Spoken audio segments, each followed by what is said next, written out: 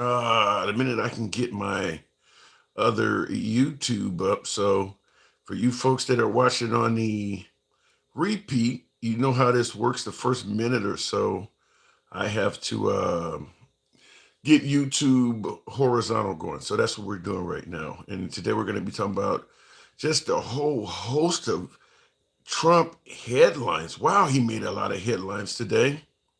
So much so that I'll be honest with you folks, I can only cover, we try to give at least 2 to 4 topics, but Trump dominated the headlines so much that I could probably come up with about 8.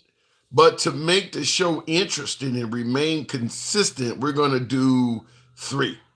There, I mean, if you've seen the press conference that Trump was involved in today, you are probably aware that Trump said a lot of shit that is being spewed and repeated all over the news media. But we're not going to cover all of it because it's just simply too much of it. But I'm going to take at least 3 of them that I think are worthy of discussing. But I could easily have about 9 topics today. And I only like to have about 2 to 3 per day to keep the show on a consistent flow. But he said so many things today in that hour and a half press conference that I can. My only word response would be wow. So let's get the show going. I do believe we have our. I wanted to make sure I got all of the feeds going so I don't screw anything up, and that does look like that's the case. But yeah, I mean, man, the amount of shit that Trump said today, I'm speechless. I am speechless. But this is what we do, and he certainly gave us a hell of a lot of content. So we'll start the show in 3, 2, 1. All right. What up, folks? Once again, it is indeed your boy, Tim, the handsome liberal. Busy news day. I cannot state that any stronger. Today is a very busy news day, just simply due to the fact that President Trump had a news conference. Now, I want to play a few clips. I do want you folks to hear a few clips of some of the things that were stated by President-elect Trump, and we'll certainly go from there. I want to make sure I'm mirroring my camera here for TikTok. Now, January 6th came up. Obviously, January 6th was yesterday. So for folks, I don't want to talk about that anymore. That was brought up today. But in addition to J6, we had the notion that the Gulf of Mexico is improperly named. Obviously, Greenland, Canada, Mexico, all of that came up as well. We're not going to cover Greenland and Canada and Mexico as strongly because we've covered it before. I'm just going to say it's amazing at how quick the news evolves with President Trump. For us political junkies, it is a reason to be gleeful, even if you disagree with what Trump may be doing or how you feel about Trump.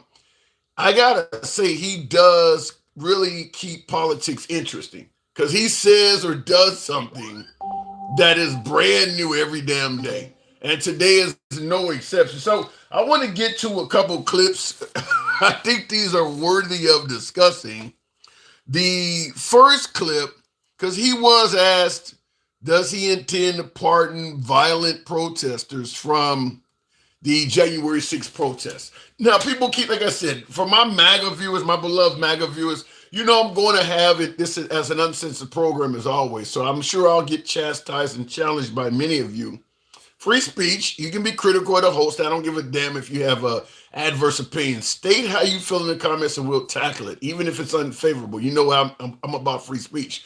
But this program addressing Trump's press conference is going to probably have a hell of a lot of people yelling out TDS, Trump Derangement Syndrome, because he said a lot. I mean, Biden is gone. Let's just be clear. Biden, even though Biden is still the president for about 2 more weeks, he may as well have disappeared.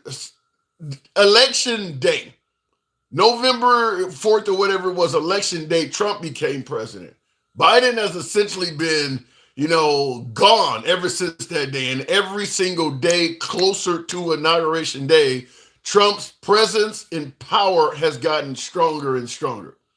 I think today's press conference, Biden almost damn need to resign right now. I mean, Trump is pretty much pulling the strings already. But I want you to hear this. He was asked if he wants to pardon, if he intends to pardon violent January 6th protesters. And for you folks wondering why I keep bringing this up, it's because it keeps coming up. It's coming up in the news. It's coming up from Trump.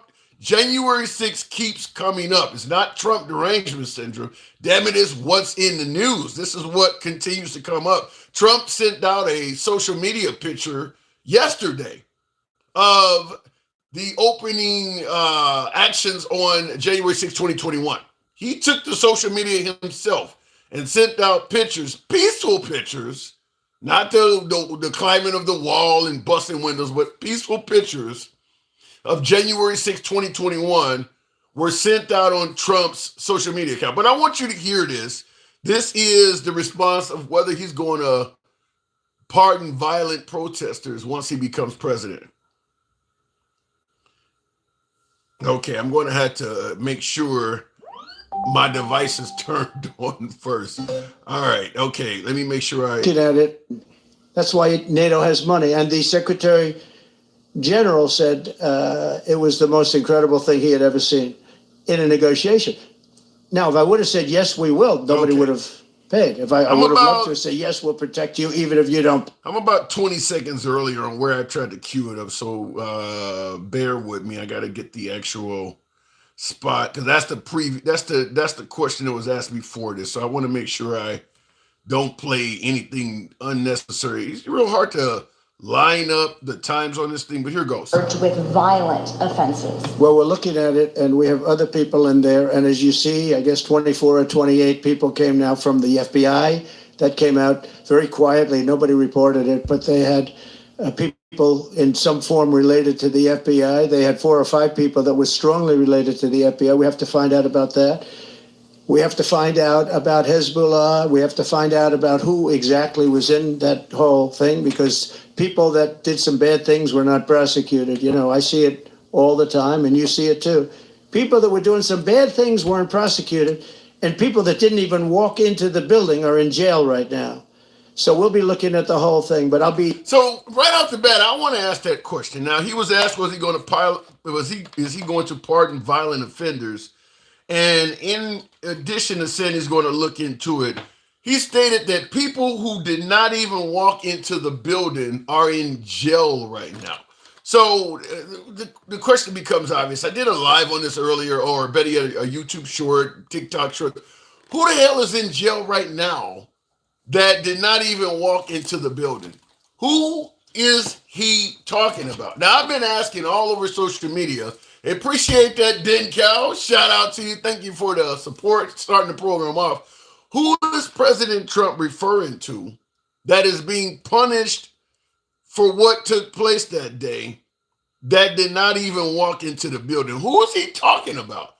Now, I asked on my social media platforms, does anybody have a single name of anyone that they've heard that is serving time for what took place on January 6th that did not even walk into the building? Just for clarity, here it is again. To each other. First, you said on your first day of office, you're going to pardon January 6th defendants. Are you planning to pardon those who were charged with violent offenses? Well, we're looking at it, and we have other people in there. And as you see, I guess 24 or 28 people came now from the FBI. That came out very quietly. Nobody reported it, but they had people in some form related to the FBI. They had 4 or 5 people that were strongly related to the FBI. We have to find out about that. We have to find out about Hezbollah. We have to find out about who exactly was in that whole thing, because people that did some bad things were not prosecuted. You know, I see it all the time, and you see it too. People that were doing some bad things weren't prosecuted, and people that didn't even walk into the building are in jail right now. So we'll be looking. Who's he talking about? So let me know in the comments if somebody has any name. I get a lot of folks that responded by saying he needs to pardon everybody. Look, I understand that he's likely going to meet your wish. A lot of pardons are going to be thrown down. But who is he talking about that essentially got locked up for doing absolutely nothing at all?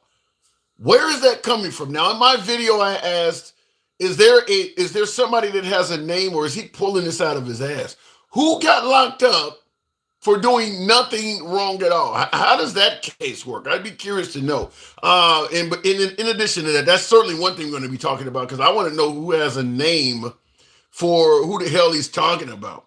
Now, this second video, this one here is about 50 seconds long, and I think this is probably even worse than what I just played you, because this one here is a subject that we have actually covered fairly extensively on this platform.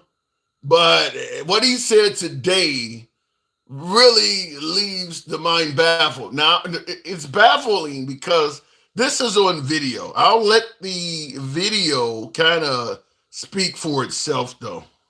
2 weeks, all hell will break out in the Middle East. Okay? Thank you, Mr. Thank you. You've done a great job. Thank you. President, more than 140 police officers were injured by rioters on January 6th. Will you pardon anyone who attacked a police officer? Well, you know, the only one that was killed was a beautiful young lady named Ashley Babbitt. She was killed, and there was actually somebody else that was killed, also a MAGA person, but people don't give it 100% credibility. I'm going to find out about it, and we're going to find out. But Ashley Babbitt was killed. She was shot. Should have never been shot. She was shot for no reason whatsoever. In fact, they say that she was trying to hold back the crowd, and the crowd was made up of a lot of different people, so we'll see. But I will tell you. And I'm going to stop it. Now, we have shown the footage of when Ashley Babbitt lost her life many times over. Many times over. She was trying to hold back the crowd. It's on video. So I do want to hear from you folks, because, you know, as opposed to suggesting this is Trump derangement syndrome or some liberal who don't know what the hell he's talking about, maybe somebody, particularly my beloved MAGA, maybe you can actually cue in as to what was happening. She was trying to hold back the crowd. He does know this is on video, right? Now, many folks believe that Ashley was an unjustifiable shooter. We can debate that if you want. We've done it 100 times. But the idea that she was trying to hold back the crowd, did you see any evidence of that at all? I mean, she literally had the last moments of her life caught on film. What is leading him to say she was trying to hold back the crowd? Wow.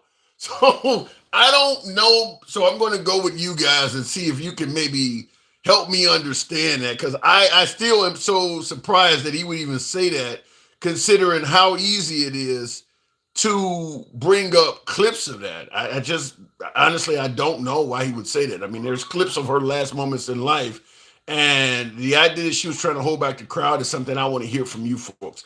And last but not least, this one here, I do believe Trump is serious about this. I'm going to play another last clip before we start taking callers and dealing with the comment section and all that. And by the way, tap the screen. Certainly get the likes up to about 10,000 if that's possible for you folks that are tuned in on TikTok. Feel free to tap the screen, help get the likes up, and smash that like button on YouTube vertical, YouTube horizontal.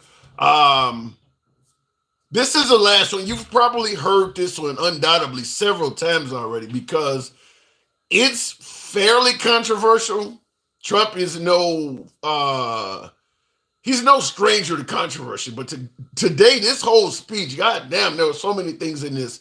Like I said, I could have about 8 different topics on what he did in this hour and a half, or what he said in this hour and a half speech, or so hour speech, or whatever it was. But I'm going to do 3 just to keep the damn program consistent. I could probably create a couple other live streams, but I want you to hear, this one is 1 minute, 1 second long, and you've probably heard it, but there is some discussion to be had about some of the follow-up in this. And we're going to be announcing a future date pretty soon. We're going to change, because we do most of the work there and it's ours. We're going to be changing sort of the opposite of Biden, where he's closing everything up, essentially getting rid of $50 to $60 trillion worth of assets. We're going to be changing the name of the Gulf of Mexico to the Gulf of America, which has a beautiful ring that covers a lot of territory. The Gulf of America, what a beautiful name. And it's appropriate. It's appropriate. And Mexico has to stop allowing millions of people to pour into our country. They can stop them. And we're going to put very serious tariffs on Mexico and Canada, because Canada, they come through Canada too. And the drugs that are coming through are at record numbers, record numbers. So we're going to make up for that by putting tariffs on Mexico and Canada. Okay, now he's right about drugs and things like that coming in through by way of Mexico. And by the way, Alter Ego, shout out to you. Appreciate the subscription. Thank you, Alter Ego. Certainly a friend of the program. I appreciate that. But he is correct about some of the some of the underworld does flow into this country through Mexico or through the southern border. What I don't like though is he never discusses the huge demand for that shit in America. I mean, it's just like they're just flooding our country with fentanyl and all of this shit, and there's nobody here that wants it at all. He just never discusses that. I don't like that, because it wouldn't come into this country if there wasn't a demand for it. You don't hear any stories about Mexico flooding Honduras with cocaine or fentanyl. They can't afford it. The demand isn't there. The demand is here. He don't talk about that. But in regards to him stating that he wants to change the Gulf of Mexico and rename it the Gulf of America, did you hear the reasoning he gave? He stated, we do the most work there and it is ours. So because we do the most work in the Gulf of Mexico, that makes it out. I mean, this is, for lack of a better phrase, this is a God-given body of water. How do you get to, it borders multiple areas. Doesn't the Gulf of Mexico kind of also flow out into the Caribbean or maybe Cuba? How does it, just because you do the most work there, and it's not like the United States are doing the most work in the Gulf because all these other countries that border it are begging the United States took upon its own for its own military security to do the most work in the Gulf of Mexico. How do they get to claim the name of a body of water? I don't, like I said, I like to hear from you folks, but do you favor this? Do you think this is a good idea? Maybe you support Trump with what he's saying. We do the most work there. It's ours. We're going to rename it the Gulf of America. And how about the idea that it has a nice ring to it? Fentanyl, not fentanyl. Fentanyl. Okay, Moogly. Fentanyl, N-Y-L, not fentanyl. Okay, all right. Thank you for the correction. I did say no, didn't I? Okay, like alcohol. Okay, fentanyl, N-Y-L. All right, looking in the comments, and I'll continue on with the program. Straight out looking in the comments, indeed, things get renamed all the time. 10th Street in my city got, yeah, but you don't name big-ass, large bodies of water, do you? When was the last time a body of water the size of the Gulf of Mexico got renamed? I mean, naming a street, that's just something that goes through one town. You're naming something that is internationally known. It's on the damn globe. So all of the globes around the world, all of a sudden they got the wrong name on them. That's way different. I suppose when Yugoslavia fell and they had to rename it or something. I mean, that's what this is. This is a major body of water. And he's just changing it because, well, the United States does more in it. I mean, just think about it.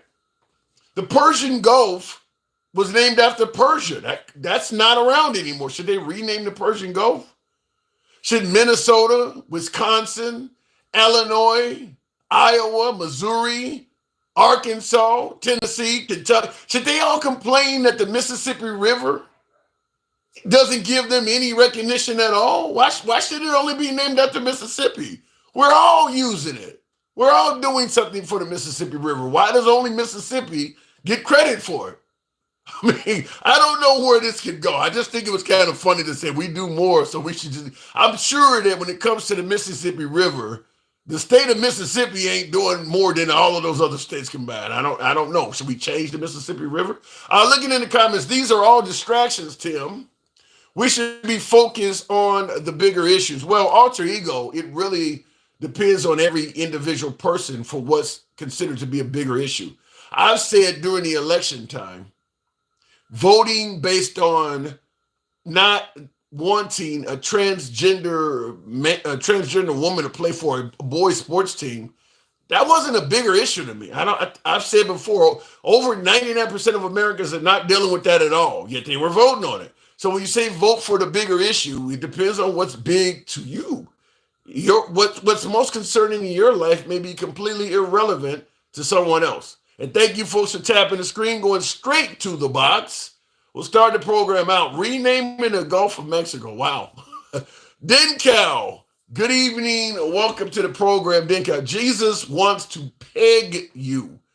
Shout out to the LGBT community, says Acid Apex. Okay, Denkow, good evening. Good evening. Good evening. Hey, so what do you think? You think it's, favorable to America? You think that's a good idea to rename it the Gulf of America? And before I get into that, I just want to say one quick thing about some of the MAGA people who used to get on here before the election and everything and say, "You got Trump derangement syndrome. What are you going to do after he's elected?" As if you were not going to have material from day freaking one. And I told him that. I actually told him that. And by the way, even if Trump had a loss, he was going to be trolling Biden. Trump was not going anywhere, and I made that clear. But yeah, if he wins, you're going to get. Biden would never spend an hour. Well, he probably wouldn't spend an hour in front of the cameras, period. But he's certainly not going to spend an hour in front of the camera saying all kinds of wild, controversial shit like that. So yeah, you're going to get way more content out of a Trump victory than Kamala Harris or Biden winning. Right. So back to that first question. It was about him renaming the Gulf. Yes. That is, from my perspective, that's totally that's colonizers' mentality. Ooh. That when you're the most powerful, you get to just change names. You get to do whatever you want. You get to manipulate society into what you believe it is. There's no other way that this man is talking about changing. Like we do the most in about every ocean in the world because we've colonized everything. We got Navy running around. We do most of it, so it shouldn't be the Atlantic Ocean. It should be the American Ocean on both sides. We do the most on the Pacific. We do the most. We do the most in the Red Sea right now. Should we call it the Red, White, and Blue Sea now? Because we do the most in it. That's colonizer mentality to just be thinking. And then when you ask the people like alter ego, and they say, "Oh, it's not such a big deal. You guys are just concentrating on the wrong thing." Everything does not revolve around us. And when he starts talking about, I'm gonna just take the Panama Canal, he's starting to talk like a fascist dictator. I did a video. When we call him that, they say, "Well, he's not going to do any of that stuff." Well, right now he's talking about it. He's talking about we getting ready to announce, like he's getting ready to make a presidential declaration that we're going to change the whole name of a body of fucking water because he wants to. It's interesting you say that of how he's acting like a fascist dictator. I made a video today, and that's one of the kind of things I started out in the beginning of saying. I'm like, I know folks are going to not like this, but he is acting like 1930s Germany, where they're just coming up and making up reasons for why everybody is a threat to national security. I mean, the same way we view the immigrants here, they viewed the Jewish people there. They were viewing certain countries, like we talking about Greenland, we need that country for our own security. He was saying the same things back then. I mean, there is a lot of similarities. Right. Talking about taking away stuff from sovereign countries. Like, that's the whole reason why we're fighting for Ukraine is because somebody tried to invade their sovereignty, which we agreed by the UN and NATO a long time ago that was not allowed. Yeah. But let me ask you this now, because Trump ran on the campaign of America First and getting us out of, overseas wars and not sending money overseas. It sure sounds like he got a whole lot of international affairs planned for somebody who's only going to focus on America, does it not? Everywhere he's telling the whole Middle East how he's going to rain down terror on all of them if the hostages are not released. That is, it sounds good in theory, But what happens when they decide, well, we just gonna unalive all of these people because because we believe in our religion and whatever it is, and we just don't care. So we willing to, they're willing to blow themselves up. Of course, they're willing to go ahead and, unalive. So what happens then? Do we blame him for putting that ultimatum on him? We ain't gonna blame Trump for none. Let's be clear. We're not gonna blame Trump for shit. No matter Trump is. I mean, I hate to say it, but Trump is kind of like God. If you pray for him to save your relative and he does, you give him credit. If your relative died, well, thank God for calling him home. No matter what happens, we're gonna find a way that is positive if Trump is involved in it. Right, and that's the craziest thing to me because they say it with conviction. Yeah. But the moment he changes his mind, their conviction changes too. Yeah, that is absolutely true. Tell us on 1 minute they say, "Look, you're looking too deep into it," and then when we try to ignore them, they say, "Look, you got to listen to what he's saying." Like, which one do you want us to do? We listening to what he's saying. We're reacting off of what the man says. Yeah, but then we got a derangement syndrome. Yeah. We got the syndrome. Yeah, it's almost like you gotta have a MAGA translator. It's like you take somebody who's only been in lily white America to the deep hood or maybe even Louisiana somewhere, and you gotta translate what these people are saying to that person. That's what MAGA is almost like a translator for Trump. Like the Geechees down there in Louisiana. Yeah. Like we gotta have some like patois. Yeah, exactly. You gotta have a MAGA translator to understand what he's. You just don't understand when he says take sovereign pieces of land and oceans. He really means it's just a distraction to own the libs. Because folks are saying his notion about taking Canada as a 51st state. Well, that's just a joke. I'm like, I don't see anybody in Canada laughing at that. Nope, not one Canadian has been on TV laughing about that. And all of that stuff he's been talking about Canada has forced dang on Trudeau to step down. Well, a lot of Americans are happy about that, particularly MAGA, because he's a left-leaning politician. So MAGA's happy to see Canada that may be going, at least if not center, going further to the right by getting Trudeau to step down. I don't think that's what they're going. I think that he was put in a bad situation just like most countries due to C-19, and his economy hasn't recovered like ours. So he's in a bad position because people are, they're clamoring for lower prices and all of this stuff. And us as Americans, we are able to withstand those types of things better than them. So now they're crying over there because they see Americans crying over about our economy, even though our economy is doing 10 times better than theirs. Yeah. So he's between a rock and a hard place. So he's just going to step down because he can't win. Yeah. Well, and that's what it does appear. Now, when you were mentioning also about Trump making threats in the Middle East if those hostages are not released, I wanted to read a comment because Sid said, Tim, it doesn't matter what side of the aisle wins. AIPAC and Israel are the president of the United States. Ask yourself why they allowed the genocide in Palestine. Israel owns the United States. Do you see Israel owning us? I mean, to the point where we are pretty much going to do whatever they ask? No, not with Trump, because Trump he's transactional. Like if they're saying something that's complimentary to him, he'll be okay with it. But when he gets you in a leverage position, he'll sell you out with the quickness. You think he would do that to Benjamin Netanyahu though? Oh yeah. If Benjamin ain't doing exactly what he tell him to, it could have started out as a mutual relationship. But right now, even the stuff with Putin is over there saying, "Well, hold your horses, man. Well, hold your horses." And he's saying a lot of stuff because now he realized he's in that position where he doesn't have to worry about the American justice system anymore because he's got control of it. So now he can pretty much do whatever. He's got everybody in Congress, on his side, that are willing to say, we don't care about anything we used to support it back in the day. Wow. There is no more Republican Party. There's no more conservative. There's no more none of that stuff. Tea Party. Everything is Trump. And he knows it. So now, from my perspective, he's going to utilize that position now. He couldn't before. With the notion that everything is Trump, is that something is that the way things are going to be in your opinion, or is that something that's only going to be around for 4 years?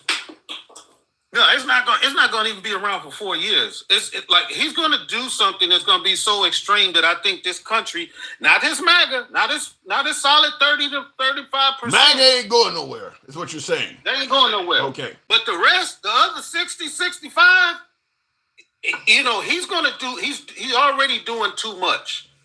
All of this coming out today, talking about shit that ain't got nothing to do with nothing, talking about bodies of water, and he's just going, everybody's just all back. Well, everybody in the Middle East has got hell to pay, and yeah. But here, let me give you one more before I move it on from you. This is one more that I think is even that I mean, like I said, there's so much that came out of his press conference. You can't even fit it all in one discussion, but his counterpart, Elon Musk, also got on social media, and he stated, and he asked the question, should America liberate the people of Britain? Now, Elon Musk is talking about taking over Britain. He doesn't like the leadership in Britain, so he took to social media and asked, should America liberate the people of Britain? Well, look, I talked to you the other day, and I don't know if you remember me saying it, but he told Prince Charles to get rid of the Parliament. What are we doing, man? Really, huh? What are we on, the world conquest? I mean, like I said, this sounds exactly like 1930s Germany. You got about a half dozen countries right now. Like, damn, the U.S. may be over here soon.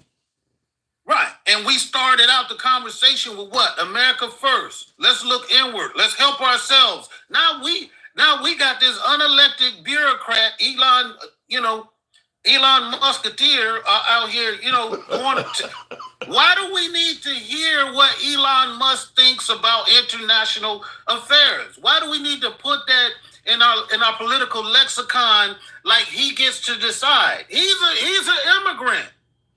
Well, apparently he's bought his way into U.S. politics and to the upper echelons of it. So it looks like Elon Musk.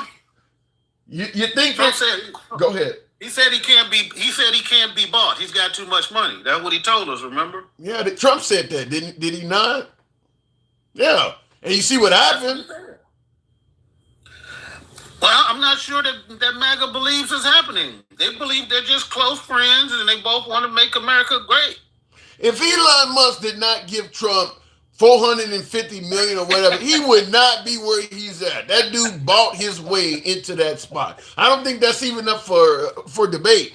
And folks seen the success of Elon, and here comes Jeff Bezos, today Mark Zuckerberg. They realize this motherfucker is open. This guy's for sale. I mean, they're realizing it. These millionaires are this dude is for sale. They're showing up, giving money away. Did you see old Zuckerberg today bend the knee? And he couldn't help but end the conversation with the help of Trump. Wearing a watch. His watch is all over social media. The watch he had on during that interview, $900,000 he paid for that. A penny, not even a quarter of a penny to that man. Yeah. And yeah, I mean, they are making it look like Trump's administration is for sale. I mean, all these rich folks showing up. You know, all these folks ain't just giving Trump money out of the kindness of their fucking heart. These dudes have realized that if you throw enough money his way, he'll throw shit back your way. Or even he'll leave you alone. That's even better. He'll just leave you alone. Which is essentially the same thing. Yeah, it's the same thing. He's gonna change it. He said he's going to change his content, whatever, moderators and stuff. That's the same language that Trump said. He don't even have to do it. Yeah. If he just say it, Trump will leave him alone. And he put Dana White, the head of the UFC, which is Trump's buddy, put him on in regards to whether they'll fact check or whatever. He gave Dana White. Now, Dana White is over the UFC. What the hell has he got to do with Facebook other than to be able to go back and tell Trump, yeah, he's doing what he promised? I got to move on, Dean Cal, but Are you seeing it like me that the administration, at least to some degree, may be for sale? I look, what I'm looking forward to is on the 20th.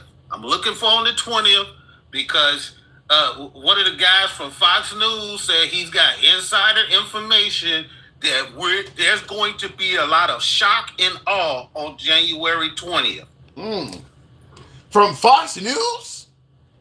Yeah, they've been told by the Trump and people in Trump administration that there's going to be shock and awe on his first day. So he's going to be putting down some executive orders. He was going to be doing some shit. I mean, did he really have to tell us that we can't? I mean, Trump, everything Trump has been promising is supposed to happen on day one. If you don't know that's going to equate to shock and awe, I don't think you even need a Fox News guy to tell you that. But I think they're talking about stuff beyond what we normally hear and think. I know I'll be tuned in, man. I may actually take off work and be on her fucking line. I gotta go. I just tell you, I haven't been looking at mainstream media. I just been seeing here and there what Trump has been saying, and I'm like, because that shit is stressful, man, to listen to that shit every fucking day for years and years and years. And it's just like too much for me. I mean, I'm gonna hear the stuff from here and there, but man, this dude is about to really change the whole world. Yeah. Well, in the words of the late singer Karen Carpenter, we've only just begun. Denkel, appreciate you coming through. All right, take care. All right. And how many other folks are like my last caller, Denkel? How many of you folks are kind of tuned out a little bit, kind of zoning out because it is maybe too stressful, or maybe you just getting news overload? I mean, this is how Trump operates. I mean, we already knew. Whether you favor Trump or whether you don't like Trump, it doesn't matter. You already know Trump is going to appear on the media a lot more than Biden. And it ain't necessarily just, as some people might say, Trump derangement syndrome. It's kind of what Trump wants. Trump wants to be on the news and in the headlines as much as possible. So he kind of wants that. So you already know you're going to get media overload with Trump because he adores the attention. So have some of you other folks began to tune out because it's just too much? Or like one of my viewers said, Homer Simpson said that Trump is coming across as reckless in this second term. And he said Trump is moving reckless this second term. Too many new friends. Yeah, and these are loyalists. I don't even know if they're friends. These are people that are coming along simply for personal gain. I don't think all of these folks believe that Trump has the best vision for America or even care about us and consider themselves patriots. A lot of these folks are riding along with Trump simply for the purpose of personal gain. It's like a bunch of Ted Cruz's or Lindsey Graham's that are actually in the White House. They don't all like him. They're doing it for personal gain. I believe there's a lot of folks orbiting around Trump. What Mark Zuckerberg did today is a perfect example of that. Perfect example of someone that is operating under the mantra of, if you can't beat them, join them. So he's working with Trump simply because it will give him personal gain. As my last caller said, he'll stop fucking with him. He'll stop messing with him. And that will obviously translate into a lot of money and wealth for Zuckerberg. Look at the comments. Ed G says, when those same guys were throwing at the Dems, you guys were quite... Well, which guys are you talking about? Other than Zuckerberg, who else was throwing towards the Dems? I mean, Elon Musk was never really in a camp for Democrats. The only thing that made Elon Musk sound like a Democrat is he created an alternative fuel vehicle. He never was a Democrat. So who else are you talking about? Zuckerberg was in the camp for the Democrats, but everybody else, they never were for the Democrats anyway. Going to the box. And Trump ain't shit. What is that? It says Trump ain't shit. Media 3. Oh, he's a media hoe. Yeah. Like I said, Will Smith. Will G, I absolutely do agree with you. Trump is the definition of what you might refer to as a media hoe. I mean, he likes to be in the media. He absolutely adores that. I do want to hear the other side before we continue on. MAGA reacts. Good evening, MAGA. Renaming the Gulf of Mexico to the Gulf of America. MAGA reacts. What say you? I think it should be called the Gulf of Florida, Texas. What about Louisiana, Mississippi, Alabama? They're all on the Gulf. They don't count. Only Florida and Texas. The biggest economy in the world. Why don't they count? New Orleans is one of the. I'm joking, obviously. I don't really care. Because New Orleans is one of the really biggest care. cities down there. So, but what do you think about renaming the Gulf of Mexico? It's a funny thing to think about, but how serious is he? He's not going to go to war over it. And also, you guys make it sound like we're gonna go to war with Canada. No, if Canada becomes a state, they're gonna choose to join us, like Texas chose to join us.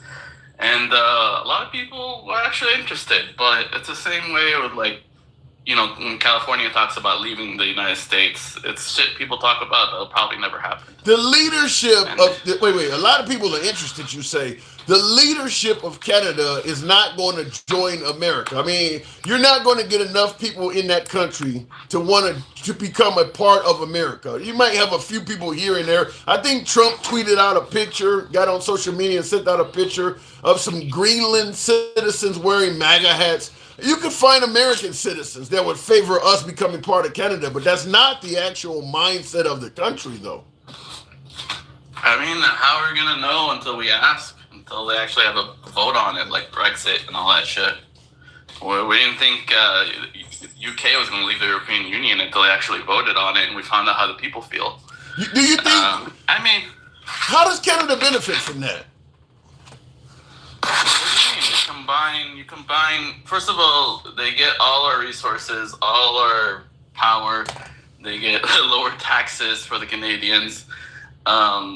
They get wait. Trade between the two countries. Hold on. When you say lower taxes, you do realize one of the main reasons why we can give tax cuts in this country is because we don't have anywhere near the social programs that most other first world countries have. They got universal health care and a lot of programs in place in Canada, and you're not going to be able to get them tax cuts while they're giving that stuff out. So are they going to join America to get a tax cut and give up all these freebies they're used to getting? I mean, they might have to. I mean, maybe they could work it out because even here in America, we have states that have their own social programs that the whole country doesn't have. I mean, that's the beauty of America. You get your own, you get to be independent, yet part of the 50 states or, part of the whole country as a whole. So you get a little bit of both. So they want to keep their social infrastructure and they want to keep paying high taxes for it. They can. If they want to lower their taxes and do it the American way, they can too. They have independence when it comes to certain things, and they don't when they when. But do they want to send their kids to school knowing that they may get shot while in class, or the violence that's on American streets? Do they really want to be like America? Well, you think a bunch of Americans are going to go to Canada and shoot up their schools? No, if they're going to be Canada. No, if they become the 51st state, they're going to suddenly start they're going to have our Second Amendment rights. So citizens are going to be armed there, and of course, if a citizen can be armed, so can the criminals. I mean, that's how it works in America. I mean, so all of a sudden, Canada is likely to start becoming a more violent country. I mean, that's just what's going to happen. Yeah, it's one of those things that unless you got a time machine, we won't know. Hopefully, I mean, let's say they have less mental illness than us, then we'll find out if it's really mental illness or if it's really the weapons that create the violence. If Canada becomes one of our states, they're going to absorb all of the good things of America and the bad things of America. That's just kind of how it works. But you do realize by switching over, they take on all of the bad qualities of America. Switching over, they take on all of the bad qualities of America as well.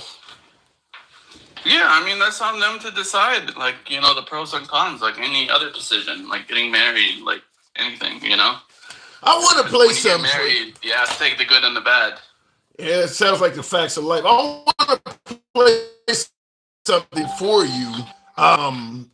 We've talked about this before, but damn, this is Trump again from today's meeting. And I mean, in addition to renaming the Gulf of Mexico and all this other crazy shit he said, this clip here, I just want to get your opinion on it because I don't know what else to say about it. What did I get this in? 45 seconds. Give me a minute to cue this up. Take your time. This is Trump from earlier today. Okay. Thank you, Mr. President. You've done a great job. Mr. President, more than 140 police officers were injured by rioters on January 6th. Will you pardon anyone who attacked a police officer? Well, you know, the only one that was killed was a beautiful young lady named Ashley Babbitt. She was killed, and there was actually somebody else that was killed, also a MAGA person, but people don't give it 100% credibility. I'm going to find out about it, and we're going to find out. But Ashley Babbitt was killed. She was shot. She should have never been shot. She was shot for no reason whatsoever. In fact, they say that she was trying to hold back the crowd, and the crowd... No, that's on video. What is he talking about? Yeah, I don't know. When he does shit like that, I'm hoping at best he's countering misinformation with misinformation, but no, he's talking at his ass. He probably never watched the video. So you're admitting that that's a blatant lie.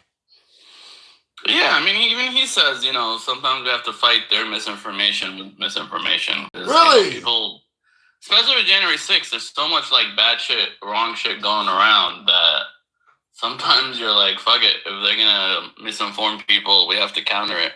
Yeah, but why would you counter something that is so easily disproven? This ain't something you can say, and they gotta really go do all kinds of research. I mean, there's a quick minute video that you can dig up on YouTube. You literally could fact check him before he's done talking about that. It's that easy to do it. There's a lot of shit said about him that you could do the same, yet people tend to not do that. People just repeat the lie. I mean, so at the end of the day, what you're saying is he is no longer going to be any more honest than anybody else. I mean, he's gonna if people lie, he's gonna be doing it from the seal of the president. So our president now is going to be operating from a position of fake news. It depends on what he lies about. He doesn't lie. Like, he lies about BS, exaggerating shit. He's lying about a woman that she died. He's lying about a woman that died. I mean, what is he saying? All he's saying is she might have helped hold back the crowd, which she was trying to rush through a door, so she was not trying to hold back anybody. But most people haven't even watched that video to know that. But he's not like lying and saying she was, you know, trying to protect police from the mob. He's not, you know, he's not trying to paint her as, you know, a saint or anything. Yes, he is. He is trying to paint. I guess he is, but he's trying to say that there was a violent mob going on that day, and out of that bad crowd, Ashley Babbitt was one of the good ones trying to prevent it from happening. He's not trying to say she's like secretly FBI or something, and it was a plant or anything crazy like that. It's just a little white lie to make her look better. White lie on a dead woman. He's trying to use that. To me, you know what he sounds like when you see some of these African Americans that you guys say that if they had just complied, when all of a sudden the crowd is pissed off at the cops, and then you see the body cam footage, and it was a verifiably justifiable shoot. The guy was a bad guy, and he had what was coming to him. But the mom is like, well, you know, my boy was a good old boy and he never did nothing. Trump sounds like that. He sounds like that mom said, my boy was a good old boy and he never did nothing wrong. He is sounding exactly like that. You're 100% correct. Okay. I agree. Making it easy for me. Let me go to the next clip. Be careful, because I know you're going to get me in some of these black holes about stuff that doesn't even matter. Like, I got to avoid your black holes, you know? He didn't have to bring Ashley Babbitt's name up. He did not have to even go there with that. Someone brought up, you know, cops that were hurt that day, and if he was trying to change the subject because he didn't want to answer that question. But she didn't ask him about Ashley Babbitt, though. She said about violent protests and things. She didn't ask him nothing about Ashley Babbitt. And for him to go ahead and elaborate and keep talking on it like that and come up with that bullshit, I mean, everybody, like I said, that is so easy to fact check. Yeah, but he dodged the question, so his goal was accomplished. I don't know if He didn't. Did he answer dodged the question. Is he gonna, if he's gonna exonerate or pardon people who attack cops? He didn't answer the question at all. So he dodged that We're not question. even talking about the question. So he dodged the question and told a blatant lie, and you consider that a win? It's a white lie. It's not. I don't know. It's Somebody a white lie. died. How is it a white lie? He's lying about how somebody was actually killed. What did he lie about? Her actions, like saying that she was a little nicer than she was. No. Like he is trying to suggest that the cop performed an unjustifiable shoot by saying my boy was a good old my boy ain't did nothing wrong. He was a deacon in the church.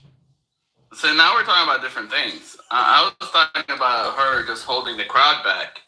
As far as whether that that unaliving was justified or not, that's a whole different argument. Again, I don't want to debate that again with you. We've already been down that road. Yeah, I'm just simply saying he's trying to suggest that she was she was an upstanding citizen. He starts out with she was a beautiful woman, and she's trying to hold. I mean, he's trying to make it sound like the cops took out the wrong woman because this was just a lady trying to do what was right. Like I said, my boy was a good son. He never did nothing wrong. He was about to join the church. That's what he sounds like. That's the part I agree with. I agree with all that. The only thing I'm considering a lie is the part where he said she was trying to hold back the crowd. That was the only thing he said that I think is a lie. Okay. She was a U.S. soldier. She, protected our country and our Constitution her entire life, and she was just going through a door when she got hit from the side. But what is the fact that she had any weapons? What the hell does the fact that she was a soldier trying to protect the Constitution?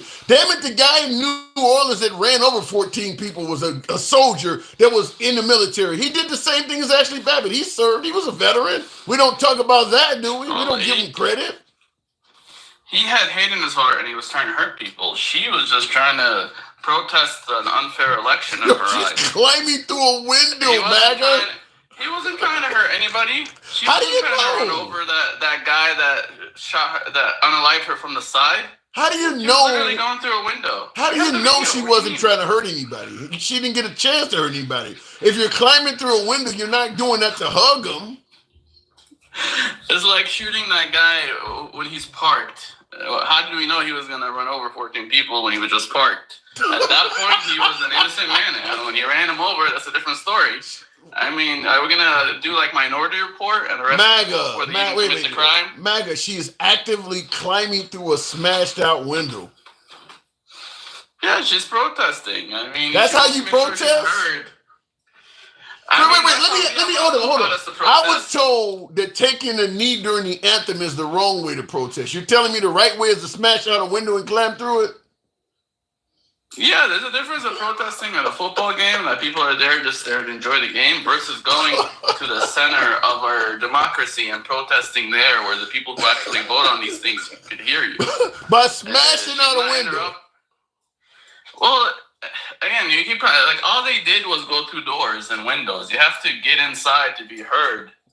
And other than that, I think the damage was minimal. Like. Okay. If you take away all the doors and entrances they went through and damaged, there's very little else they did. Like, other than the doors, what else did they smash and destroy? Like, come on, they didn't graffiti anything, they didn't burn down anything. That's saying, other than, like, barriers, like, the police themselves were technically a barrier. If the police weren't in their way, they probably wouldn't have hurt a single cop either. That's like saying if you don't count all the TVs and the video games that Black Lives Matter took out of Best Buy, they really didn't do anything. They just came in and took all the merchandise. I'll give you that. We'll take away the CVS door. What about the entire content, they took Pelosi's laptop from what I heard. What else did they do? God. They speared shit. They speared shit on the wall. BLM. They speared shit on the wall. They took podiums.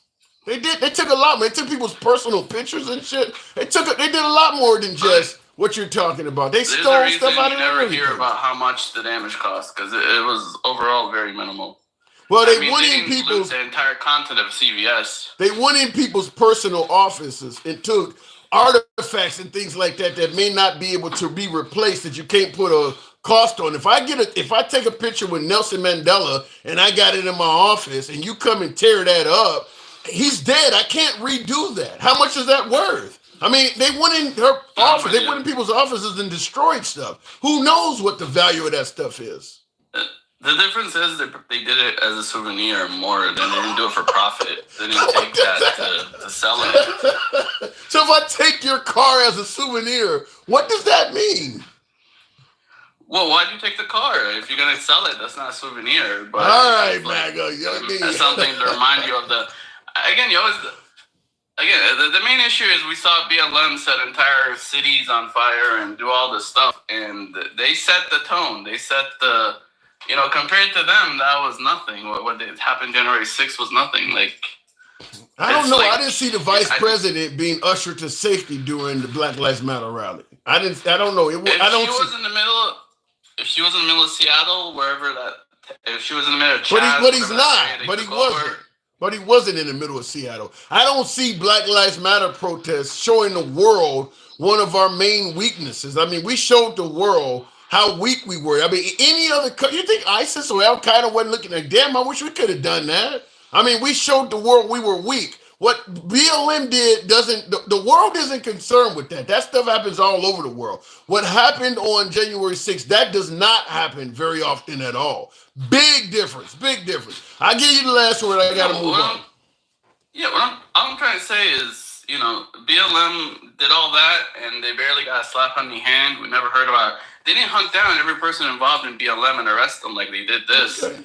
And overall, compared to the BLM stuff, there was very little damage. These people just wanted to be heard. Of course, some of them misbehaved and took stuff, and they shouldn't have been there in the first place. But overall, it's just BLM set the tone, and that's why we always compare it to BLM, because it happened at the same time. They set the tone. We were just copying them, but not doing as bad. But because where it was and what it was about, it's painted as so much worse than BLM, all because it involved the Capitol. If January 6th happened anywhere else, if it happened in the middle of Seattle, it wouldn't even be on the news. If everything they did happened anywhere else, it wouldn't matter. It only matters. I disagree, but I got to move on. I got to feel the colors. If that amount of damage was done in the middle of LA, during the LA riots, would this even be on the news right now? Would we even be talking about it? If it was orchestrated by Obama, I think we would be talking about it.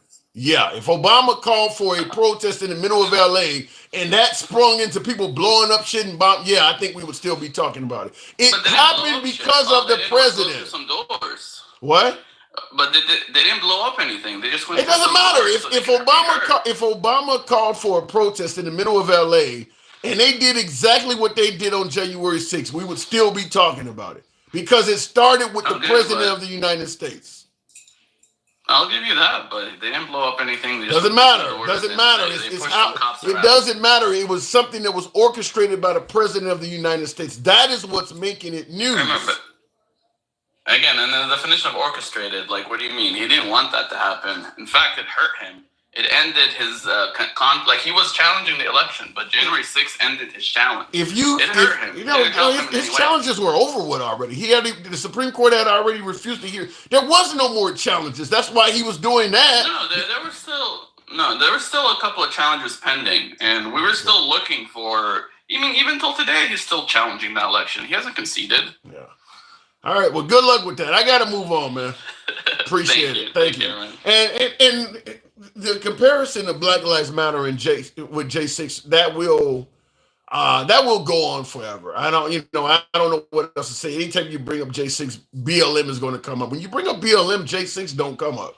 But the J6 folks are always going to use BLM because nobody was charged or not as many folks. Now, when he stated that they didn't do as much damage as burning cities down, I did see Dennis Calhoun on YouTube said $2.7 billion was needed to fully restore the Capitol building. I didn't know it was that high. $2.7 billion was needed for a full restoration of the Capitol. So that is a lot of money if that is a fact.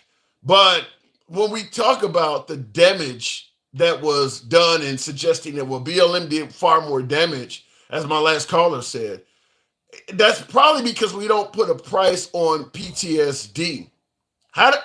For instance, the guy who took out Ashley Babbitt had 2 or 3 interns or assistants that were working for politicians cowering behind him because they were in fear for their life. If you notice when Ashley Babbitt was climbing through the window, there's furniture turned upside down and things like that. People in that room were scared. How much of a price do you put on somebody that may have PTSD from going through that? So when we say, well, it wasn't that much, it wasn't as much damage as what BLM did. You can't put a price on scaring the shit out of somebody or ruining their lives, or now they got to go seek counseling or something like that for months on end because they keep having nightmares about thinking a crowd full of people is about to take their life. You can't put a price on that. So we don't know how much damage was done from the Capitol protests because we don't factor that in. But you got to assume some folks, there were some cops. I'm not going to say for certain it was in line with J6, but there was a cop that took his life the next day. Are we 100% sure, beyond any doubt, that he did that and it didn't have nothing to do with what he experienced on January 6th at all? Are we confident to say that? Can you put a price on it? So just bringing up how much financial damage was done that day or done with BLM, you can't really do that because the toll of PTSD, it certainly is damage. It's just not in terms of money. Looking in the comments, what happened to Ray Epps? I don't know what happened to Ray Epps. The feds ruled that he didn't have nothing to do with it. My take on Ray Epps is simple. You flew hundreds, maybe 1,000 miles to get to DC. You drove, you took a bus. Maybe you rode with a friend. Maybe you lived in town and walked, whatever the case may be. You showed up in DC to defend Trump. You believed that you were there to stop it from being stolen. He said, go to the Capitol building peacefully and patriotically. The Capitol building is only 2 fucking miles away. How is it that you came here to defend Trump, and then only in the span of a 2-mile walk, you let someone like named Ray Epps that you don't even know from Adam convince you to do just the opposite? I'm not gonna fault Ray Epps for that. If someone convinced me to rob a bank, you think that's going to be usable for my defense in court? No, they're going to say you're responsible. You're a full-grown adult. You don't get to blame Ray Epps. He didn't put a pistol to your head to make you act like that. You did it. Blaming Ray Epps is useless. Mina Haroon says January 6th was 2.8 million, not billion. Google it. All right, fair enough. $2 billion, this seemed like an excessive amount, but we're talking about the Capitol building, I didn't know. But 2.8 million, that seems kind of low to some degree. Once again, I don't know. But the idea that no damage was done, I don't think that's accurate either. 2 miles is a long walk, says Fancy. Trying to remain in shape and keep my knees from acting up. I walk 2 miles every day. It ain't that long. It's like 30, 40 minutes. It's not a long walk. Not enough to make you decide to go from protecting Trump to committing major felonies and breaking in buildings and shit. You came out here to see Trump. Why are you listening to this dude? You don't even know who he is. That makes no sense. Like I said, even if Ray Epps did instigate the crowd, you get no credit for that. You're a full-grown adult. I don't want to hear that you decided to act a fool because some stranger told you to do it. That's not a defense. You did. If Ray Epps convinced you to do something and he himself didn't do it, you're guilty. He's not. This isn't the Charles Manson case where they're going to lock up this dude that didn't do anything. If you climbed in through a window, I don't want to hear somebody, well, I'm only doing it because he told me to. What kind of shit is that? How many times do you hear folks tell African Americans, you guys are always playing victims? What's the difference? What's the difference? You want to tell me you're a victim of Ray Epps? A full-grown man? You are the victim of a full-grown adult, whether you're a woman or a man. You're going to blame this on somebody telling you to do it. What was he, a psychic? Did he have you hypnotized? Continuing on with the program. Thank you guys that are tapping the screen. Get me on up to about 20,000. We can make that happen with a little bit of love. Smash that like button on YouTube as well. What happened to Back to Blue?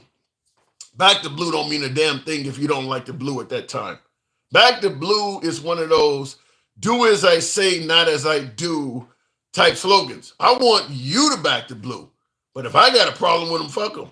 That's what back the blue means. They're telling you to back the blue. They knew they were wrong anyway. Yeah, like I said, blaming Ray Epps is insane. I think that's insane. Arsha, one of my subscribers, give a first day. Good evening, Arsha Fine. Welcome to the program from the tropical island over there. So, how you doing? I'm all right. How are you? I'm doing good. What about renaming Hawaii? Now, Hawaii is already an American territory, but how do you feel about renaming? No. We're not a territory. Well, a state. You are a state. You're a state. Yeah. Yeah. And I just want to reiterate, I'm not Hawaiian. I just happen to have the blessings to live here in this beautiful place. So I don't want anybody to say, "Oh, she's not Hawaiian," because I never claim I'm Hawaiian, but I live in Hawaii. So you're not gonna. So you don't get the Kamala Harris treatment. You're not gonna claim that you're Indian or black or. I get it. You're not Hawaiian. Well, no, I mean I'm biracial, so I got that same thing going on as Kamala. But whatever. It is what I don't listen to that weirdness. Those are just people trying to start problems for no good reason. So I had a comment about. Can you hear me? Loud and clear. Okay, I had a comment about the last guest. A few of your guests. One was about Donald Trump and the whole Greenland and the Gulf of America and the Panama Canal, and then Elon Musk with this. I think the American people are now going to have an autocracy for government. Explain. Every single person that he has put in a powerful position, whether it be a secretary of this or overseeing that, is a millionaire or a billionaire. So none of these people, I think I've told you this before, have anything to lose. And all they have to gain is power. So you have a billionaire as the president of the United States. Yeah. I don't know what seems more autocracy than that. So that's frightening for me as like a mom of a family of 4 with 2 working parents. Like we are like legit middle class. None of them have anything to lose if they scrap certain things that we, Tim, you and I, are going to need when we hopefully retire, right? That's the hope, right? Like we can retire and like live our best life or whatever that means. At least, somewhat comfortable and not struggling. The other thing I want to say is I also believe that listening to Elon and to Donald, there's some madness going on. Explain. I don't know what have they said to make you say madness? Well, I think their I think they've lost their marbles. 2 billionaires. Sort of like what? 2 billionaires living an incredible life have lost their how explain that? They seem to be doing okay. Have you listened to what they say? Maybe I should have. I might not be. I might be middle class if I had listened to him. Maybe I need to listen to him a little bit more. I mean, really, you're going to declare Mexico and the people that come here a terrorist, which under the guidelines of at post 9/11, you're allowed to go to WAR with a country if you declare that they are harboring terrorists, right? So there's that. So and then you're going to just take the Panama Canal after a treaty that was, how are you going to do that? Because it's definitely going to be by force. It's let me interrupt you. Let me interrupt you. Let me tell you what I think is going to happen. And I think Trump's bluffs have been very successful for him, such as getting NATO member nations to beef up their defense budgets by threatening to get out of NATO. I don't think he actually intends to do this stuff. I think the bluffing will work. Like with Panama, as you pointed out, military. Panama knows that if we want to take the canal, we could do it probably in a span of less than 24 hours. So if Trump is threatening to, because he's giving you a choice, give us better pricing for our ships to pass through the canal, or Okay. we're going. So they're just going to adhere to what he's requesting. But we're gonna say that Putin's an evil person because he does the same shit. Do as I say, not as I do. We don't care. It's easier to say it about somebody else, but you're right. But it's going to be a do as I say, not as I do. But, and again, with the misinformation, we should know by now that regimes that are autocracies and oligarchies and fascists, the misinformation and the doubling down of like, look here, but look at this. Don't look here, but look at this. While this is like a playbook of like and it's crazy. I don't do cable news because it's just too much for me. I like to read the paper like back in the day because I like real journalism. I don't think half the people on cable are journalists. I think they're more like they're commentators. Media they're commentators. Yeah, and I don't need to hear your commentary. I don't need to hear it. Yeah. I just need to know the facts, ma'am, and just tell me the facts so I can make my own decision. Other than the problem with that type of news is it doesn't get the ratings. You can watch your local 11 o'clock news or whatever, and you can kind of get that, but it just doesn't have a rating. But Tim, the difference between that news and what the generation that you and I grew up in with that news, journalism, and just the facts, ma'am. And what we have now is there's so much gray. But Arsha, everybody, wait, Arsha, yes. When you and I grew up, there was like a handful of TV channels. When I was a kid, before they even came out with cable news. Now, if you're in the news environment, you're competing with dozens of channels. You can't just give out if you're Dan Rather, yeah, you can do that. You only got NBC and ABC to compete with. But now you can't do that. And that's where I think that cable news media has tainted facts and the news, because what is it now to be news? It's more entertainment and to like help feed your bubble. But that's a whole different subject. On the naming the Gulf of Mexico, because I've been listening to the Gulf of America, whatever. Like, I don't freaking care. Really? I mean, it's a polluted, huh? So you don't mind. I mean, it's just a name. You think Mexico? I'm surprised he doesn't want to call it the Gulf of Trump. Honestly, like, damn, that would seem more Trumpy. Like to put his name on it, because he likes to put names on stuff. And then for the person that just left, because I want to make this clear, the difference between the BLM and the January 6th. One, neither one were peaceful protests. One, you could say that they were both, some were riots, right, where you're burning shit down. They called this an insurrection because it was actually infringing and onto a government public building, right?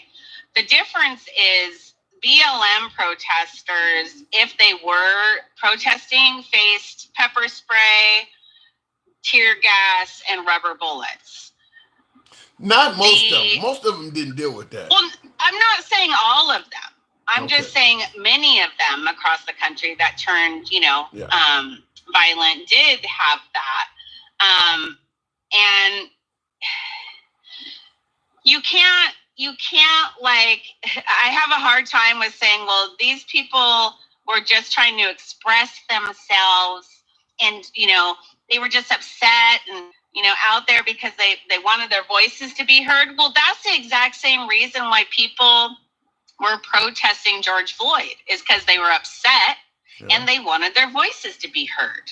Yeah. And so you can't say one one person got their life taken away. Well, The hold other on. Let me interrupt. Hold on. Let me interrupt and say this.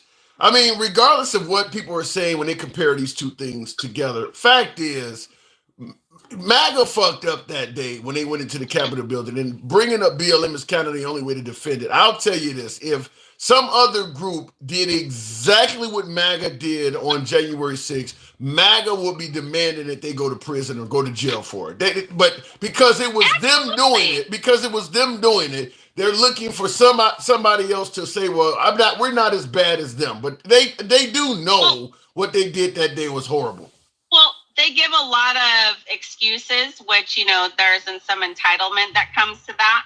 But, I watched it live on TV, and I don't know if you've seen the movie World War Z with Brad Pitt, where the zombies are climbing the wall. But I was like, holy shit, are these people? It's like zombies are climbing the Capitol, all up on top of each other. Yeah, it was weird. It was crazy. I actually got tearful and started to, kind of weep a little bit because I could not believe something like that was happening. And, as a woman of color, but that's one of those things that I never in my lifetime ever expected to see or to happen. And so I don't think people should just poo-poo that away. And then, for some people to say, oh, it's Roy Epps, but you expect all these, Black gentlemen that get unalived, that they need to take accountability for their actions and how they showed up and didn't walk away. But you're trying to tell me it wasn't these people's fault because of some dude that they never even met? Like, that's just stupid. I don't get it. The Ray Epps thing makes no sense. But I want to read this to you because you were talking about, we're talking about the wealth of politicians. And Mina Haroon on YouTube said that's true of all politicians. They're all rich. Question is, Question is, are they invested in the U.S. or overseas? You gotta question those who start poor and get rich in government. Now, Trump obviously was wealthy before he got to government. Elon Musk, wealthy before he got to government. Vivek the same way. But they're talking about folks maybe like Nancy Pelosi or some of them that made a fortune while in government, suggested that maybe some of these liberal politicians may be corrupt because most of the money they made was while in office. You could say the same thing about Lindsey Graham or Ted Cruz or any other person that's been there for too long. But at the same time, they keep getting voted in, so we can't complain. But what I will say is there's different types of people in this world. And, I'm a really big fan of and believer of the 7 deadly sins. And we all know that power and greed are 2 of them. Yeah. And, I'll give a perfect example. I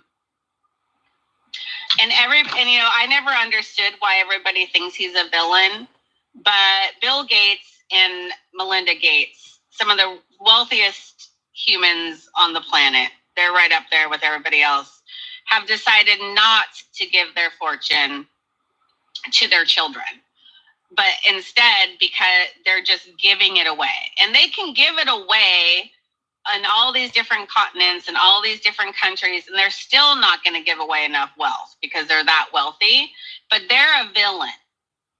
There must be some ulterior motive. Why would somebody want to help? But then we have a Jimmy Carter, okay, because, he was laid, he was brought to the Capitol, and he was, next to like Nelson Mandela or like, some of the Mother Teresa. But the difference between Jimmy Carter is most of his accolades are after he was out of office as president. Exactly. Yeah, as president, he wasn't known for much. Well, he did not until now. He's known for the Department of Education. He's known for the Department of Energy. I have a child who is in an IEP, and he's in an IEP strictly because he's dyslexic. Before Jimmy Carter defined, and created the Department of Education, my son could be discriminated against or not allowed to be in the same classroom as his peers. He's not, should not be nobody should be, I get your point. I get your point. Yeah. I don't think Jimmy Carter had the character that we have not. I think character-wise, he probably is the best president we've seen in the last 50 years in terms of the character of the man. But I don't know if we'll ever get that again. But again, like I'm saying, it's like you, and even Mark Cuban, who is like negotiating with pharmaceutical companies and what he's doing to eliminate the middleman, because BPMs are freaking horrible, and that's what hurts us as Americans in buying our prescriptions. And you and I both know, as we get older, we're gonna need more some shit goes wrong. Yeah. Well, and I get that, but a lot of folks in this country, being capitalists, they don't want to make it easy. They want to make money off of it. But Archifine, I do got to move it on. But real quick, go ahead. I'm going to say one thing. A strong society makes a strong country. And why would you want to weaken your society? Because then you're going to weaken your country. That's all I'm saying. All right. Appreciate you coming through. Thank you. All right, moving on with the program. A strong society, I like it, but it can be twisted and interpreted in a lot of ways. Some folks might view Trump as giving us a strong society. Depends on how you interpret that. Gen X says it's my favorite sexy Hawaiian sandwich maker. That was Archifan he's referring to. Wow, Gen X. Mowgli says, no, we have Nixon to thank for the Department of Education. I got a little bit of homework. I'd have to look into that. Nixon was in, 2 years? How long was Nixon in? How long was he in? Now, Nixon left, Ford took over, and Carter beat Ford. And President Ford didn't serve a whole term, did he? Now, Arsha is in the comments saying, no, it is not Nixon that came up with the Department of Education. So now I got Alexa, who created the Department of Education? The Department of Education was founded by Jimmy Carter on October 17, 1979. Did that answer your question? That answered the question. The win goes to Archifine.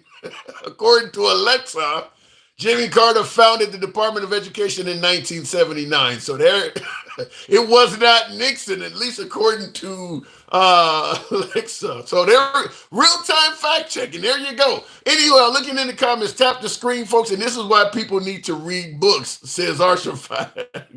Brilliant comeback. Even better than when we were talking live. No, we have Nixon. Okay, Mowgli says, okay, you win. Yeah.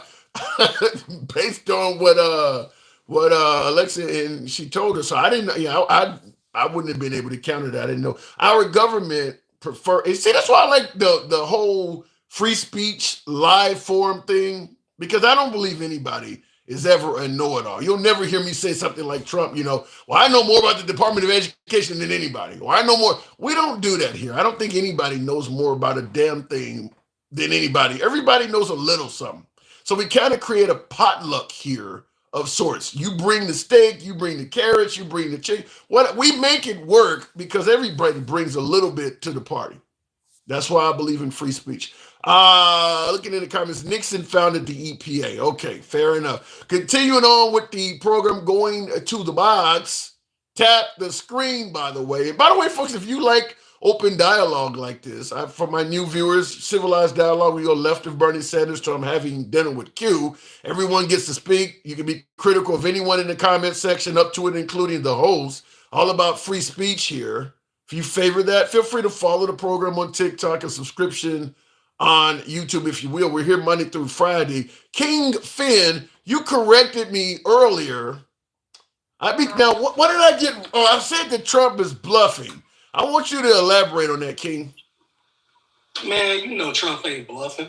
If he is bluffing, I don't want to hear that type of bluff. The shit he says is ridiculous. Why are we talking about changing something, the name of something, to the Gulf of America? That shit don't even sound right. Well, when I said bluffing, I'm talking, wait, hold on. When I said bluffing, I'm talking about stuff like the tariffs, and I'm talking about stuff like the Panama Canal, naming the Gulf of Mexico to the Gulf. I don't know what the purpose of that is. He's not bluffing on that. He's not bluffing on that. He's not bluffing that shit. He seriously thinks that raising and adding tariffs is going to do some good. He believes that. There are people that really actually want him. They've already made a plan to do this shit.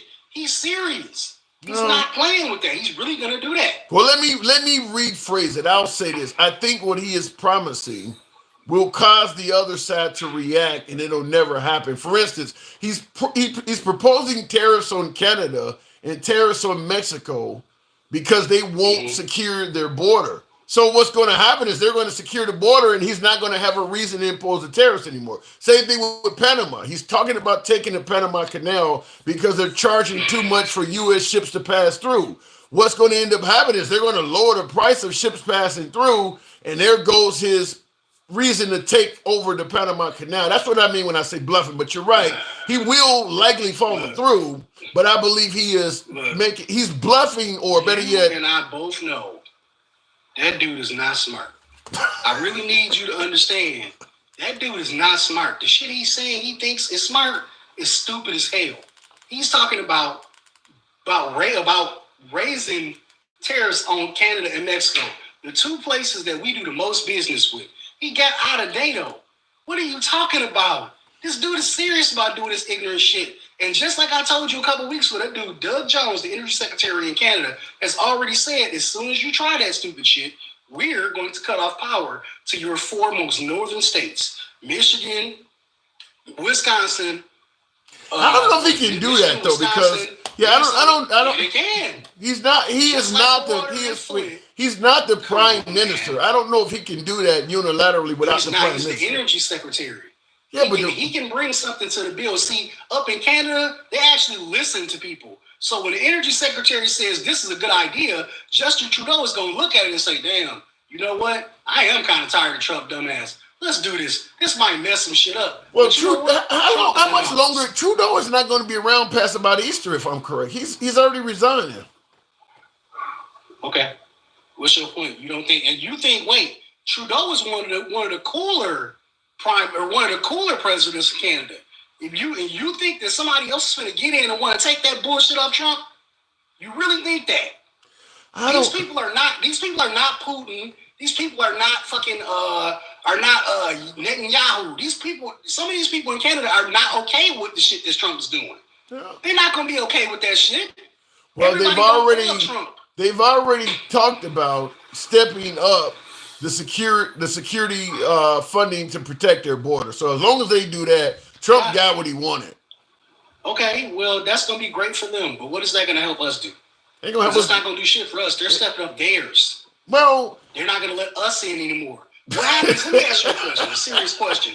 What happens if the tables turn and people start saying, we not letting Americans in no more? Then your favorite vacation destination, guess what? Your ass ain't getting in no more. What happens then? Because the reason that a lot of countries don't really like us is because of people like Trump. They go to different countries, they do dumb American shit, and they say, well, I can do this in America. Well, you're not in America, dummy. Yeah. You're not there anymore.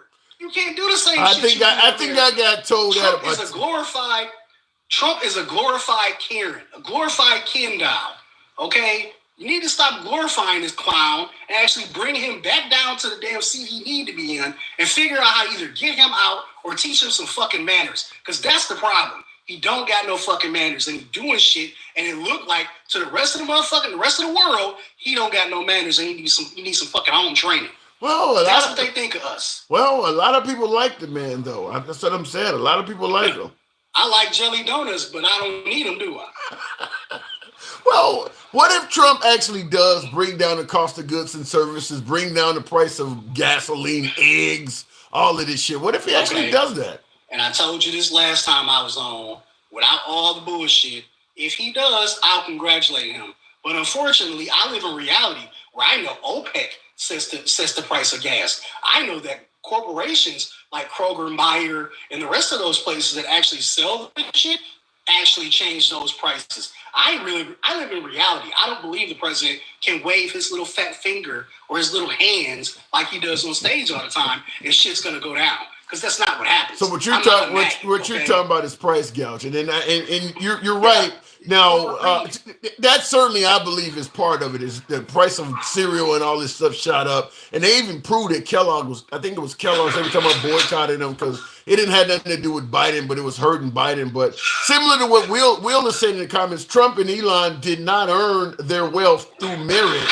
They are the true welfare queens, and really, and they got richer in office. Do you see both Trump and Elon Musk not earning their wealth through merit, or do you believe they worked hard to become who they are? You know damn well I don't think Trump did anything to work hard. Trump ain't worked. The only time Trump work hard is to get his damn shirt on or his pants on, okay? But Elon, I don't know, because I don't know everything about Elon Musk. But I will say this. I think it's really funny that a person from South Africa is sitting on the side of the president. I think it's really funny that I think it's really funny that a person from South Africa, a whole other country, is sitting on the side of the president, damn near the president's vice president. What happened to JD? Where's JD Vance? No. Where's he at? Yeah, I definitely think that. Yeah, I definitely think that in the Trump administration, Elon Musk is going to have more power than JD Vance. JD Vance may be in the vice president spot, but he's not number 2. He's going to have more power than Trump. Because guess who Trump is listening to? Guess who Trump is listening to? He damn sure ain't listening to his advisors. So you think Trump is actually listening to someone finally? Hell yeah, he's listening to Elon. That's not the sanest person to listen to. This dude created a truck that's blowing up everywhere, right in front of Trump Tower. It's blowing up. Speaking of Elon, let me ask you this now. We talked about this earlier. I want to run this one by you because Elon Musk went on social media because Trump's press conference is dominating the news, but Elon Musk made a statement on social media that's equally controversial, and he got on social media and said he contemplated if America should liberate the people of Britain. What do you think he's talking about? To actually say this in a global forum, so people of the leadership of Britain heard that he's talking about potentially liberating their people. How do you take that? Liberate what? What are we liberating? The people of Britain. He said liberate the people of Britain. We're liberating them from what? Their government. The way their government is ran. The same way you might liberate the people of France or liberate the people if you don't like the way the government is ran. I'm going to say this. Trump and Elon are in an echo chamber. They keep spitting out the same dumb bullshit back to each other. Because the only reason that you would go to another country and quote unquote liberate a whole nother society is if there was an actual serious problem. Now, I don't know. I'm not from Britain. I'm not from England or the United Kingdom or none of those. But I don't remember anybody crying and saying, oh, Elon, come save us. Please come save us. Trump, please come save us. In fact, I remember some goofy looking dude named Jurgensen who was basically a Trump knockoff, being the person. Yeah, that dude was whatever happened to him? Did he pass away or something? I don't know. I think he passed away. I don't live over there, so I don't fuck with them. I don't go to other countries and mess with other societies and shit like that. Because I ain't got no business over there. But speaking of not going to other countries and messing with, isn't that what Trump promised is he was going to get us out of overseas conflicts? Yeah, sounds like something he promised. Quote, air quotes, promised. Yeah. Don't sound like something he's doing, but it definitely sounds like something he promised. Yeah, for a second, I just want to go back. Because I'm going to say something about this shit too. Okay. Your boy MAGA Reacts, that's the shit I be talking about when I say you let that bullshit go on. Because comparing Black Lives Matter to January 6th, that shit is bogus as hell.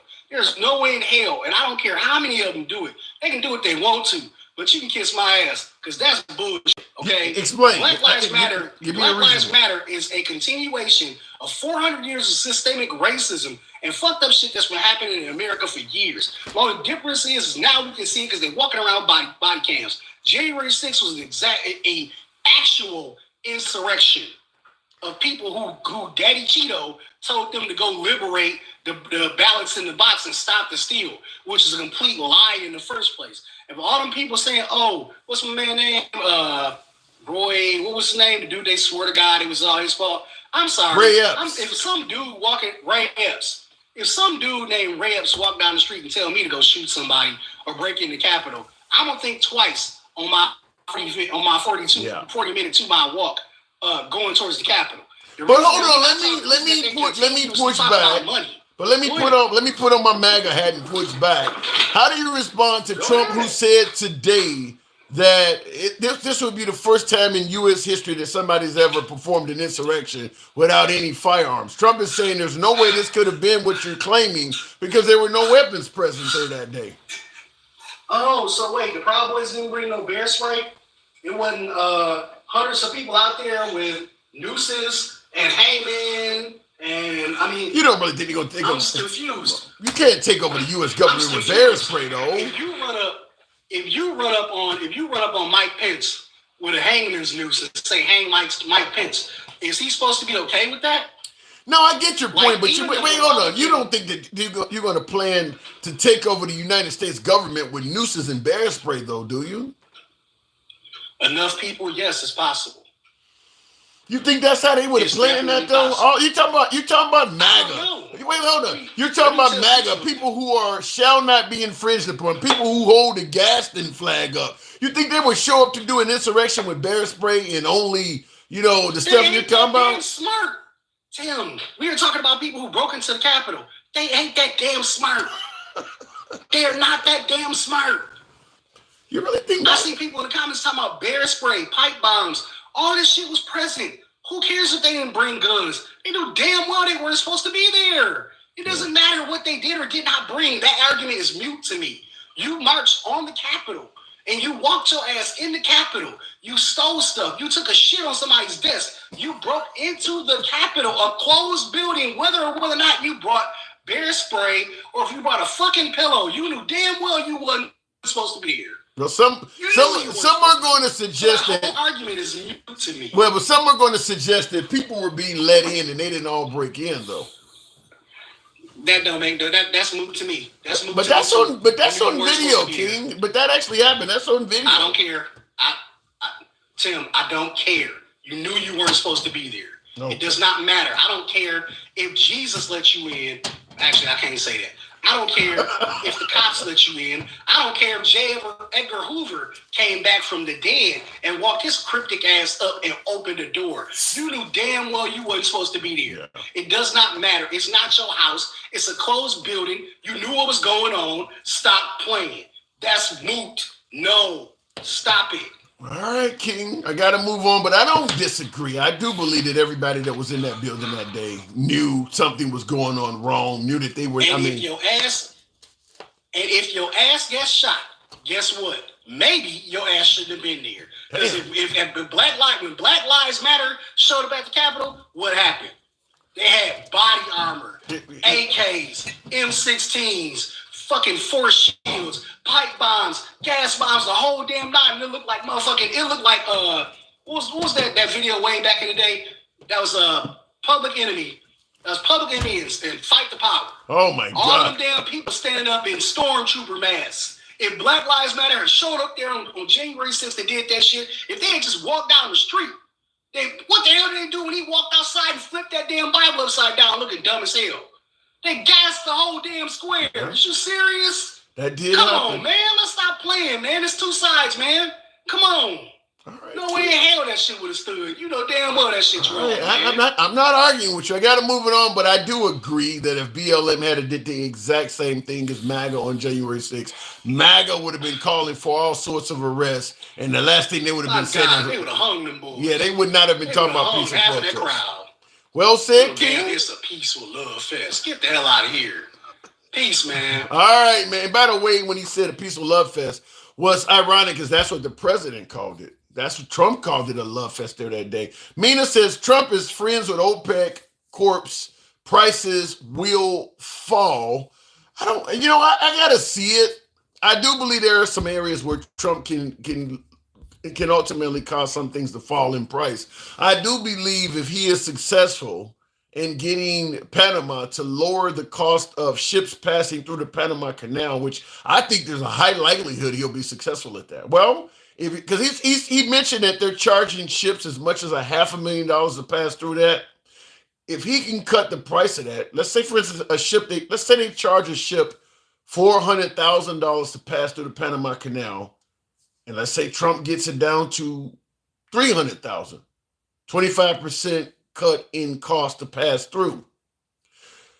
Shouldn't that mean that the cost of shipping on that ship drops by 25%? Now, we know corporations don't always pass shit down. I'm no fan of trickle-down economics. I'm not even going to pretend like I believe in trickle-down economics. But if the ship can pass through for 75% of cost and they save 25%, my guess is they may lower the price of the goods on the ship 10, 15%. They're going to pocket some of that. There's no denying. If you give corporations extra money, they ain't going to pass it all on. They're going to pocket some of it. But even if they pass a little bit, let's say, for instance, all of a sudden, the price of shipping goods on that ship to the consumer drops by 10, 15%. You're going to know, you'll notice that at the grocery store. So I do believe there is a possibility that Trump's actions could lead to reduced cost of some products. Just by doing that, I mean, if they're charging those ships that much, like I said, just a small, well, that 25% is not a small cut, but like I said, if they pass that on, I do believe that's one way Trump can literally threaten his way, get some success, and bring home some sort of economic change for you and I to see. I'm not a fan of the way he's doing it, but I don't think anybody's going to give a damn if they're paying less at the grocery store or less, for goods and services. Before the United States was the United States and whitewashing most of everything west of the Mississippi River was Mexico. That is true. And they created, I believe one of the presidents created a reason to go to war with Mexico. All of that stuff, the Alamo and all of that shit, that was kind of like the same thing Hitler did, where you create a reason to go to war with Poland, start pretending like they're, attacking you so you can give yourself a justification. We did that with Mexico. We actually did that with Mexico. I think 1812, whatever that war was, but we actually pretended like they were being aggressive to give us an excuse to do that. And they lost a lot of territory due to that war. They lost to us. We knew we were going to win, so we just made up a reason to go get them, and we did it. Did Musk call Trump supporters unrepentant racist? Says J Aviation. I like the name, but I think he did say something like, did he call him unrepentant racist, though? I don't know if he used that exact term, but I think he said something to the degree of they were not very intelligent or something like that. I'd be curious to know what the quote is before I go to the next caller. I'm going to see if I can. Did he say unrepentant racist? Damn, did he really say something that harsh? Because right now, MAGA's still on board with Elon Musk. But damn, if he says something that bad, I'm surprised they are. And I don't know why my computer is freezing up. I wanted to see if I could look that up, but there we go. I may have to get my computer. Unrepentant racist. Let me see what I can find out. What term did he actually use? Neptune, about repeating something. Tommy is a rich, spoiled brat. Who is Tommy? Elon's unrepentant racist. Damn. I don't want to hold the program up too long. Elon Musk says unrepentant racists support Trump. Yeah, bingo. That's exactly what he said. Came right up. Wow. And you don't hear MAGA really chastising Elon that much for saying something like that. Wow. Real quick before I go to the next caller, I am going to ask that you guys tap the screen, get the likes on up to about 30,000. Smash that like button on YouTube, TikTok horizontal. I appreciate that. Will G says Carter was the official creator of the Department of Education. Yeah. Alexa cleared that up. 1977 is when he did that. So when we talked about Trump talking about renaming the Gulf of Mexico, I'm already calling it the Gulf of America. Wow. When he talked about renaming the Gulf of Mexico, a lot of folks said, well, there has to be more to it than that. So just for shits and giggles, I'll play the quick clip. So it's less than a minute, but he gives a reason why he wants to do it. And we're going to be announcing a future date pretty soon. We're going to change because we do most of the work there and it's ours. We're going to be changing sort of the opposite of Biden, where he's closing everything up, essentially getting rid of 50 to 60 trillion dollars worth of assets. We're going to be changing the name of the Gulf of Mexico to the Gulf of America, which has a beautiful. Now, you know, as he says, we do a lot of work there. It's ours. How the hell can we say the Gulf of Mexico is ours? Based on what? We do a lot of work in the Gulf of Mexico because we want to play the world's police. I think Dencal, one of my first callers on the show, stated who he himself is retired Navy, made the point that we do a lot of work in several large bodies of water around the world. I mean, during the Iraq War, we did a lot of work in the Persian Gulf. You take that. I mean, what does he mean by we do a lot of work there, so it's ours? The United States is one of the only countries that have ships sailing in every sea damn near at any given time. So do you just name them all after America? I mean, people are not asking. Mexico's not asking America to do a lot of work in the Gulf. America just started doing it. So now they're going to claim the whole. I mean, he didn't just say he wants to rename it. He said it's ours. So what is he going to start doing next? Controlling the shipping and all of the fishing and all of that of the Gulf? Because it's ours. Should you be able to tax Mexico for any assets they have to the Gulf? Because it's ours. I don't know how that works. I don't understand what makes the Gulf of Mexico become ours. Wow. Looking in the comments, he might make prices a little better, but he is still an oligarch.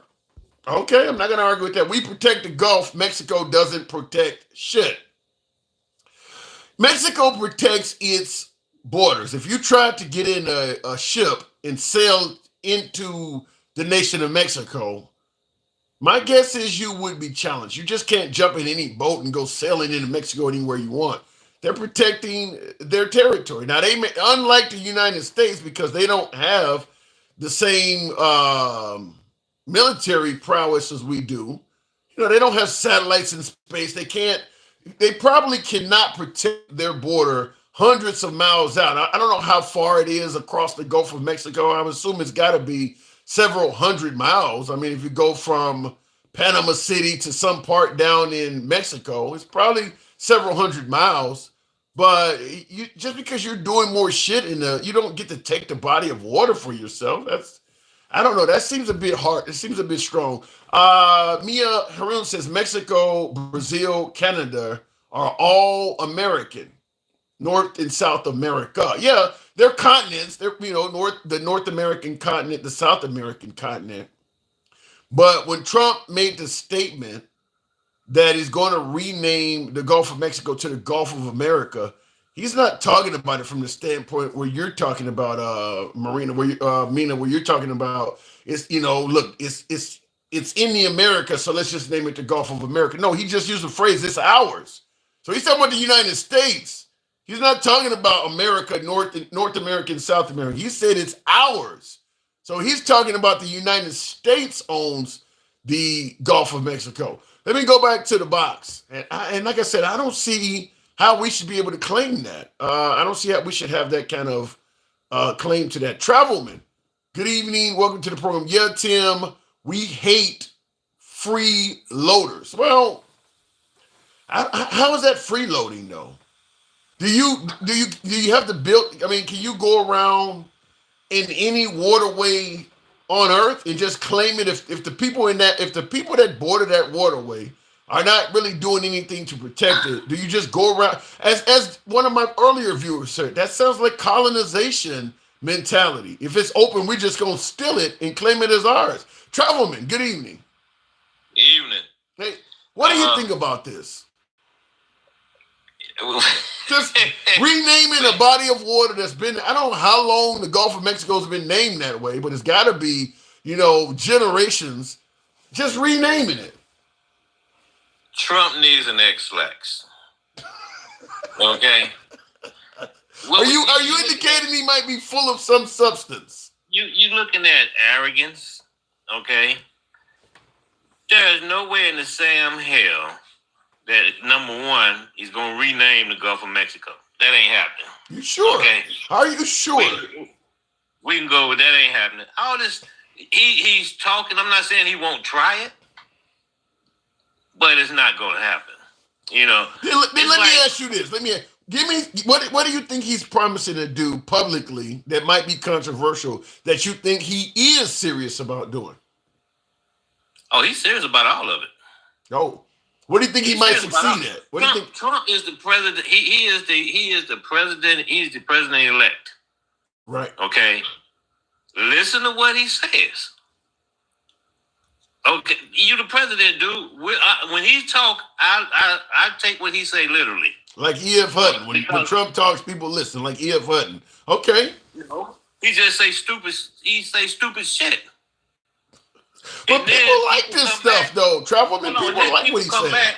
He say this stuff, and then people come back, and either they try to defend him, or they try to explain away what he said. That conference today, man, that thing was off the rails. It was. You gonna tell me this dude don't have something mentally going on with him? I literally had to stop and pull a notepad out. I'm going to end up being like one of the top hip hop artists where I got to carry a notepad around so when rhymes come to mind. I mean, I had to literally find a piece of paper like, damn, and start writing stuff down. Like, I mean, it was the most headline-packed hour of speaking I've ever heard. The most headline-packed hour of BS is what it was. How many lies? You know what? This dude stands up here and he lies every single. He haven't even been sworn in yet. This is what we have to look forward to for the next 4 years. The same damn thing that he just picking up where he left off at. Is this not what the American people wanted? We voted him in, and it ain't like they voted him in. Yeah, exactly. This is what we want. Well, this thing with this January 6th, they've been trying to rewrite this thing ever since January the 6th. Let me tell you something. One thing Americans are good at, they're pretty good at whitewashing history. Okay? True. They'll try it. I mean, it's harder now, but they have been known to wipe I don't think there's anyone listening that can deny that. That is patently, that is about as much of truth as I am a black man. I don't think there's anybody that can deny that America has been, consistent at, whitewashing history and omitting things and lying about it. I don't think anybody can deny that. Exactly. But see, the problem now is in this day and age, everybody got videos. True. Everybody got cameras. So it's harder to do. So they can try to justify. I'm sick and tired of, well, you know what? They open the door and let them in. That's BS. So what about him saying that Ashley Babbitt was actually trying to, quiet the crowd down? She wasn't doing anything wrong. She was actually... You know what? Let's use a little common sense. If she was trying to quiet the crowd down, why was she coming through the door, coming through the window? Why was she moving forward? Listen, I agree with you 100%, which makes me wonder, because I had MAGA reaction, one of the Trump supporters on the program earlier, and he was, and he didn't have a defense for it. And I'm like, because he said maybe Trump did not see the video. Because I was telling him, I'm like, does he not know this is on video? I mean, the last minutes of her life is actually filmed. It's pretty obvious that she was not doing what you're saying she was doing. Like, does he not know that? They know it. But see, every time we talk, what did I tell you? They repeat. They all say the same thing. And it's the same. Ashley Babbitt, the only one that got killed. And the guy that she was unjustly unalived. They keep saying the same thing over and over. That doesn't make it true. True. It just means that you're stupid. That's all that means. Yeah, but I just can't believe though he would get up there and say that when I think most folks that are engaged in politics and follow this stuff have probably seen the last moments of Ashley Babbitt's life many times over. Like you're going to get on television and say something that goes against what everybody personally witnessed. I mean, you almost want to ask him, do you think we're stupid? Like we watched this. But you got to think about it. That's not what they showed. They didn't show that on Fox News. Yeah. The people that he's talking to, they're watching Fox News. They're watching OAN. They're watching Newsmax. and they're listening to talk radio. So they're not getting that part of it. They're getting the part that the propaganda side of it is what they're getting. Well, shit, if you didn't watch the last minutes of Ashley Babbitt's life, then you have no business suggesting that she was an unjustifiable shooter. If you didn't see it, there's no way for you to know other than just listening to somebody else. It's a talking point. Yeah. It's a talking point. It's just like trying to justify, what happened. Well, he didn't really, he didn't cause that. He told those people to come to D.C. As a matter of fact, I think they say it's going to be wild. Yeah, that was Steve Bannon said that. And then of course, it's going to be wild. Let's have trial by combat let's have trial by combat and all of that stuff. I want to play this clip for you. Out of war room Go ahead. At the hotel down on 14th Street, and then what they do is they turn around and then they always got the whataboutism. Okay, you attacked the Capitol. You attacked the seat of our government. You tried to stop them from certifying the election. I heard it was a love fest. It was a love fest. It was a love fest, an abusive love fest is what it was. It was like Ike and Tina Turner love fest. That's the kind of love fest it was, And so they tried to do a whataboutism because you attacked the Capitol and you did all that damage. What was it? Few $1 million or whatever. Maybe they say when you include all the costs, right? The cost for the Capitol, the grounds, the cost, the expenses that the Capitol Police incur. When you add everything together, they say it does come to about $2 billion. That's for a GAO. Wow. Is concerned. That's what the GAO said. It's not just the repair that was done, just not what was damage that was done to the Capitol building itself. It was also the grounds and leading up to that, the damage that they did also, and then the expenses incurred. Now here's what I don't get. If I actually had a protest, or if I threw a gathering, and my guests came and did all that damage, they would come after me for that money. I mean, technically, Trump should be responsible for that. I mean, regardless of whether he wanted them to go in the Capitol building or not, you threw this gathering, you invited all these people to this event, and they tore up a bunch of shit. Normally, you would hold a person accountable, the organizers of the event. That's normally what happens. Well, yeah, but normally you don't have 1,500 people going in there tearing shit up either. You know what I'm saying? I mean, let's say I'll give you an example. This is something that really happened. I don't know the guy's name, but there was I think he was a rap star or a social media influencer or something like that. He had a huge following. He got on Instagram or whatever and said, I'll be downtown giving away PlayStations at this certain period of time. And thousands of people showed up. They ended up shutting down traffic because kids was in streets and all kinds of shit happened. The government went after him.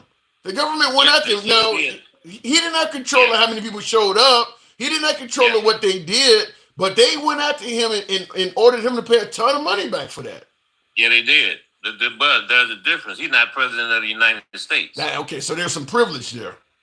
Oh, without a doubt. Okay. Without a doubt, and then, like I say, then they try to justify it, and then they do the whataboutism. They've been lying for 4 years, and anytime you say anything, first you talk about the guy they say was undercover. Ray Epps. That's the thing. They got like 4 or 5 conspiracy theories going around that none of them doesn't make any sense at all. And so when they run out of the conspiracy theories, then the next thing out of their mouth is, well, y'all didn't say that when they were burning down the cities. You can't escape. You cannot escape Black Lives Matter coming up anytime this time. No, and nobody went to jail behind that. And that's a lie. Well, let me play this clip for you, because when you brought up Black Lives Matter, Trump said something in reference to this. I want you to hear. This is Trump today in this huge press conference, and once again, he says something that's controversial toward the. This is maybe a minute. I want you to give me your take on who the hell is he referring to. First, you said on your first day of office, you're going to pardon January 6th defendants. Are you planning to pardon those who were charged with violent offenses? Well, we're looking at it, and we have other people in there. And as you see, I guess 24 or 28 people came now from the FBI. That came out very quietly. Nobody reported it, but they had people in some form related to the FBI. They had 4 or 5 people that were strongly related to the FBI. We have to find out about that. We have to find out about Hezbollah. We have to find out about who exactly was in that whole thing, because people that did some bad things were not prosecuted. You know, I see it all the time, and you see it too. People that were doing some bad things weren't prosecuted, and people that didn't even walk into the building are in jail right now. Who is he talking about? He said that people are in jail right now for January 6th that never even walked into the building. Now, I've been doing lives and doing YouTube shorts and TikTok shorts asking folks, does anybody have any names of who the hell he's talking about? It's called deflection. It's called throwing others even through Hezbollah out there. Come on, man. Okay. They always this is what they always say. Well, you know, and the FBI had 25 people, you know, and he said, first he said 25, then he said 5. You know, he put about 3 different numbers out there because it's all a bunch of BS. This stuff has been going on for 4 years. Where is your proof? Yeah. Nobody. 4 years has been investigated by the Republican Senate. They did a report. They did the January 6th committee.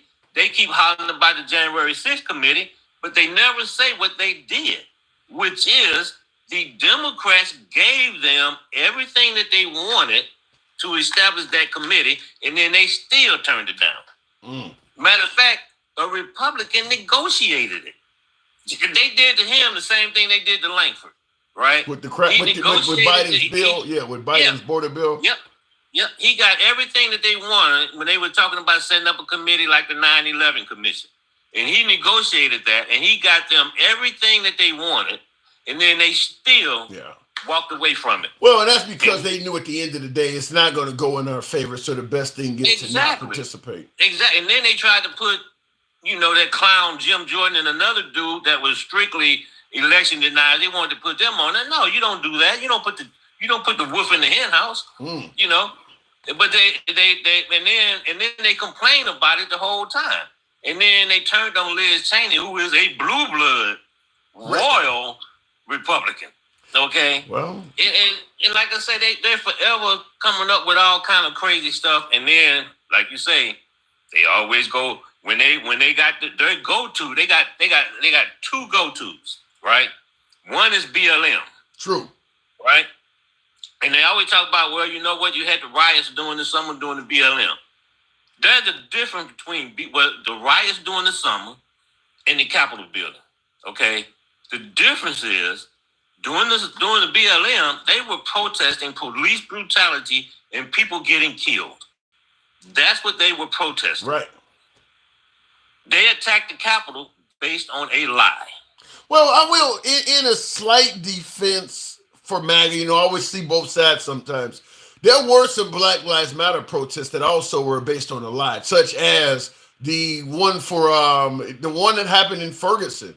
I mean, Obama went in there and had that investigated. That turned out to be a justifiable shooting, and people tore that town up. So the Black Lives Matter protest in Ferguson, Missouri was based on a lie too, if you really want to look at it that way.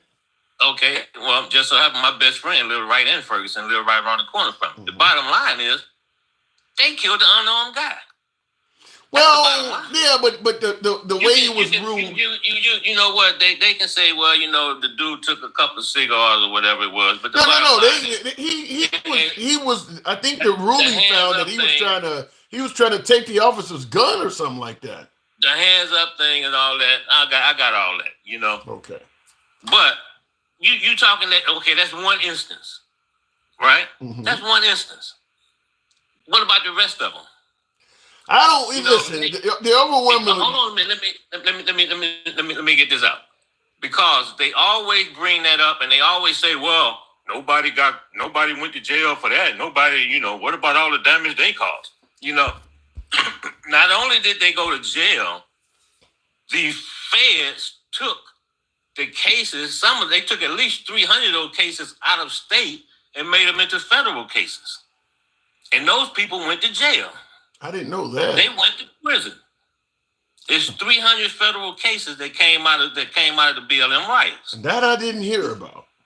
Yeah, and they could have been prosecuted at the state level, but they were prosecuted as federal crimes. And one of the things I often bring up when they say that why nobody went to jail during the BLM riots of 2020, like, you do realize Trump was in power doing that stuff.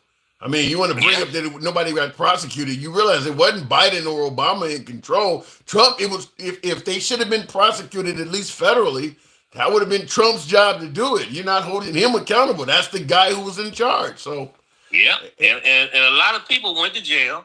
It was damage done. And do you guys remember when they had I don't know if it was in Minneapolis or whatever, but the street. Wow. So the police were instigating it. The police, no, they weren't instigating. They was supposedly snatching up rioters, or I guess he was maybe like some of the. So the police were actually, they removed their own identification. The identification. They moved that. They took all that stuff off. They were the search was blank or whatever, and they were snatching people. They snatched some people up. Yeah.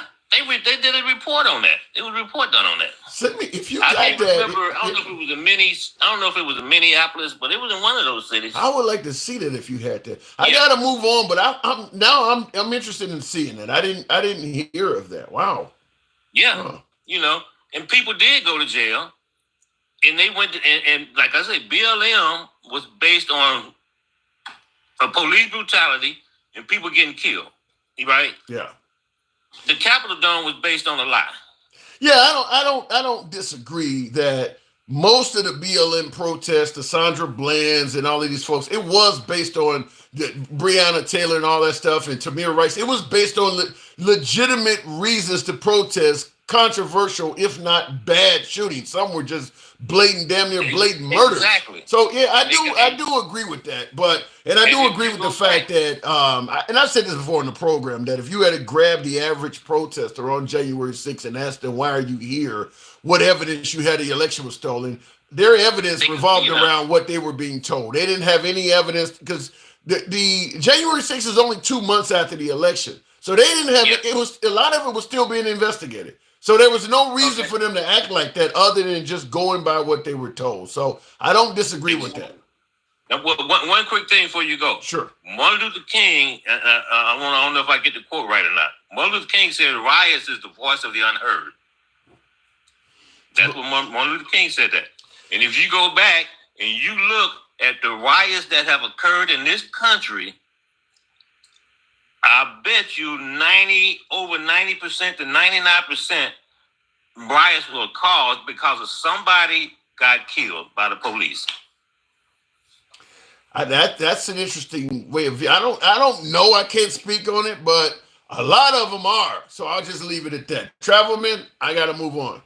All right, thanks. Take care. Anytime. Boston Tea Party is an example of that. One of the founding riots in this country. I don't think that was due to the police action there. I mean, it was over taxation or something like that. But a lot of them are due, at least among people of color. A lot of those are because of the police, because of police misconduct. A lot of those are people being marginalized, people being oppressed, and of course, the police are often what we use to enforce oppression. If you're going to oppress a group of people, the police are the method of enforcement. So that is likely to have a lot to do with it. Will G says, just like the Civil War in the United States, the only reason Texas, then eventually the United States, to war with Mexico was about slavery. Fragile white men couldn't stand to let black people go free. Now, he mentioned yesterday that Mexico was allowing freed black men or escaped slaves to go and live in Mexico. And he's saying, I didn't know that Mexico and the United States went to war over slavery, but I do know the United States and Mexico did go to war. I thought it was over territory, but if America wins that territory, and it's all in the South, it's likely to also be slave states as well. So I can see how it might be all tied into each other. I also says, but Trump's logic, we should take control of the Pacific and Atlantic Oceans. We do work there too. Trump, no new wars, my ass. No World War III, my ass. Now that's a great concern because Trump is often, bringing up that under Biden, all of this stuff is breaking out, and we have not had any wars under Trump's first term. So to focus on America first and get us out of all of these overseas conflicts like the Ukraine and all, it seems like the promise he made to get elected is being discarded now that he's in the White House because, the stuff he's doing doesn't coincide with a promise of no new wars. I mean, there's like about a half a dozen countries right now that are being discussed in a negative way. Britain, with Elon Musk talking about liberating the people of Britain. Obviously, Canada being the 51st state. I don't know if Canada has a say-so in that or not. Mexico, talking about using the military to potentially go after the cartels and things like that. So that's really an invasion of Mexico to do that. I mean, if the Crips and Bloods were going into Tijuana or Ciudad Juarez and committing a bunch of crimes, so Mexico decided to go into LA or some border town and go after the Crips or Blood street gang, that's an invasion of the United States. So Trump is talking about potentially launching military operations in Mexico. That's an invasion. And then, of course, can't even read my own writing there, but he's mentioned several countries. And he's also, Greenland is, that's something about Greenland. Greenland's another country that he's talking about. So we talk about Greenland, Mexico, Britain, Canada. Now, Panama is another one. What he's talking about doing in Panama would also be an act of war. So that's 5. Now, also, his promise to deport folks out of this country. Now, there's several countries that said they won't even accept folks back in their country that America's intending to deport. So he named 4 countries. This is coming from the Trump administration. 4 countries have been named: Panama, Grenada, the Bahamas, and Turks and Caicos. They're talking about making one of those countries or a combination of all of those countries places that they will send deportees to if their home country does not accept them back. Now, both Panama and the Bahamas have publicly spoken out like the hell you will, but they've also talked about those 4 countries as well. We're just going to send you people that do not belong in the United States. We're going to deport these people. Their home country won't take them back, so we're going to put them in your country. We're not going to ask you for permission to do so. That's also something that the Trump administration has said. So he's promising some pretty controversial shit for a guy who talked about no new wars and not getting us into any overseas conflicts. To bring up the man asked, would he agree with that? It is the one and only Twisted77. Good evening, Twisted. Hey, Tim, how you doing? I'm doing good. Why do you think he is speaking in such a controversial manner with so many countries? That's over a half a dozen countries. Well, let me ask you a question. If you were negotiating with somebody, okay? Is that what this is? Negotiate with another, hold on. Let me finish. If you were intending to negotiate with another country, would you take anything off the table in public?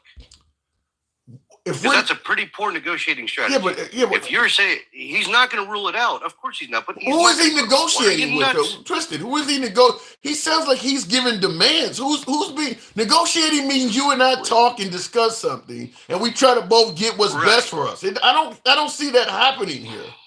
I don't see the negotiation here. Well, he's not negotiating yet, but they're asking about it. Panama, right? Right, with Panama. So you say, well, nothing's off the table, right?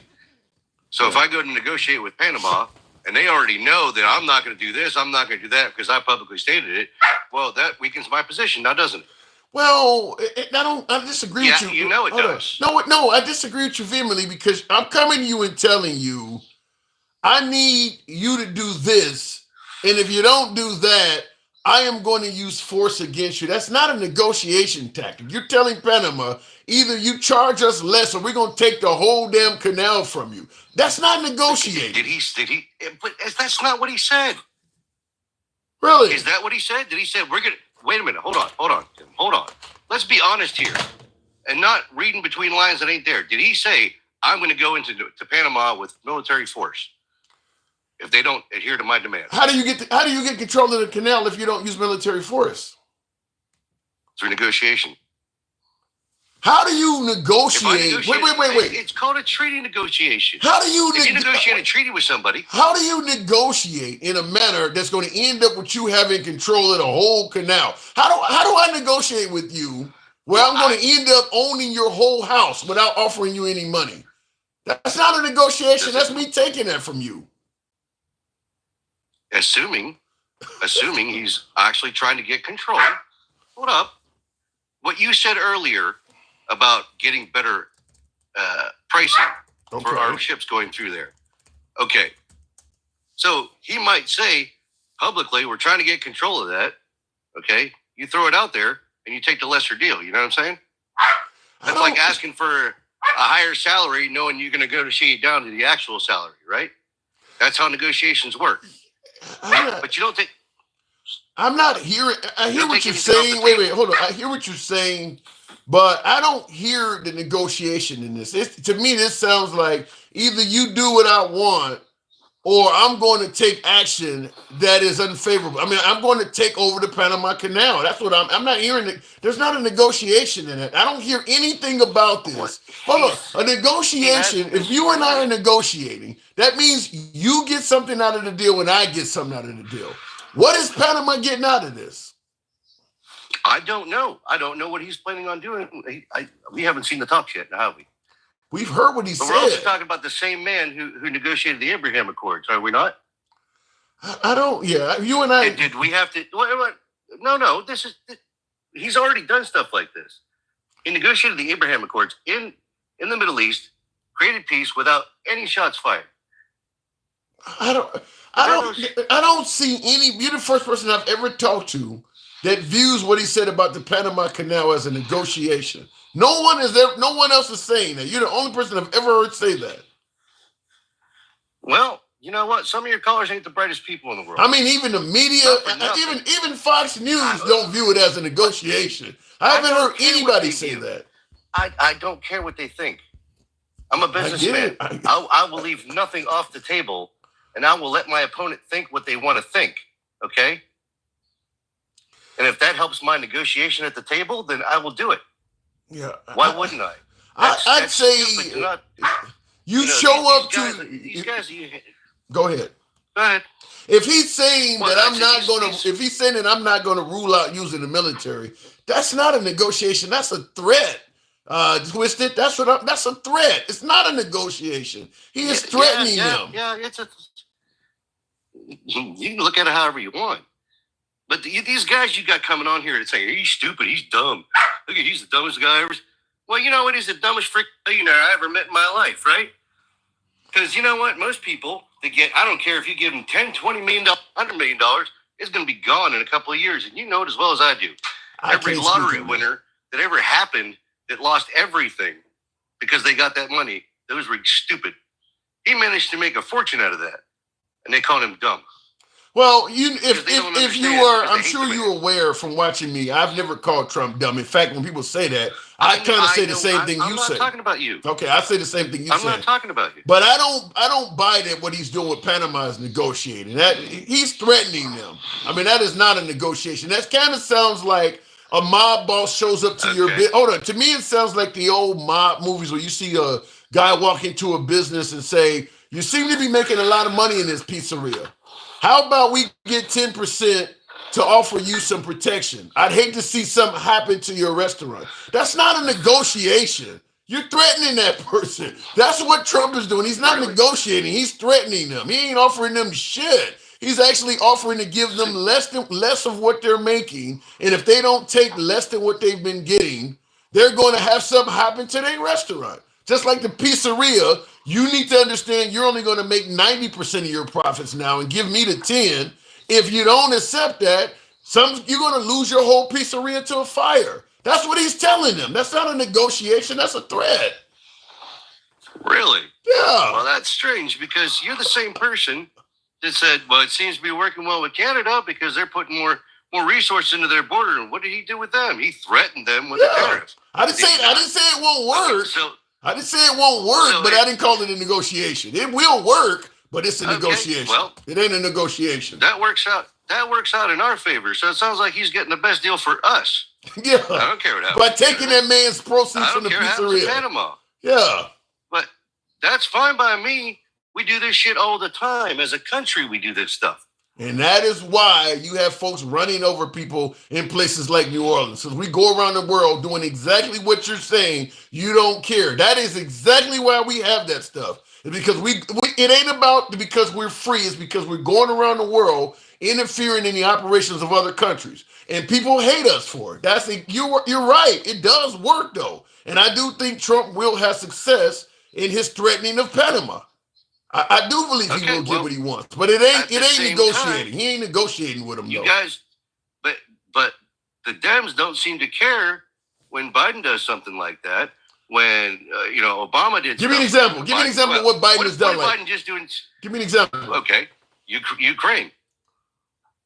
Okay, well, not what I mean Ukraine, Syria. Who do we bet? How did that guy get into Syria? The new leader. Who was backing him? The West, yes. Okay, well, there you go, right there. We're interfering. We stuck our noses where it didn't belong. Okay, we inserted somebody, a former ISIS guy, mind you.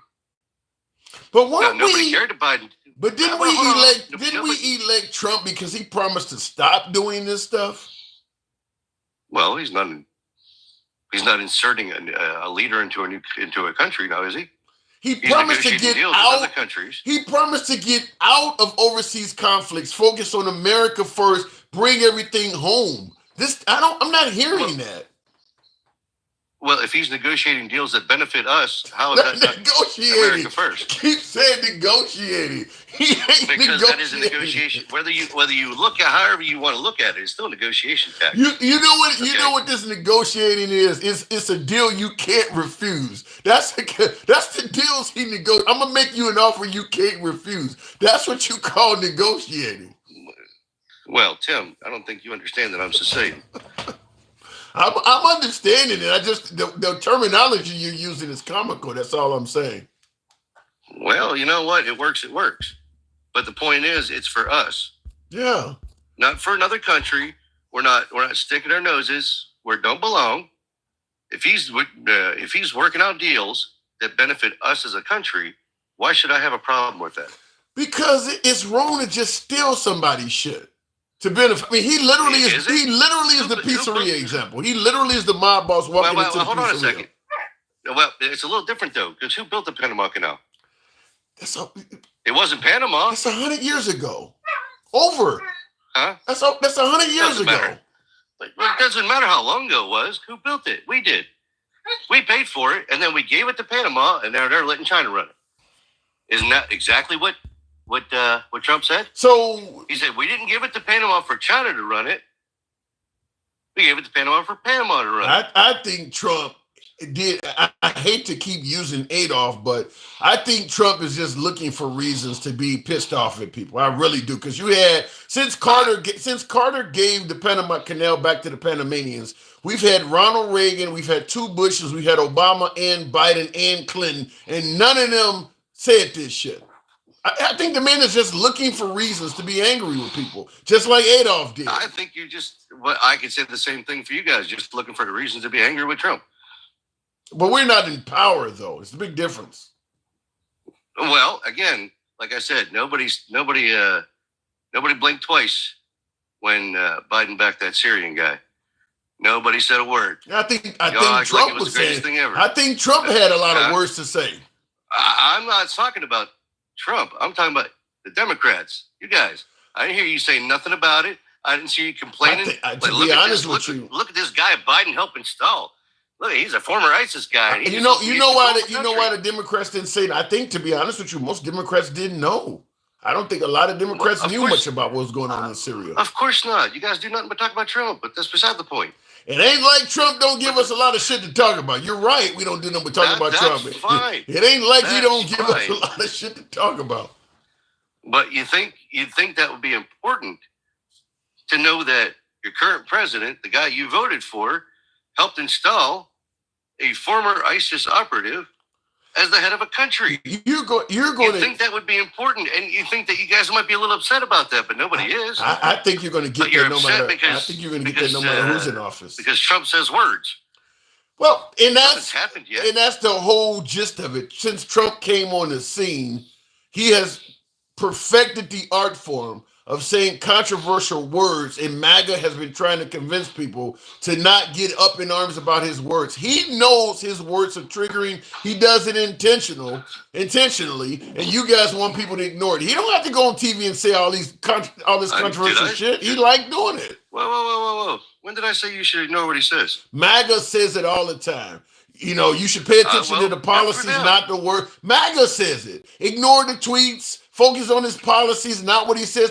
Your Saturday Owl, I'm not talking about you specifically, your Saturday Owl has been saying that since he came on the scene, not down the damn escalators, to ignore his words and focus on his policies. Don't be a snowflake. Don't vote based on your feelings. Vote based on the policies. You guys have been trying to get folks to ignore his words since he came about.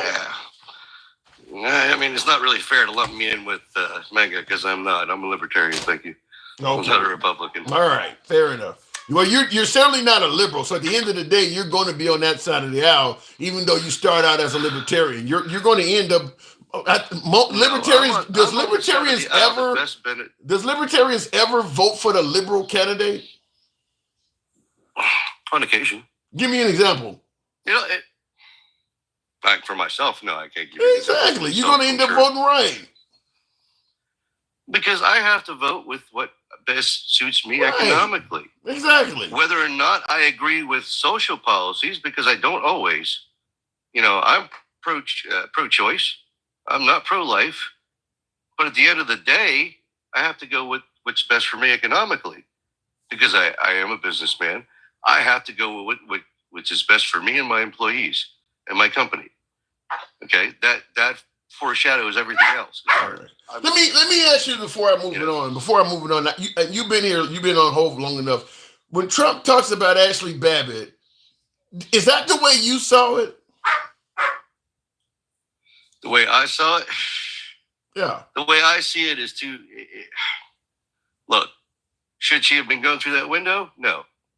Should they have used lethal force on her? No. What about him saying she was playing the hero, though? I have no opinion on that. I did not see him say it. I didn't. I have to see the whole thing before I can make an informed opinion on something. Because you got to see look. Go ahead. Look, I got to see, because what happens is people play stuff. They play a little clip, and they expect me to. And I say, no, I got to watch the whole thing before I can get an informed opinion. I gave you what I think happened that day. I got the whole thing. I got the whole thing right here. I got the whole thing he said. That's fine. There is no more to play. I mean, he answered the question with a period at the end. I mean, what more do you want to see? He gave. Do I think she?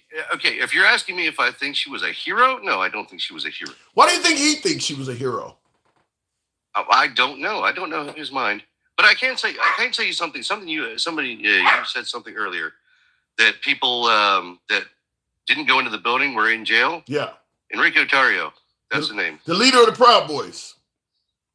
Yes. So he's 100% innocent. He got 20 years. So he's 100% innocent. Didn't have anything to do with it at all. I didn't say anything. I'm asking you though. Do you think do you believe? We're speculating. I haven't seen. Look, I haven't seen the court case. I haven't seen the evidence against him. I don't have time to sit around and look at every piece shred of evidence. So you think they just the evidence in front of me, I can't make an informed decision. All right, but do you believe it's possible that they just gave this guy 20 years for something he had absolutely nothing to do with? You think it's possible? Possible, sure. I think it's possible. All right, fair enough. I mean, people have been politically motivated, been thrown in jail for January 6th that didn't do a damn thing wrong. Other than maybe give me a name. Give me a name of somebody that did not do anything wrong. That's what I'm asking. Give me a name to somebody who's thrown in jail that didn't do anything wrong. Because I haven't seen every court case, though. Then why are you saying it? You just said people have been thrown in jail for January 6th that didn't do nothing wrong. Give me a name of who you're talking about. I have seen people speak on it who have been to jail for it. I cannot remember their names off the top of my head. I'm not in front of my computer. I can't find nobody that can remember that. Everybody's saying it, but nobody can give me a name. Like this guy, what's his Michael Boss over here? He's I'm wrong as hell, but he's not going to go look it up and see for himself. And I have to go provide the evidence for him. He shouldn't have to look it up. He shouldn't have to. He shouldn't have to look it up. If you say it, you should be. He shouldn't have to look up what you're saying. If you telling me, if you're telling me somebody's in jail that don't belong there, you should be able to tell me who that person is. If I have the name, I don't remember everything. This guy says he's looked it up. He's obviously lying through his teeth. I would like to know a name. I've listened to him speak on your program, and he don't know what the hell he's talking about half the time. He just talks because he don't like people. He doesn't like white people. Whatever. You know, I get it. And you get a lot of those guys on there. I got people on the program that don't like liberals. Hold on. See what this guy says? I never provided any proof. How many times have I sent you videos? You ain't. Well, we talked for what? Maybe he don't know about our previous conversation. The one you're talking about now. You're admitting you don't have any proof of this one right now. Maybe this is the first time you heard you talk. I don't have the names off the top of my head, but they do exist. I like to know even one of them. I've been asking all day about this when Trump said that. Google, you got your computer in front of me. And I don't nothing. What am I going to Google? Give me a search. Give me what I should put in. I mean, I would put in people who went to jail during January 6th who did not enter the building. I mean, they could have broke a window and didn't go in, though, couldn't they? True. I'm going to type in exactly how you said and didn't go into the building. I know there was a reporter who got arrested who went to the Capitol a couple of hours after it ended, and he went to jail. I mean, well, it didn't give me any specific names. Hundreds of convictions, but major. I don't see anybody's name popping up as a person. See, it's a lot of information to sort through. That's the maybe problem. This would have been easier if he or people that are saying this happened, if anybody had a name of a person. No, I mean, the fact that it's this difficult to get a name speaks volumes. If somebody is doing time, they should not be doing time. There have been so many arrests. I think it's difficult to get a name because there have been so many arrests and so many cases. It's hard to get. So what is it? What is it? A bunch of people? So what is it? A bunch of people that sitting there that didn't do anything? I don't know. That's the problem. I don't know how many people. I'm just simply saying. And these guys don't either. No, but they're just going to say no because that's what they want to believe. But it's not. The burden is not on them. They're not the ones that is saying some innocent person is being warehoused in jail. The people that are saying that there's an innocent person in jail, the burden is on them to tell us who that person is. You shouldn't have to go doing all kinds of research to find out who you're talking about. I'll tell you what. I'll go find the information. Okay, I'll send it to you. You'll read it. Tell me I'm wrong, or ignore it. You'll never put it up for people to see. Oh shit, Twister, we talk all the damn time. I'll concede. Hold on. I will concede any damn point you come up with. I'm not always fucking right. If you're right, I will tell you that. But when I told you that China had worked with Canada, and I sent you the relevant information, you said no, they haven't, even though it said right at the top of their website, yeah, it did. I'm going to plead ignorance. I don't remember what you're talking about right now. China had not worked with Canada. Yes, they have. Okay. And I sent you the relevant information from Canada's website, from a Canadian website, not a Canadian government website, that said they had worked with them. They were going to work with them in 2021 or 2022, but they canceled that. Trudeau was upset about it. So it didn't happen. No, they had worked with them previously. Okay, but we're supposed to work with them. Send me what you got on who's in jail. That's all. Send me what you got, and we'll talk about it. I got to move on. Send me what you got on who's in jail. We'll talk about it. I'll send you what I got. All right, Twisted. Appreciate it. Real quick in the comments, real quick. This is comical, says Mike. Now you're not being genuine as a host. Mike is telling me I'm not being genuine. I'd like to know why. Before we move on, I do want to respond to a few super chats here. Appreciate the patience on this. And what did I just see here? Will says, but Trump's logic. Oh, yeah, I did see that. He's saying that by Trump's logic, if we do the most work in a body of water, we should be able to just take it, because that's what he's saying about the Gulf. He's saying that we do the most work in the Pacific, the Atlantic Ocean, and many other places. Should we just go around the world snatching up bodies of water because, hey, we do all the work in there? Here, Trump is trying to be a globalist, but MAGA thinks Trump is there to get the United States out of world affairs, but it is the complete opposite. In my opinion, it does look like he's doing the exact opposite of what he ran on. He ran on getting us out of global affairs. It sounds like he's going around the world making threats, and as he said, I'm not taking the military off the table. I thought we were not going to have any new wars under you. You're making it clear you may use the military on people. It does look like he's doing the exact opposite of what he promised. Trump and MAGA ain't shit. We'll just go along with whatever Trump says, for real, for real. My analysis is a large portion of MAGA. Now, there's not every single individual that supports Trump or calls himself MAGA. I think there are some people who will push back, but my analysis is a large portion of MAGA will just go along with what Trump is saying. I'm talking about such as when Trump brought Kim Jong-un to America or met with Putin, who are two guys who are considered staunch enemies of the U.S. Trump goes and meets with them. Well, you got to keep our enemies close, and Trump is trying to reach out, go against the status quo. They applauded it. If Trump the next day said we need to bomb these people to the Stone Age, they would go with that too.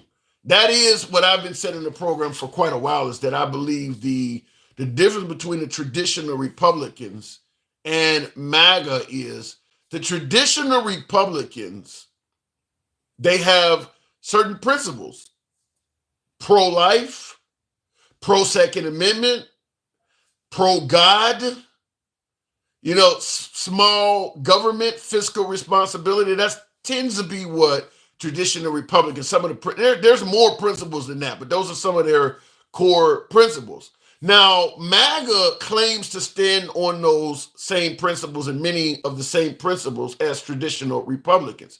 But the difference between MAGA and traditional Republicans is if Trump switches completely on any of those principles, they'll switch with him. They don't have any problem. So traditional Republicans they're based on principles. MAGA is based on Trump. That's the difference I see. MAGA is going to roll with Trump wherever he's at. Traditional Republicans are going to roll with those principles they stand on. Because Trump is not a Christian, for instance. To go on TV and actually say I'm not a Christian, traditional Republicans don't tend to favor that. Isn't that what the lady told John McCain as a reason why she wasn't going to vote for Obama? Because he was a Muslim. He's not a Christian. He's a Muslim. Whereas Trump comes along and admits, I'm not even a Christian. You are, I'm with you, but I'm not one. And it's okay. So I do believe traditional Republicans have principles, and MAGA is going with Trump, which is also, I kind of wonder what happens after Trump is gone for MAGA, because I don't think there's anybody in the Republican Party that can replace the adoration of Trump. J.D. Vance, maybe Elon Musk. J.D. Vance, I think Trump could make folks hate J.D. Vance overnight if he wanted to. So I don't think J.D. Vance is that guy. I think J.D. Vance is primarily, his power source is primarily Trump. If Trump cuts off the power to J.D. Vance, he'll be right alongside Liz Cheney or some of those folks. I don't believe J.D. Vance is the guy.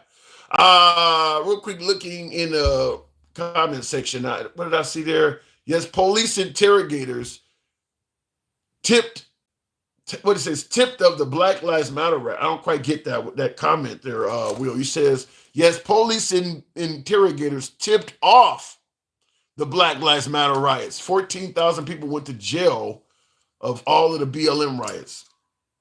They need to put that information out there because Trump just today at his press conference talked about BLM rioters did not go to jail. You're telling me 14,000 of them did? Here's something else I think will also that could very well happen under Trump's watch because it is very popular, at least on the right, and really popular among MAGA. If people were being critical that BLM protesters did not get punished for all of those riots and shit like that, I could easily see Trump and his administration making federal laws out of protesting violations that the states did not enforce on BLM. Like, rioting and if you're rioting and looting, while protesting, it's now a federal felony. That way he can go in there if BLM is doing something crazy, and if the governor or the city don't want to go after these people, they can. I would not be surprised. Like blocking traffic, for instance. That's another thing that the right, the anti-BLM people really despise that BLM often does. Blocking highway traffic, blocking the flow of traffic. Would not surprise me if the Trump administration tried to make the blocking the flow of traffic a federal offense, giving them power to go, because they really wanted those people. I mean, that's what Trump did to upside down Bible thing. The right really wanted those states to go after BLM, but their state crimes and the governments locally weren't going to do it. If you can get it to be a federal law, you could give Trump the potential to be able to go in there and go around it. It would not surprise me if he tried to make some of the things they do in the commission of protesting a federal crime, so you can then go after him. And I think he would have a large amount of support from MAGA, a large amount of support from the right. Real quick in the comments before I continue on, I want to make sure I didn't miss anybody's comment real quick. And thank you folks for tapping the screen. Can I get you guys to show the program a little bit more tap the screen, get you guys up to about 40,000. We can make that happen. The only thing I hear is Trump being salty about how he didn't get his way in Panama and now hiding behind the power of the presidency to get back. I think he will successfully do that, Will. I think that Trump's goals on the Panama Canal, if I'm a betting man, he's asking for them to lower the cost of shipping through the Panama Canal. And then, of course, he's making threats if they don't do that. The military is not off the table. I think he'll get that. I think he will get the price of the ships passing through the Panama Canal. I think he will get that lowered. Panama could pass that cost on to some of the other countries that go through there.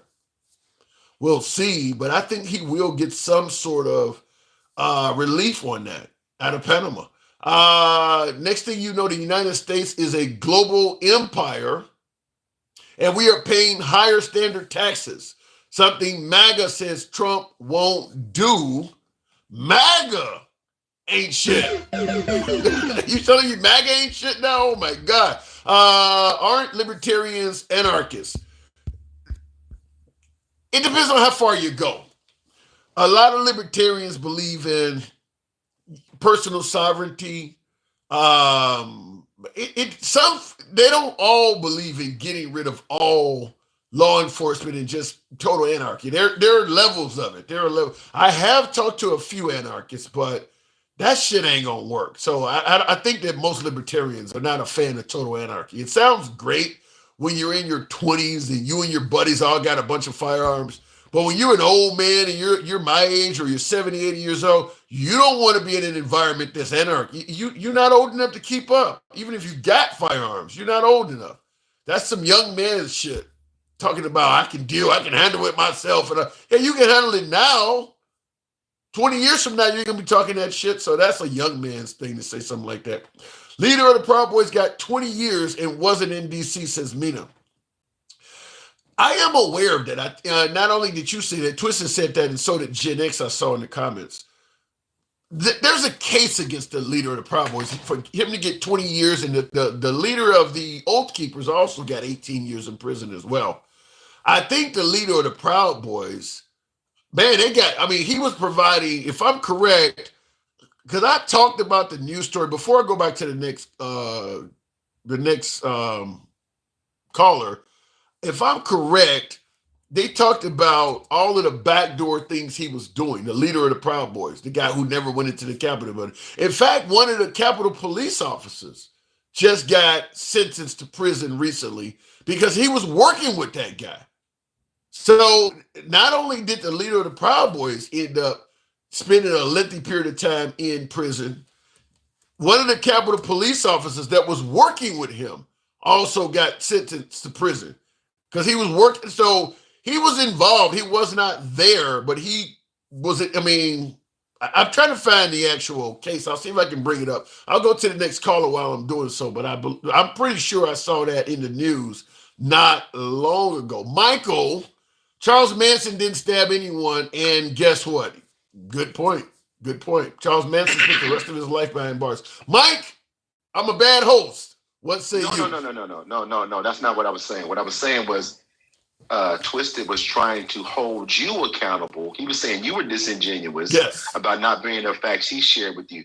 But and this is specifically for Twisted because I get frustrated when and I'm gonna speak for myself. So I come on this live, and what they take away from my comments is I'm racist and I hate white people, which is crazy to me. First of all, I don't. Let's clear that up. I don't.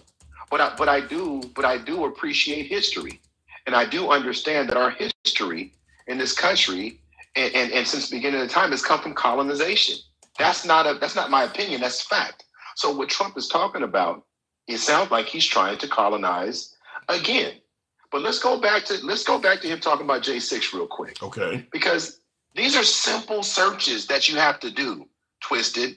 There were people that were arrested, but you got to understand, they had already, sometimes when you're asked to leave and you don't leave, they start rounding up everybody because you've already, once they ask you to leave and you don't leave, you can be arrested. We've seen it before. Right. That's just law, Twisted. So listen. So but here's what happens with people like myself. Here, what I'm hearing from Twisted and others that come on here is you don't want to address the fact that there's this white supremacy component of this, that it is what it is. It's not for us to fix. It is what it is. When you talk about, because for example, he asked where was the information. If you go to justice.gov, not only will you see all the J6 Capitol riot information, you'll see it. They did it every 6 months, Tim. They updated every 6. Oh, you mean updated the case? They did. They updated the cases and who was prosecuted, what they were prosecuted for, what their sentences were, what their pleas were. A lot of people pled guilty, right? And we all saw it. Well, their belief when the guilty pleas is that they were going to be railroaded by the government and they just took the plea to get less time. They don't believe they're guilty at all. Okay, fine. So if that's the case, on the same site, justice.gov, you can find a report on all the riots during the BLM George Floyd protest. The same site shows the same detail. So do they not believe that as well? Oh, they believe it then. They'll believe it then. Right. Coming from the same site with the same data, right, put up by the same agency. So which one is it? And see, that's when we get frustrated, when you want to excuse terrible behavior and leadership because that's your party and that's what you agree with and that's what you want to side with. And I've said it before and I'll say it again. If you want to side with him, you got to own it all. You can't just take the cherry off the top. You got to enjoy the whole Trump sundae. And they try to avoid it by what he says. Ashley Babbitt was no hero. She wasn't doing any of that. Yeah, that's crazy. That's crazy that he would say that. It's a complete lie. And like I told you before, it's sad that she was unalive behind a lie because the whole Stop the Steal was a lie. Again, that's not my opinion. But if you just go read Twisted, listen, everyone acts like you have to be some historian to find out these facts. Someone else in the comments just. Well, the problem is it ain't that they got to be historian. The problem is even if you do the research, they do not believe like anything that came out of the January 6th hearings. They're not going to believe that like you mentioned the .gov website. They don't believe the government is telling you the truth. So the problem is that if you are MAGA, let's say for instance, you're not going to believe anything that comes out of the investigation of what happened on January 6th. You're going to believe that the government's lying to you. So there is nothing they can tell you about any of those folks that went in the Capitol building that you're going to believe because you don't trust the source. That's the problem. So the only sources trusted is the source that they believe in themselves, which is again, if that's the case, that is cult-like behavior. Listen, I don't know why we dance around this. They have to listen. You know when you play musical chairs? Yeah. When the music stops, you got to sit your ass down somewhere. You got to sit down somewhere. And they refuse to even attempt to sit down, and they make excuses for what is right in front of your face. What Trump did today, first of all, if you want to find out where they mentioned Greenland before today, because he didn't run on any of that stuff, by the way. But he had mentioned that during his first term. During his first term, and you know where else they talk about it? Where? Project 2025. Project 2025. Now, Twisted, since you're always talking about, of course, there's 900 pages. I got it up. I look at it all the time. Because every time something comes up, I do a search to see if what he's talking about and what they're talking about is referenced in that documentation, in that document. All you got to do is do a search and you'll find it all. So when you say people are making things up, maybe it's just the fact that you guys just aren't looking hard enough because you don't want to know. Yeah, and that's what that is a lot of it is that if you favor Trump, who's saying that the whole thing was a farce, yeah, they're not going to look it up because they don't believe anything. They're going to believe that Trump is right. All of these folks are wrongfully charged, wrongfully indicted, wrongfully incarcerated. So no matter where you steer them to, they're going to feel you steering them to a site that's, bullshit. It's okay, so here's the thing. So dismiss the site and go to video of people that in their deposition or when they were being interviewed that were J6 insurrectionists, where they said they were there at the behest of Donald Trump. At words out of their mouth, we've seen plenty of video to say that is that not wrong? Is that not right either? Those videos are doctored. It's just sad because I've been trying to track you down for 2 days now. By the way, I was here yesterday. What did I do? I was on that live with you. I was on that live about the Haitian stuff, and you see what I'm talking about? Yeah. They tried to rip into you because they couldn't provide facts, and they were just pulling videos up from all over the place because they can't bring themselves to admit that they're wrong. Yeah, I'll respond to that. Just like with January 6th, I'll respond. That was the Haitian migrants eating pets argument. When it's something that they're short on evidence and they know being short on evidence is making Trump clearly look like he's lying, usually the response is, why are we still talking about that? Right? Because when Trump said the Haitian migrants are eating pets, that's only been about 4 months ago. Something as serious as eating people's animals, why would you not want to keep talking about that and get to the bottom of it? I mean, that's a serious offense. Trump himself, during his administration, made it a felony to harm animals. He only said that about 4 months ago. Why would you want to move past that? Because they know it's not making his image look good. They know there's not a lot of there's not much evidence that people are really eating pets and it's making him look bad. So why are we still talking about that? Why don't we move? Same thing with January 6th. January 6th is not helping Trump's image. Even though Trump keeps bringing it up at every conversation, just like the election of 2020. It's not helping Trump's image. So you often hear, well, why are we still talking about 2020? Because it's not helping him. But Trump is still bringing all of that shit up. He's still bringing it all up. And then the audacity to talk about possibly using military force, possibly. He didn't rule it out when he was talking about Greenland and the Panama Canal. I thought we weren't going to be having any conflicts. And then for anyone to come up, Maggot Reacts did it, I didn't hear Gen X, and Twisted did it. They don't care what happens to them. Both of them said they don't really care how it happens. Yeah. Greenland or Panama Canal.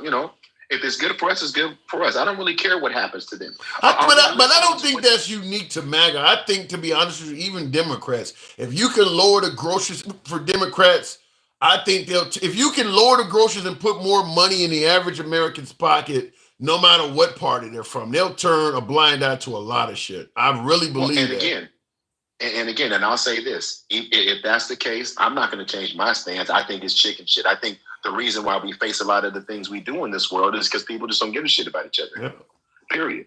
I don't And it's been disagree going with on for a that. long time. I don't disagree with that. But I will say this. I will say this. And you were talking about it earlier. Because the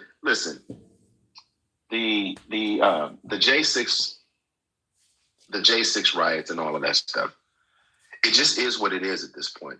But when he continues to, propagate these false narratives to get people riled up, and the very people that, and they're not just satisfied with just voting for him. They want to vote for him and tell us how wrong we are because we don't agree with what we see, what we hear, what we read. You've played 3 clips from that interview on this live. Yeah.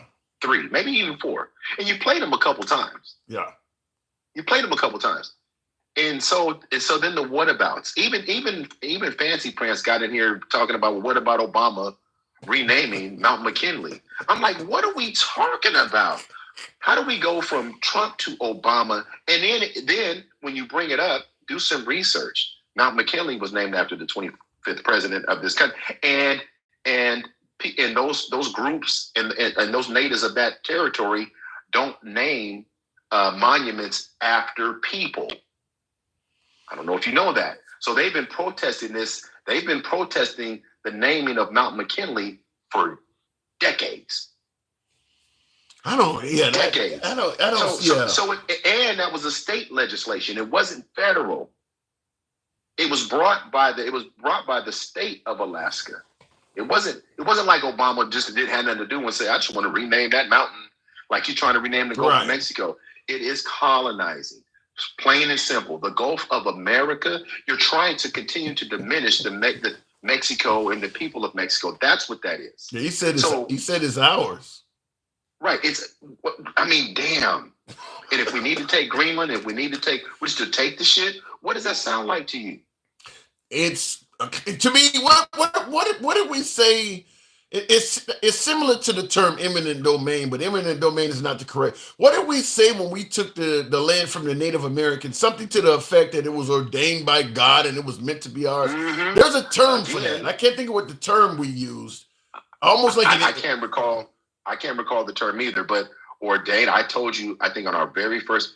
Anytime you can take somebody having a movement or a purpose or a cause, and they do it in the name of Christianity, is the most dangerous thing on the face of the earth. Really, if they do it in the name of manifest destiny, that's what it is. Manifest destiny. Yeah, that's what they basically.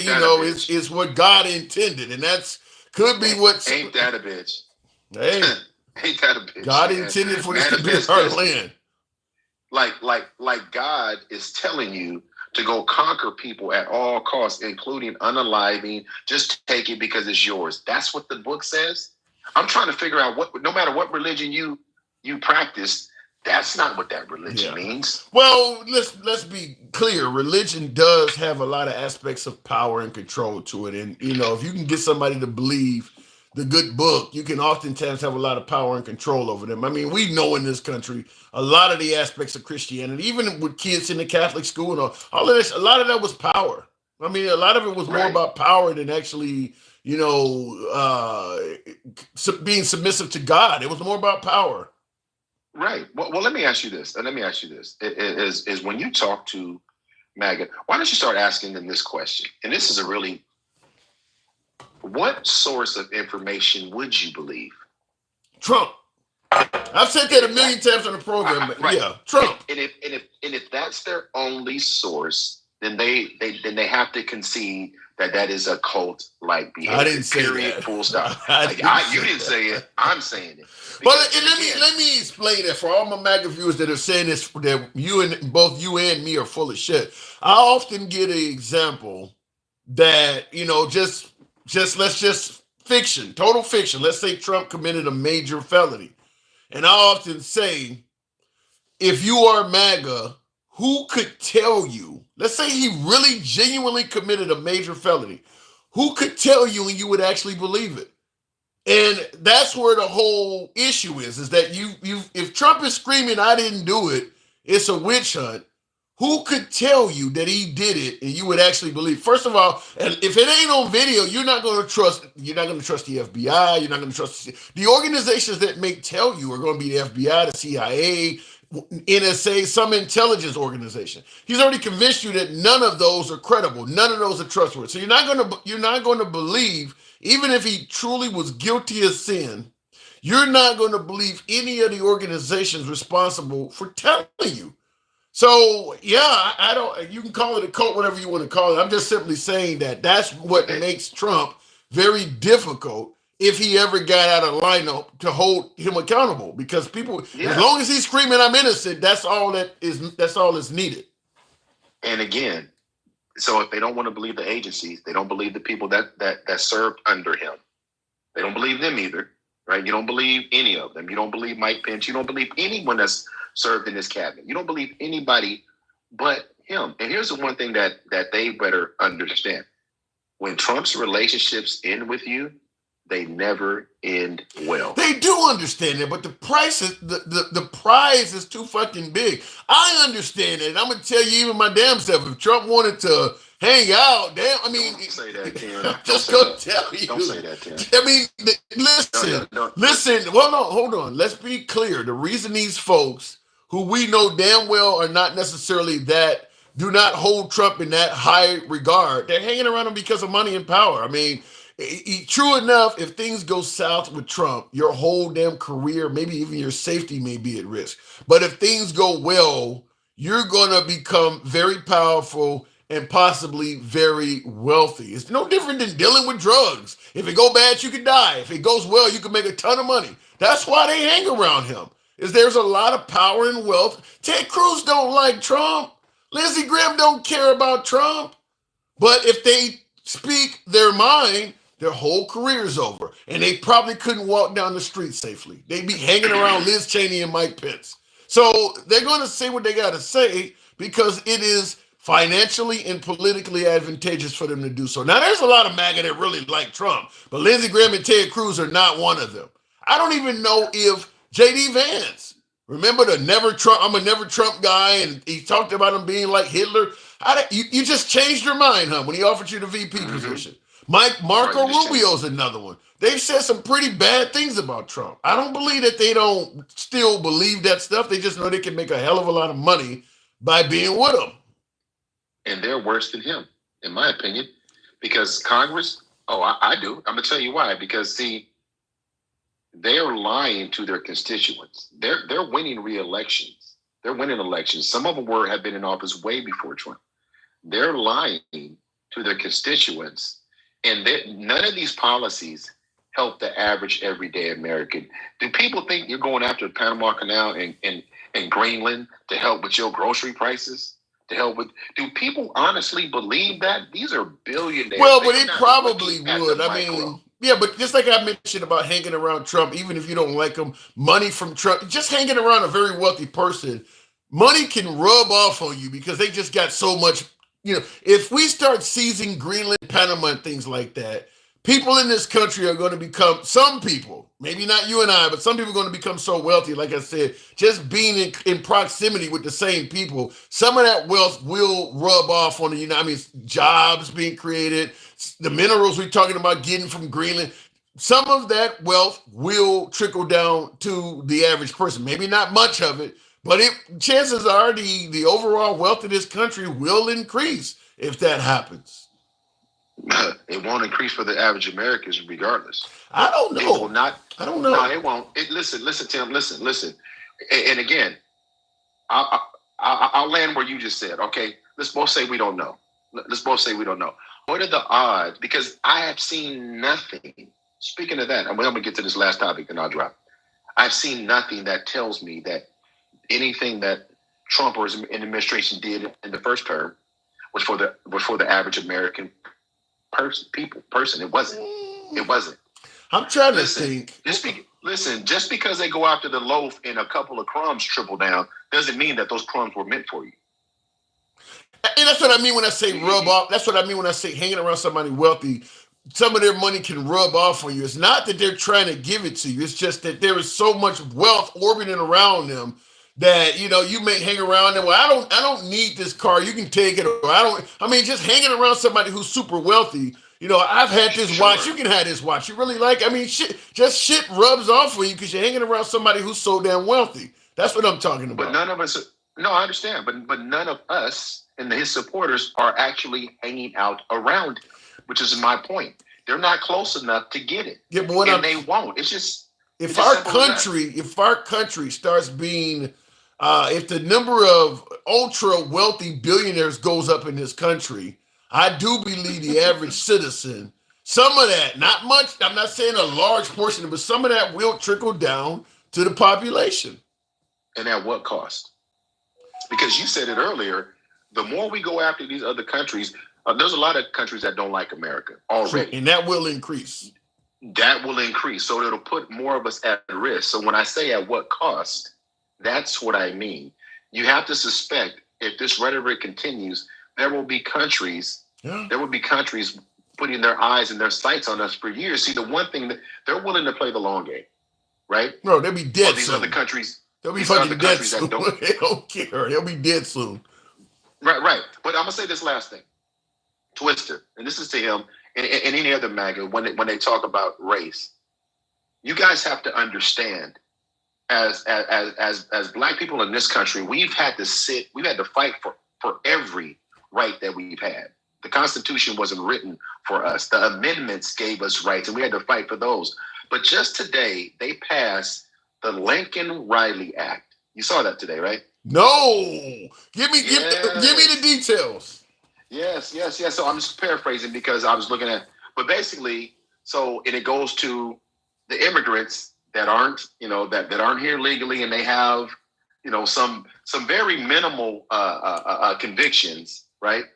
Basically trying to get them out of here. But my point is, every law, every act, every law that's come in this country, for the most part, not all, but the majority, let me say it that way. Okay. Megan's Law, Amber Alert, the Poly-Class Act. They all for white people. Laws, what say it? They all for white people. But when they try to take the George Floyd Act to Congress, what happened? They shot it down.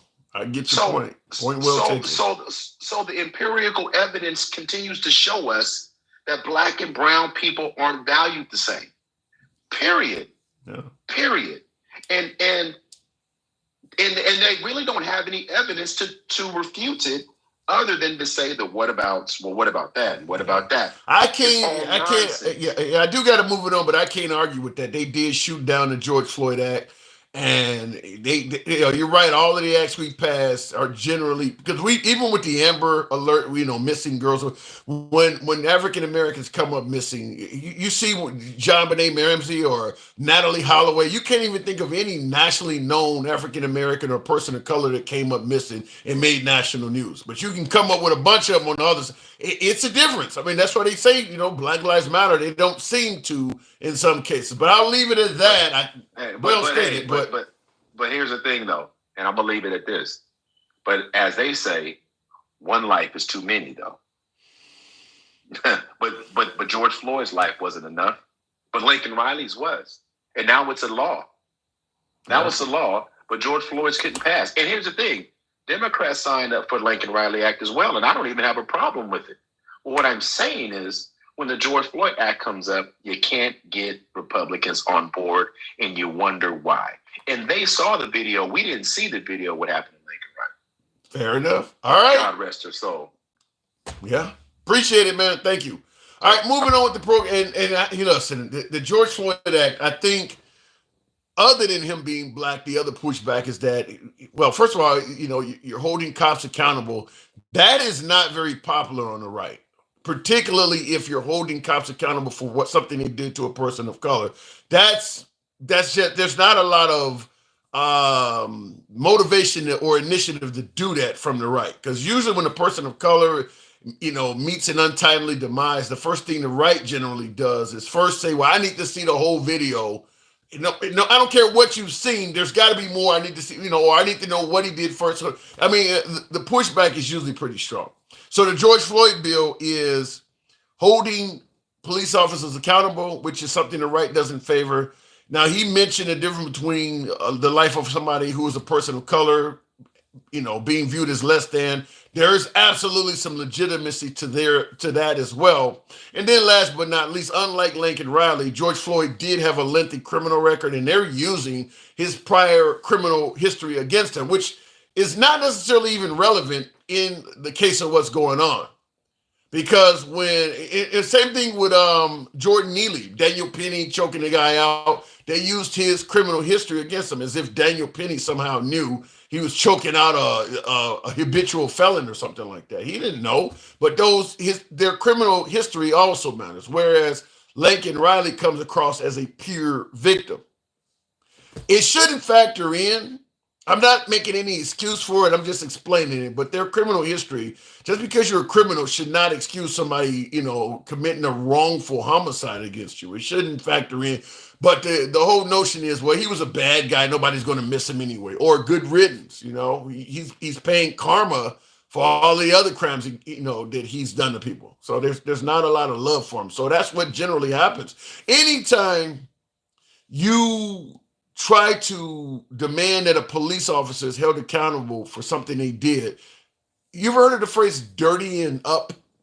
That's the first thing that comes to mind. It's particularly with people of color for some strange reason. Anytime a person of color is claiming something, that they were wronged by a non-person of color, the first thing that happens is people try to dirty that person up. If I'm correct, when Trayvon Martin, and George Zimmerman was not a cop, but if I'm correct, they even was bringing up on Trayvon Martin, who was only like 17. He didn't have much to really, much to criticize. They started bringing up that he was truant from school sometimes. Now, when George Zimmerman is chasing him down, school's not in session, so it's not like he's ditching school. They're bringing up, well, sometimes he misses school.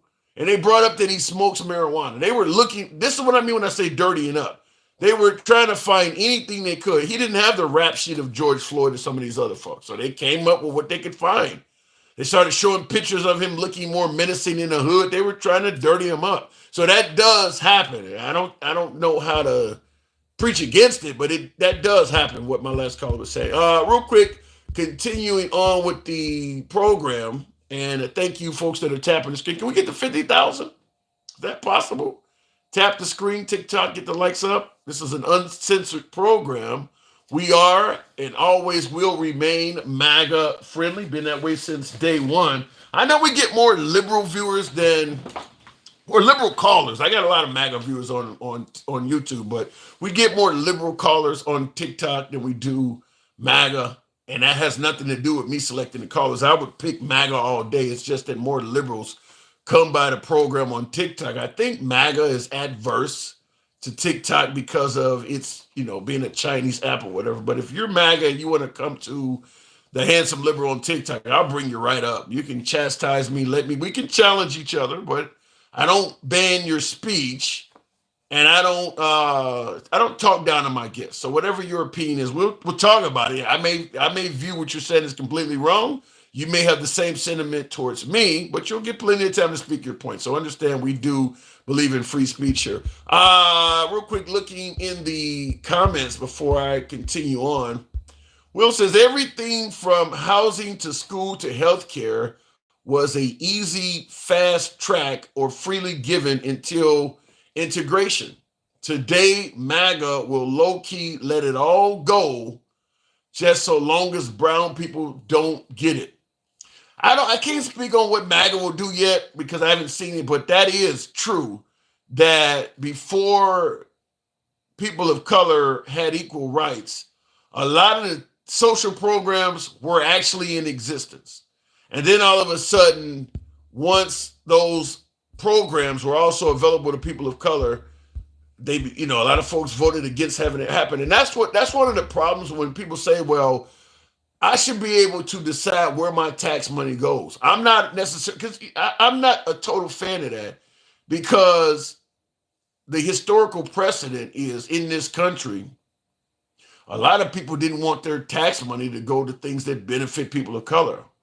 I don't want my tax money to go to schools that ain't in my neighborhood. All my schools got mostly white children in them. Why should my money go across town?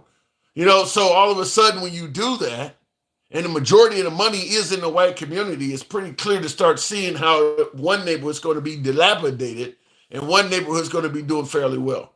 So I'm not a fan of letting citizens decide where their tax money goes, because there are plenty of citizens that will do that. I don't want my tax money going to stuff over there. I don't live over there. I don't hang around over there. Why should my money go over there? Then that neighborhood starts falling apart. I mean, that guarantees a poor neighborhood's going to remain that way because they don't have any money, and the neighborhood that does don't want any of their money going there. That's kind of how our country was ran for a long time. MAGA compares J6 to BLM riots. True. J6ers knowingly stole, destroyed, classified sacred government property, and threatened government officials. BLM and Antifa peacefully protested with police instigation. Well, there's some pushback on that. Okay, you said MAGA compares J6 to BLM riots. That's a fact. But you're saying that people on January 6th knowingly stole, destroyed, classified sacred government property. Well, if you're BLM and you burn a police station down, or you flip over a police car, that is government property. You're kind of doing the same thing. It ain't Nancy Pelosi's desk, but it is government property. It's just city government. So, I mean, BLM did destroy government property as well. And you said, and threatened government officials. Well, if you threaten the cops, you're threatening government officials as well.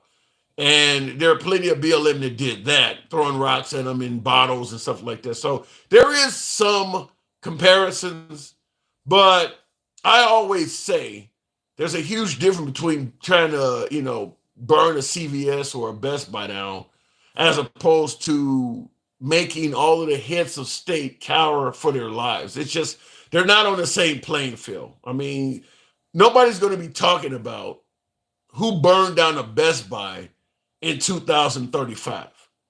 Taking over the Capitol building will still be something that comes up. It's the significance of taking over the Capitol building. Hell, Best Buy may not even be a business in 2035 with Amazon. People might not even know what Best Buy is by then. It might be telling a 20-year-old about Circuit City. They don't know what that is. Or a 30-year-old about Montgomery Ward's. They don't know what that is. But the Capitol building will still fucking be there. And the fact that it was overran will still be big news. So comparing the BLM riots of 2020 to the January 6th issue, that'll be a conversation to mention maybe for another 5 or 6 years. But what happened with BLM in 2020, that will fade away into history. Just like there was a whole lot of riots during the Martin Luther King protests. Most of those riots have kind of faded. I mean, we know about Selma and a couple big ones, but most of that stuff has faded away. But taking over the Capitol building would not. So I tell you, 10, 15 years from now, when people bring up that the Capitol building was overran, bringing up BLM is not going to be relevant anymore, because it'll be a new generation. They won't know nothing about that. So J6 will be in the history books. BLM will not be. Unless you let a Republican write the history books. And then they'll have a couple articles about J6 and they'll have a bunch of pictures of black people throwing stuff at police. Depends on who write the history books. But the protests of 2020 against police brutality, that's not going to be much of an issue 10, 15 years from now, because we've had flare-ups in terms of riots every generation. I mean, the Rodney King beating sparked protests and riots all over the country. You don't hear about that stuff anymore. You hear about the one in LA, but when Rodney King's assailants were found not guilty, they didn't just riot in LA. There were riots all over the country. Nobody talks about that anymore. That doesn't come up. So, like I said, bringing up January 6th and having MAGA counter with the BLM riots, that's an argument that's only going to go on for so long. Soon the BLM riots will fade from history, and the J6 thing will live on. That'll 100 years from now, the Capitol building got overran in the United States. That'll be around for a long time. So it's not going to be a comparison much longer. Looking in the comments, I don't know what I just missed out on. Let me go back to what am I looking at here? Everything from Houston to everything from housing to school and healthcare. Yeah, I did read that. I want to make sure I didn't miss out any. I don't like to miss out on your super chats. Ed says, no one I know talks about J6. I will help. I mean, it says no. I don't know. I can't. Your abbreviations always get me. Ed says no one I know talks about J6. You will help make it a holiday. I kind of covered that earlier. Ed, you says no one you know talks about J6. That's probably because you are indeed a supporter of Trump, and there's nothing wrong with supporting Trump, but you're a supporter of Trump, and you probably associate mostly with people that also support Trump. Most of your news probably is favorable to Trump or right-wing causes, and they're not going to bring up J6 because it makes Trump look bad. Chances are there are more people you know or more news outlets you know that talk about the riots of 2020 with Black Lives Matter. But you're not going to hear a lot about J6 from Fox News or something because it makes them look bad. Like I mentioned, that's what I mentioned earlier. When you start talking about J6 or you start talking about the 2020 election being stolen or you start talking about Haitian migrants eating cats and dogs, most Trump supporters will ask, why are we still talking about that? Why can't we move on? Because it doesn't make him look good. The whole 2020 elections was stolen thing where there's nowhere near enough significant proof. We know Dominion voting machines and the fake there's a lot of things that were just a lot of lies and a lot of folks played guilty. MAGA don't want to talk about that. They don't want to talk about the J6 riots or protests because it doesn't make them look good. So when you say my friends don't talk, they don't talk about it because it doesn't make them look good at all. The liberals are the ones that are going to bring that up. And the Haitian migrants in particular, eating pets. Why wouldn't you want to talk about that? Why wouldn't that be something of serious concern if you have immigrants in this country that are eating people's pets? Why the hell would you want to stop talking about that? Why wouldn't you want to go into that town and save the pets? I mean, the Haitian migrants have not left. So if they're eating people's animals, why wouldn't you be calling for more people to draw attention to this issue and go in there and save these poor animals?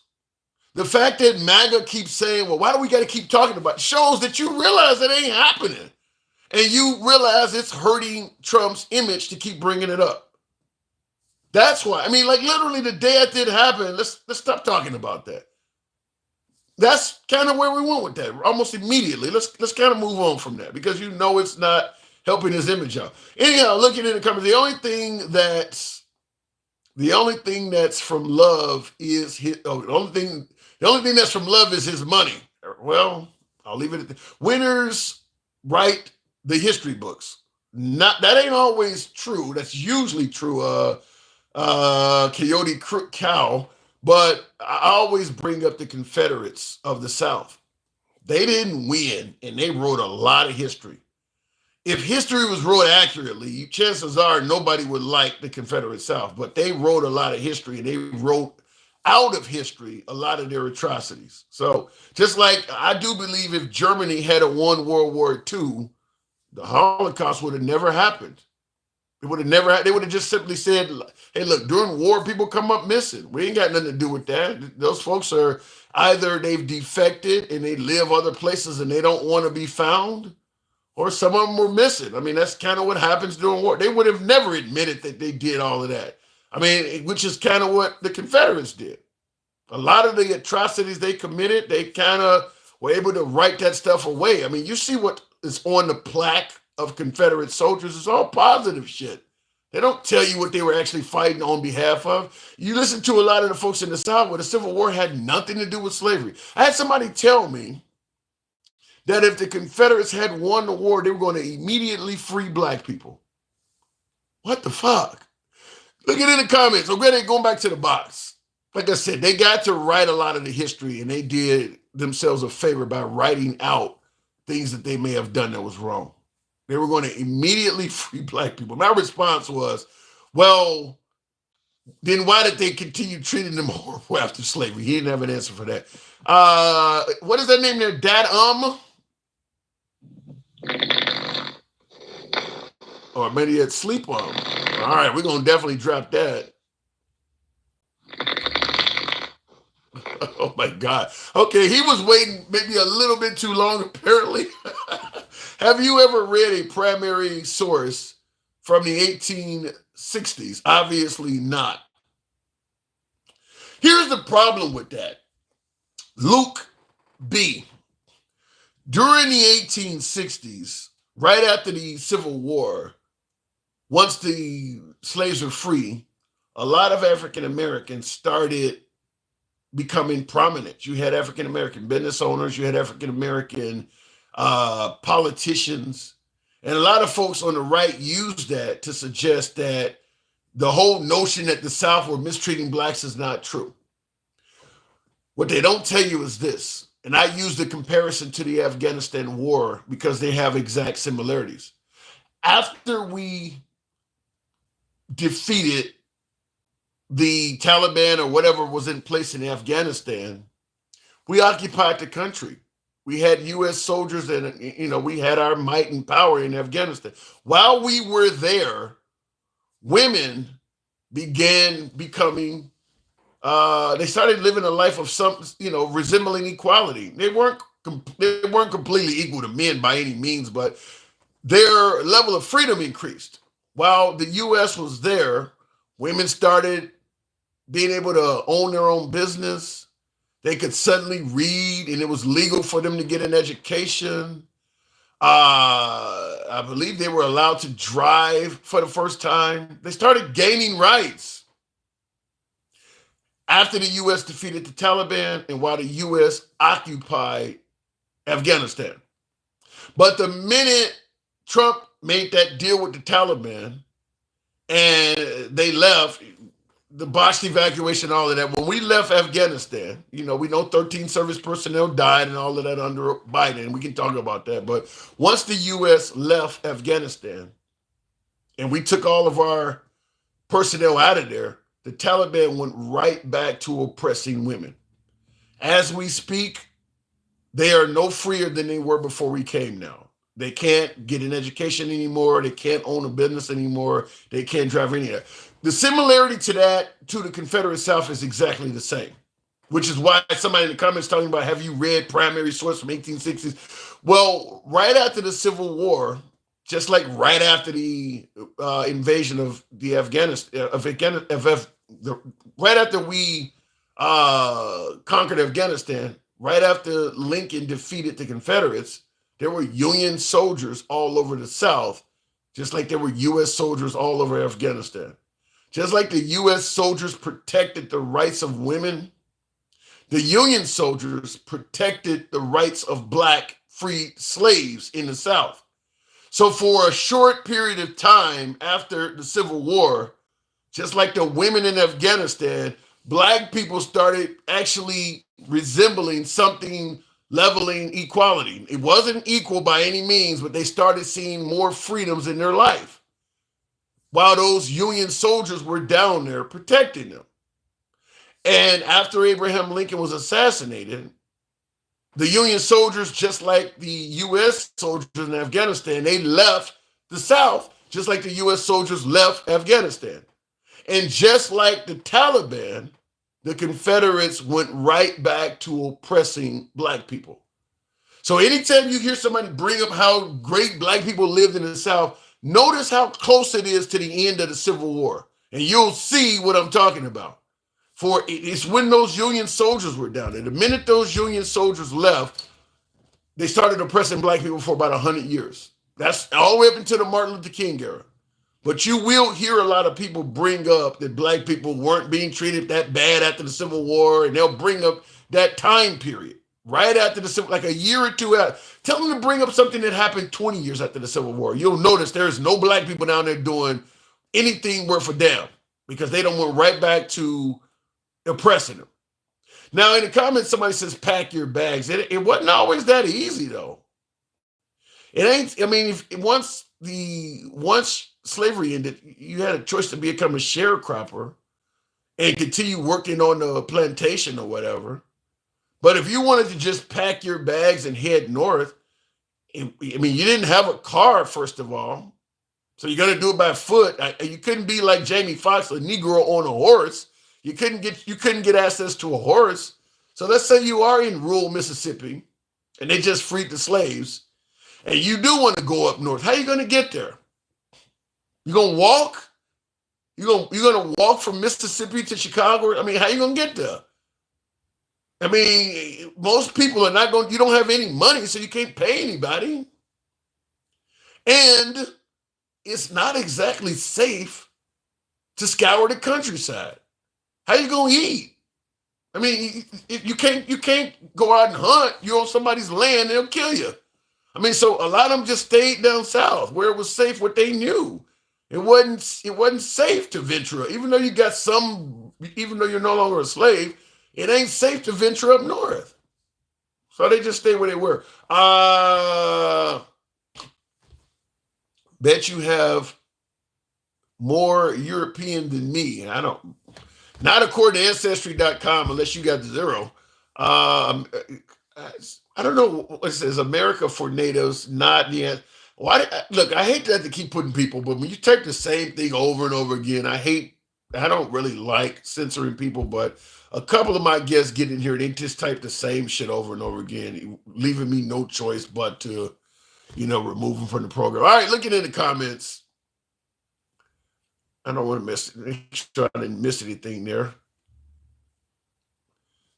Tim, the black workers were chained to industrial equipment in factories in the North. Yikes. I'm just going to simply say, you're going to tell me the North was just as bad as the South? I don't buy it. I'm just telling you that. I'm not saying the North. I'm not saying you can go to the North and be 100% free by any means at all, but the history of the South is worse. It's just period. I mean, there was racism in the North as well, but there was. I mean, like I said, we're talking about slave. Most of the Jim Crow laws and shit like that, they weren't in the North. You did have plenty of racism, but it was a difference between North and South. If those are the only two choices you have, North or South, you're going to go North. I mean, it was kind of like I guess the difference between being in a fire or being in a very warm frying pan that you could kind of survive, but it was very uncomfortable. Real quick, Michael, go invent humanity. I don't know what that means. The Great Compromise of 1876. What was it? What was the Great Compromise of 1876? You can tell me. What nonsense did Trump say? Well, in regards to what nonsense Trump says, we've played the clips. You've heard enough of it. I do appreciate the 40. We didn't get what we wanted to get on the likes, but I do appreciate the 44,000. The Neanderthals never know what humanity is. Why do you guys keep this same person, Kamala Harris or whatever? Listen, you've mentioned the Neanderthals about 100 times during the live. Okay, your point is whatever it is has been made, but typing the same thing over and over again. In the comments, Lincoln even said if he could keep the Union together. Yeah, he did say that. He said if I could end a civil war without freeing a slave, I would do it. If I could end a civil war by freeing every slave. He made it clear, I really don't care about slavery. I just want the Civil War to end. That was his. Now he gets credit for ending slavery, but he did make it clear he really didn't care about slavery. He cared about maintaining the country as a whole. He only chose to liberate blacks because he felt it would be advantageous to end the Civil War. So, but I always say anytime somebody brings that up, if I need help and you provide it, I don't care if you like me or not. If you came during my most desperate time and offered me help, the fact that you don't like me is not necessarily relevant. You saved me. And that's, I mean, at the end of the day, nobody else did what he did. He freed African Americans. So I'm going to give him credit. I mean, like I said, we weren't exactly free after slavery, but it definitely was the beginning of a step up. So the fact that he didn't really want to do it, true, but he did it. So he deserves credit for it. They don't care about the struggle, just succeed. I don't quite know what you're saying there. There are multiple matches for famous black slave owners in America, including Anthony Johnson, William Elson, and I'll just tell you this in regards to bringing up stuff like that. Counterpoint, all white people weren't bad. Blacks owned slaves too, or blacks sold blacks into slavery. Why didn't they discuss that more in the history books? You know why? In my opinion, I believe it is. If you're going around telling people that only white people have the knowledge to be in positions of leadership, that black people are incapable of being in managerial positions and things like that, then you can't even tell people that there are some black slave owners out there that are successfully running a business and a farm, because it goes against the narrative that they're incapable of running a business. I really believe that has a lot to do with it. They couldn't tell you the truth because their narrative made it sound like blacks were one step above chimpanzees and didn't know what the hell they were doing. So yeah, you got some successful men out north or out east that's doing it pretty good, but I can't even tell you about them because I don't convince my audience that they all suck. They don't have the brain power. So there you go. I was talking about pack your bags thing. All right, Ray. Just because you didn't get a proper education, it doesn't mean you're allowed to lie about history, my man. Luke, it would help if you would actually type in something of value. Then, I mean, okay, you don't agree with my take on history. Provide an alternative that makes more sense. That would help the program out. You can criticize me, I can criticize you, but you're not adding anything to the forum. And I'm reading your comments, by the way. I'm not running from your comments. If your criticism is valid, I'll read that too, but you're not adding anything. You're just telling me you don't agree with what I'm saying. That doesn't add anything. Assholes come in all shades and colors. That's true, Denise. That is true. Cherokee Indians owned slaves too.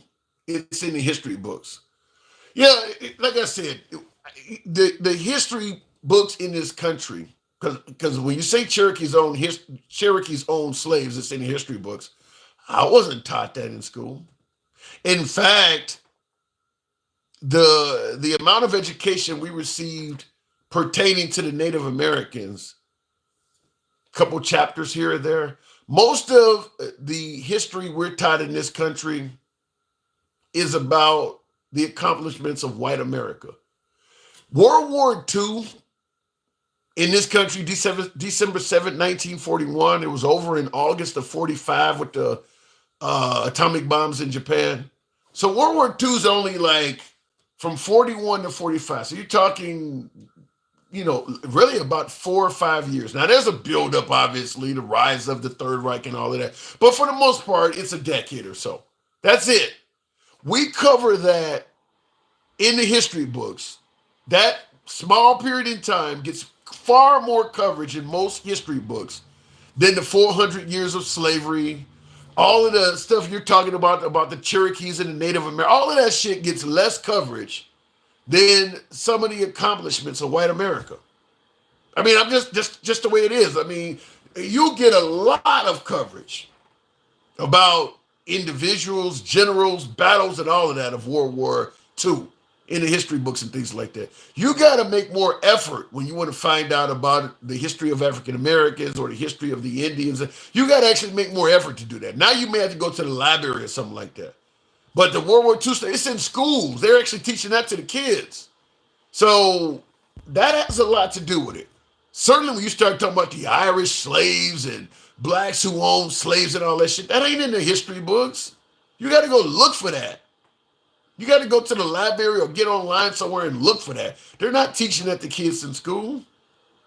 So definitely the way our history was taught in this country was deliberately and intentionally meant to be misleading. Like I always say, it was taught from a perspective of American exceptionalism as opposed to actual fact. It wasn't taught that way. And I think they're still doing that. I think they're still trying to do that. Uh Shane says now I need a whole holiday month. I guess you're talking about Black History Month. Oh, but I mean, I don't know what. Listen, it ain't like nobody gets any days off work paid on Black History Month. Okay, at best, it's a commemoration. Ain't nobody getting shit on Black History Month. Whole holiday my ass. I gotta work every day, every weekday in February. I gotta go to work. I don't get shit for Black History Month. I get to watch a few black movies on TV. I'm long out of school, and I don't get anything for Black History Month. You can have that month anytime you want it. If you want a month where you just sit around and commemorate white people, go for it. I don't get nothing out of that. So don't be stuck on what you were taught. Go learn it. Yeah, but that don't mean just because I wasn't taught it and you're recommending I learn it, Draco, that doesn't mean I don't get to criticize the fact that they're deliberately not teaching it. I mean, you got Florida, what was it, last year or 2023? It became a big issue that they were trying to teach kids in school down there that there were benefits to being a slave. They just were doing that a year or two ago. And it became a major concern. Like, why are you teaching kids that slaves, there were benefits to being a slave? Well, they learned a trade or they learned some kind. That's fucking useless. I don't care what a slave learned. You can't make any money off of it. Nobody's going to hire you and pay you anything to do that. Okay, you learned how to make wagon wheels, or you learned how to be a blacksmith, okay, but you still got to do what you learned on command for free. That's not a benefit. And they were putting that in books, trying to teach kids that there was benefits to being a slave. What good is a skill if you can't do anything for this skill to benefit yourself? And you have to use this skill anytime you're ordered by someone else for their benefit or face violence. That's not a benefit. Ed says, LOL, you think we helped Afghan by unaliving millions and imposing our values? Their women didn't even agree with it because it goes against their religion. Now, I can tell you right off the bat, there are plenty of women that did agree with it. There's plenty of women that would agree with being able to choose their own husband or being able to own a business or drive if they wanted to. They don't agree with it because they're scared that if they don't agree with it, somebody's going to hurt them. I guarantee you, there's plenty of women that would agree with it because they were utilizing it. They were women that were starting to get educated and drive. They were utilizing it. So I disagree with you on that. You're going to tell me people don't want to be free? They're scared to fight for freedom, but they would love to be liberated. Okay, I think I read all the. Why do you think Trump wants to get rid of the Federal Department of Education? Could be like what some of my other viewers said. I don't know for sure. He's claiming it's wasteful, but it wouldn't surprise me if it was because of what I talked about earlier. I don't want my money going to help people that I don't choose. I want my money to go to, I want my money to go to schools that I favor. I don't want my money. I believe it's something of that nature. I do believe if the Department of Education is disbanded, you're going to see certain groups of people have schools and facilities that are even more dilapidated than they are now. If you return a lot of this stuff to the private sector, people are not going to share with each other. I mean, the only way poor people are going to get access to any civil services in this country is people who are going to have to share with them. And a lot of times the haves do not want to share with the have-nots. The only way to make it work is you have to have federal intervention or at least state or government intervention to some sort where you collect tax money and that money helps those people out. If you leave it up to the haves to voluntarily help the have-nots, you're going to have some really poor have-nots. Few of them are okay. Well, few of them are willing to donate a little bit. You can get a little bit of relief from the church, but it won't be anywhere near enough. We tried that in America before welfare and things like that. And you can look at how the have-nots lived as a perfect example of how bad it is. The haves ain't gonna share. They're not gonna share.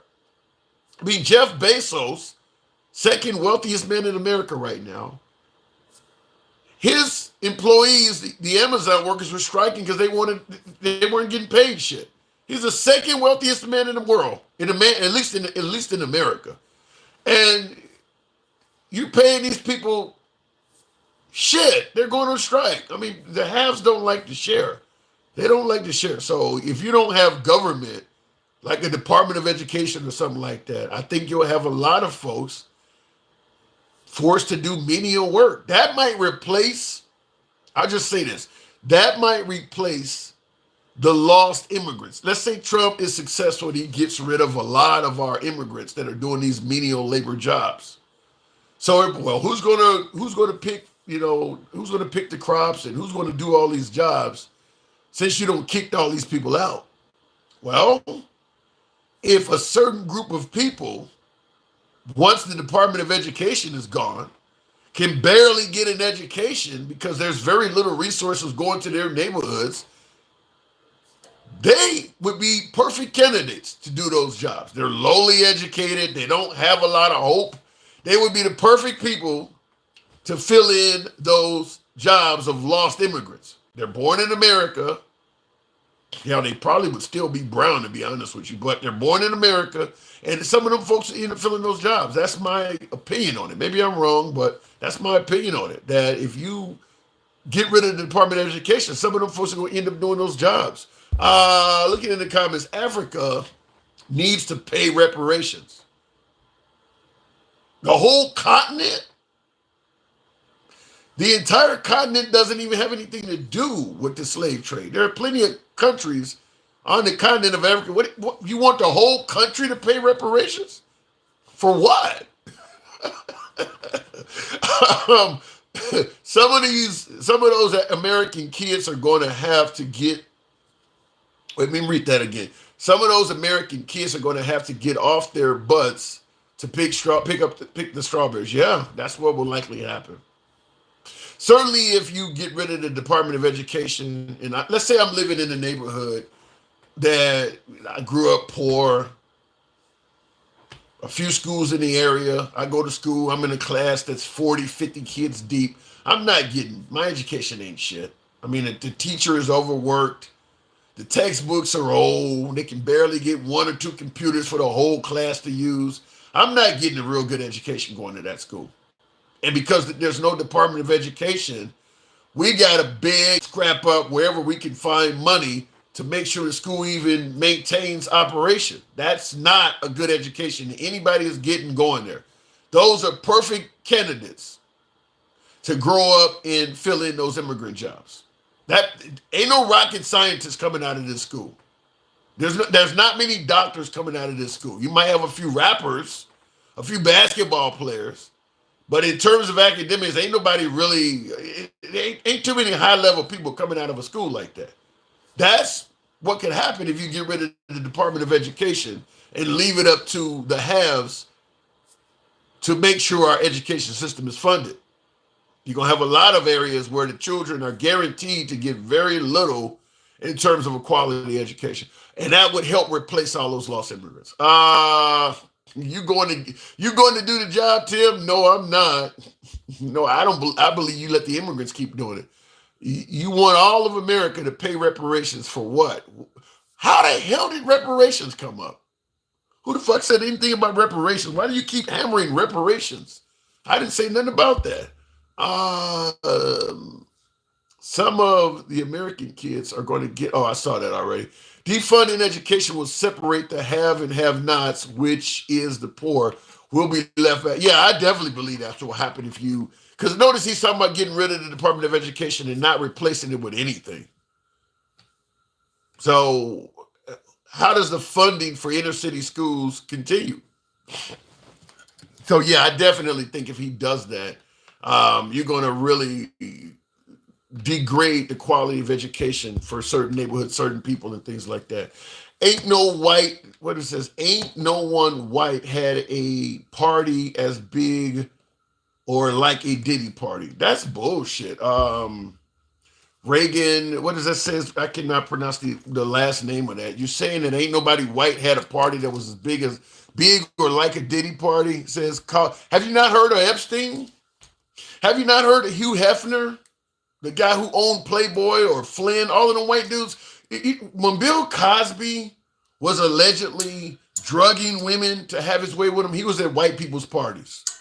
He was hanging around Hugh Hefner and shit like that. In fact, he testified. That's who taught him how to use Quaaludes to drug up women. There are plenty of white parties that have been equivalent to Diddy. We just keep in mind, this is going to sound racial, but this is a free speech program. You can criticize me like people are doing in the comments.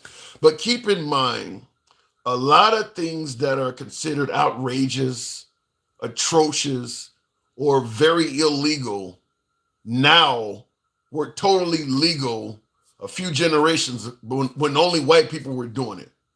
I mean, I'm talking about everything from taking lives to, sexual exploits of people against their will. A lot of things used to be, you could get away with doing them in this country until we now have equality.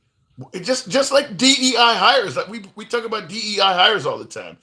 That was the American way until people of color started benefiting from it, and now it's a problem. I mean, you could do quite a bit in this country. You could, I mean, have you seen the movie Mississippi Burning? I mean, you could do quite a bit of bad things in this country and not face justice for it. All of a sudden, P. Diddy's throwing a party, and oh my God, that's terrible. You think this is the first time that kind of shit has happened? Really? I'll give you a perfect example. Imagine if you could buy women. Imagine if you could. P. Diddy had a ton of money, but currently in America, you cannot legally buy somebody. Think back to the time when you could actually buy women. You don't think no P. Diddy parties happened back then? You don't think some wealthy slave owner was buying girls and it had nothing to do with picking cotton? No chance that happened at all, huh? No white parties like P. Diddy. Get the fuck out of here. You don't think that was happening? I mean, you could literally make a P. Diddy party. You could call every slave you got out of the field and make them all perform right in front of you. They couldn't say no. They didn't have a right to say no to that. There's plenty of P. Diddy parties happening back then. It just was legal. It was just legal. I mean, what do you think? How do you think slaves were breeded? I mean, how do you think that happened? Nobody's consenting to that. They don't have a right to consent or turn it down. You bring it. You call in a fertile female from the field, and you call in a fertile male from the field, or you do it yourself if you're really excited. She don't have a right to refuse that. You can do that as many times as you want. She don't have to be 18. She don't have to be 15. She just has to be somebody you're interested in. No P. Diddy parties, huh? Okay. Somebody told me I didn't know history. Okay. You realize how many kids were getting banged and shit back then? We don't hear anything about those high-end retail CEOs getting caught up trafficking. Yeah, there's plenty of P. Diddy parties going on. That's crazy. Matt Gaetz was at P. Diddy parties. It just wasn't hosted by P. Diddy. Matt Gaetz is a perfect example of somebody that was hanging around P. Diddy parties. They just didn't call them P. Diddy parties. A big, strong male would be required to breed multiple women. Yeah, unless the master himself wanted the woman. You got to keep in mind, anywhere men, and I'm not just talking about white guys, any color, any culture, anywhere where men have total control, rape kind of happens. That just kind of goes along with it. I mean, anywhere where men have total control without any accountability, you can be guaranteed there's some raping going on there. Guaranteed. And in the world of the slave trade, that's exactly what was happening. You had men who had zero accountability. When you purchased a female slave and you took her home to your plantation, it wasn't like animal control or somebody came to make sure she was all right. Nobody ever questioned how she was doing for the rest of her life. Nobody ever showed up and asked you to, how is she doing? Can we do a health check? Nobody ever asked to show. You could do whatever you wanted with that person. Period. Guaranteed. Lots of people were being assaulted back then. And then you gotta assume what the cost required to be a slave owner. Only 1% of whites owned slaves. It wasn't easy to do that. So you had to be a wealthier white person to own slaves. Chances are that means they were older. You generally develop wealth as you get older. You get to be my age and you got access to a bunch of 17, 18-year-olds, or maybe even 13 or 14-year-olds, whatever you find attractive. You can do whatever you want. Your wife or your spouse is probably somewhere around your age. She's getting older. She don't look as good as she did in her 20s. These folks in the field got perfect fit bodies. That's all they do is work out all day for you. They are perfectly fit. You're going to tell me the only difference between them and your wife is they're brown. But body-wise, they look like models. Your wife may have gotten fat and things like that as old age has kicked in. They look like models. They're all young and fit. You're going to tell me none of these slave owners pulled any of them to the side and had their way with them? Only white people, only black people went to P. Diddy parties. All right. LOL, they probably had P. Diddy parties on steroids. And yeah, I'm telling you, it was wow. I'm sure that was wow. Like I say, anywhere men can act with impunity, without any accountability, rape is kind of going to come with any military that takes over an area, and if their superiors don't demand that they behave like gentlemen, that's what's going to happen. You don't took out all of the male opposition in a village and ain't nothing remaining but women and children. If your leadership doesn't tell you to behave, you can be guaranteed soldiers are going to be doing that to women all throughout that area. I mean, that's just anywhere men go and there's no accountability, rape is going to kind of follow with them. Mike Jeffries, it's a bunch of them. It's a bunch of them. Mowgli says, tell it. Yeah, a lot of folks don't like to hear it, but Crombie and Fitch, yeah, that was a gay thing with Crombie and Fitch. That was happening too, but that was a boy on boy thing. American soldiers better not. They already did in Vietnam. I also read Bill O'Reilly. I've read all of Bill O'Reilly's books, the Killing series. He writes some pretty good books. I've read them all. He has one called Killing Patton. And he even talks about how American soldiers did that. Went in essentially raped a bunch of women. And I think it was either Eisenhower or Patton. They chose, as opposed to bringing down morale, they chose not to punish any of them. A lot of USGIs did that in World War II to some of those places that they defeated. They also did. Like I say, anywhere where men ain't held accountable, they gonna do that shit. I mean, you may have heard of the raping of Nanking, where the Japanese went into China and just hundreds of women. I mean, it just happens. It's what's going to happen. They did that in the Philippines. So yeah, you're saying that American soldiers did it in the Philippines. Yeah, it happens. It definitely happens. If you don't hold men accountable and you let them have full control over a bunch of women, some of them women are going to get it. And like I said, in the era of slavery, you could literally buy people and own them from cradle to grave. Like, even if you tell somebody what I did to you, it ain't going nowhere. I mean, that's how bad it is. You can go tell whoever you want about what happened to you, and they gonna bring you right back to me by law. I own you. I mean, it was that bad. Luke, you need to check your facts. Luke is the one in the comments criticizing me. You said Luke needs to check his facts. You're just describing how you would behave if you were a soldier. You're not describing anything historical or accurately. Luke, you do need to check your facts. I guess if you're saying that, he's saying that I'm just describing how I would behave if I was a soldier, and I'm not describing anything historical or accurately. I think you could just probably type in a search such as, U.S. soldiers in rape or something like that, or World War II. There's tons of stories on it. Yeah, you sound like you definitely ain't read a history book to make a statement like that. I think that that's pretty well documented that that happened. Yeah, I'm surprised you would counter with that. You don't think that any American soldiers did that? I'm not even getting to the point of going in Vietnam and setting villages and shit on fire. I'm just talking about taking somebody's sexual innocence. I mean, we were murdering people that didn't deserve it. You really don't believe that happened, huh? You think I'm just making that up and got all my facts mishandled, huh? Really? All right. I really think that it wouldn't take much for you to look that up. But if you'd rather talk about the Great Compromise of 1876 or something like that, go for it. But the fact that you don't believe that happened and you're in the comments criticizing other people, yeah, whatever. Luke, I know plenty of women who is afraid and who also have been assaulted in the military. Yeah, apparently it happens in the military too, but certainly if you just defeated a town that was against you. I mean, you don't went through a town. You've been taking fire or whatever from a small village or whatever, and you finally defeated all of the people in that. You don't defeated all the male opposition in that town. Oh yeah, people get plenty of get back. I mean, and there are cases where military superiors, just to improve morale, let the soldiers have their way with the women.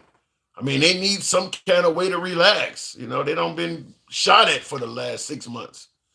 Let them have a little fun. I mean, there's people that believe that. So yeah.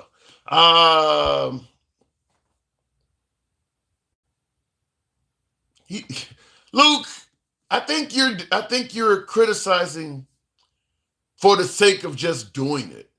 Because you state that I would never claim that soldiers. I don't like. I think you're just being critical for the sake of doing it. So I'll leave it. I'll leave that alone. You're making all. Yeah. You're just being critical for the sake of doing it. Like I said, I don't mind you being critical. I don't mind you being critical. I read a bunch of your comments, but I think you're just doing it at this point for the sake of doing it. I think I want to make sure I got every comment there. American soldiers in Korea, Vietnam, and World War II. So yeah, just about every conflict we're involved in, there's people that do that. But you do hope that the superiors don't just let it happen, so that other soldiers know that if you get caught doing this, you're going to get court-martialed, you can be held accountable, you can go to jail. But if you just let them roam free, yeah, it's going to be crazy. It's going to be crazy. It's going to happen.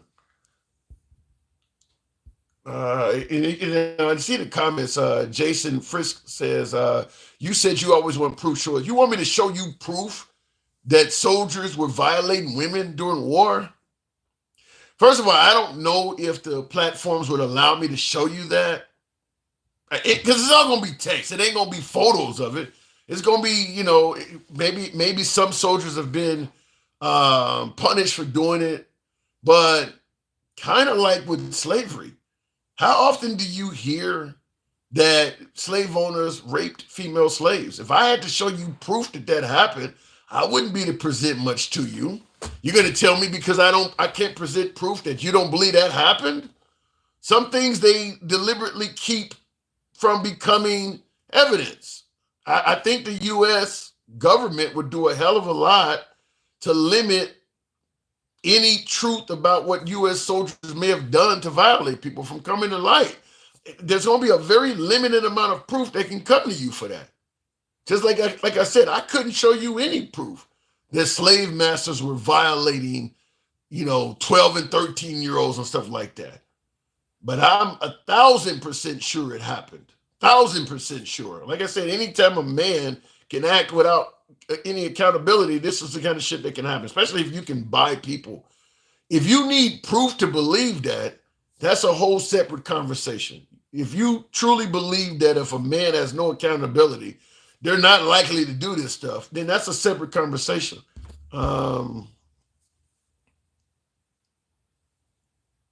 Luke don't want to think about his ancestors raping black women, his precious ears. Yeah, it could be some of that. I mean, where do you think all the light-skinned women came from during that era? I mean, that's a perfect example. Where do you think they all came from? If you're breeding slaves, they shouldn't be coming out light skinned. So clearly something else is happening.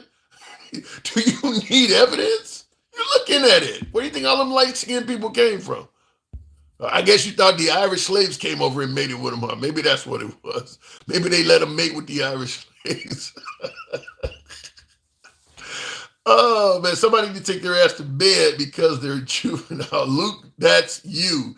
Yeah, Talisha, like I said, some people, this is also, too, why history can be told inaccurately.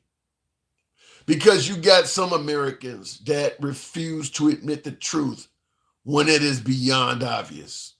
I mean, like for instance, what he is talking about. Well, I don't believe it.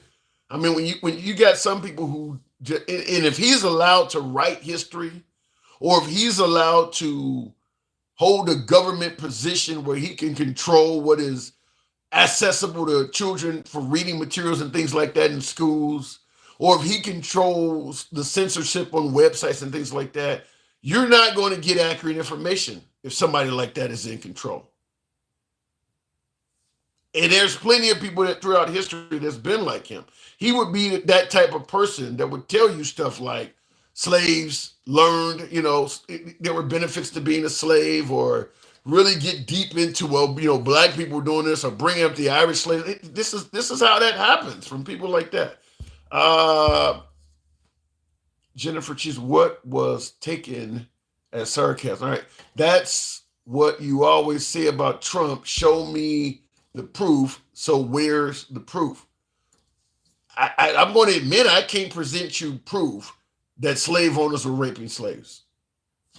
There's no way I can show you proof of that, other than showing you a bunch of folks like Lena Horne and all these light folks that came from back in that era that were light skinned.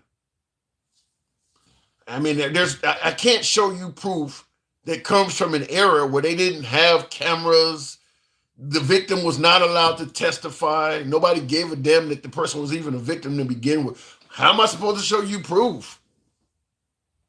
I had somebody tell me something similar where they told me that the Atlantic slave trade was a lie. And they told me the same thing you said. Show me proof. Show me the manifest that there were ships coming from Africa over here. Show me where all the ships at. I had somebody ask me that. You're lying. They didn't have. He said they believed that most of the slaves came up through Mexico, but there was no Atlantic slave trade. Now, oddly enough, politically, most of the people that talk like this lean right. I don't know why, but most of the people who push back against history, particularly history of African Americans, they tend to lean right politically. I do not know why that is, but he started telling me, show me the manifest. I don't believe it. Where did all the ships go? And he started asking questions like, you realize that the slave owners, their families did everything they could to hide the fact that their ancestors owned slaves? They don't go, show me all of the families that own slaves. None of them. They don't want you to know that shit. So when you start with show me the manifest, they got rid of all of that stuff. He wanted me to show him the manifest and all of that of all the slaves that was brought over here. They didn't want that to be known. My black fiance brought her white fiance a Trump pin for Christmas that says typical Trump stuff. Does that make me part of the problem? I don't think voting for Trump makes you a problem at all. I don't care what color you are, even if you're black. There's legitimate reasons to vote for Trump. Economy, maybe you don't like the way Biden was portrayed on the world stage. Maybe you don't like the way, the fact that Biden is old and he looks old compared to Trump. There's a lot of legitimate reasons to pick Trump as a president over Biden, even if you're black. But that don't mean you ignore history and all this other shit. But no, you're not a problem if you vote for Trump. You just have a different political opinion than other people. I don't have a problem. Why do you think I say I'm MAGA friendly? I don't see everything about Trump as awful. I think some of the things he say are deliberately intended to trigger anger and controversy, but that's what he wants. That's what he gets. He would probably believe in the Bible, but we can only base the stories on what's yeah, you want to talk about showing some proof of something. Most of the stuff in the Bible, there's no way to prove that stuff. People living to be hundreds of years old and turning into piles of salt and all of that. Yeah, there's no way to prove any of the overwhelming majority of that stuff. There's no way to prove any of that stuff. What does that says here? No, Tim, you are wrong. I do believe slaves were. I'm not talking. I don't know if I'm necessarily talking just you, Jason, but you says you're wrong. I do believe slaves were raped, but you, the proof monger. That's why I'm saying this to prove a point. Well, it's a big difference, though. When I tell you I can't prove Trump, I mean, I can't prove that slaves were raped during an era when they didn't have video cameras and they didn't even take video testimony at all, versus somebody during the Trump era saying something and saying they can't prove it. When iPhones are everywhere, there's all types of documentation and paperwork. Big difference. You're going to treat me the same talking about something that happened in the 17 or 1800s versus somebody talking about something now. Apples and oranges. Apples and oranges. You're talking about an era where everybody has a voice. There's a lot more equality and things like that. No, there's a whole lot of things that were deliberately put in place in America to guarantee you couldn't prove things back in the 17 and 1800s. That stuff, most of that, none of that stuff exists now. So no, that's why the proof theory or the proof setup is different. Mowgli says, read incidents in the life of a slave girl by a mulatto girl. And even that could be reduced to, well, that's just word of mouth. That's not exactly proof. That's somebody saying that this happened or whatever. And they would say that. I mean, there's no way to prove it. There is no way to prove it. There's not going to be any video. I can't show where it was convicted in a court of law by a jury because a woman being raped in the 1800s didn't even get the benefit of a trial. They didn't even try to pursue the rapist. So there's not going to be any way to prove it. The only thing I can ever be able to give you is word of mouth, because any actual proof would have been discarded. Even by the government, they wouldn't have taken this. There's no way to, I mean, the government was actively working to squelch proof. If you wrote it in a history book, they would make it so nobody could read the book. I mean, there's no way you're going to, I mean, you got the whole government working to prevent you from leaving proof behind. Some white people are just off. Shaking my head, says Will. Yeah. I mean, I understand his point, though, because I do often ask for proof of what I'm talking about. But when I'm asking for proof, there are not all of these mechanisms in place to prevent the proof from being provided. Perfect example. Trump says that it was Nancy Pelosi's job on January 6th to provide the National Guard. I said, if that is the case, Trump had to tell his assistant to set that up with either Nancy Pelosi or Nancy Pelosi's assistant. I need, we're having a protest. We need 600 guardsmen. We're going to need 20 Humvees, whatever, equipment, whatever you need. There's a record of that. There's going to be an email exchange, or there's going to be signature. You got to sign off on that. That's asking for proof for something like that took place in 2021 is a big difference than asking for proof that a slave was victimized in the late 1700s when slaves had no rights. Big difference. But I understand what he's trying to do. He's trying to say, well, you want proof, so, I get it, but yeah, that apples, I mean, I don't even know if it's apples and oranges. It's more like apples and something else that's not even a fruit. Look up the scramble for Africa in 1885 and then tell me if Africa owes reparations. Why would it? I don't even know why that would even be a topic. Who would Africa pay reparations to? Africa sent a lot of manpower to America. And America didn't send anything back to Africa. Why would Africa owe anybody reparations? They gave up a lot of their manpower. Some might say that if the slave trade didn't happen, Africa would be further along development-wise. They gave up a lot of their manpower, And we know that manpower came to America and did a lot in building this nation, from railroads to farms and all of that. Even the White House was built by slaves. If them folks had stayed in their own countries on Africa, that country could have been further ahead. Why would they owe reparations? I'd have to know why. Baby shark in the face, ZZ. Blacks are too damn humble considering what happened. Lack of education on some of that, Stanley. One of the things I push back on is the fact that blacks have adopted Christianity so well. When the I want to say colonists, or when the Europeans came to America and they had a beef against the British, they started chopping off all sorts of traditions of the British. That's why we still to this day do not drink tea like they do as often. We don't idolize the Queen like they do.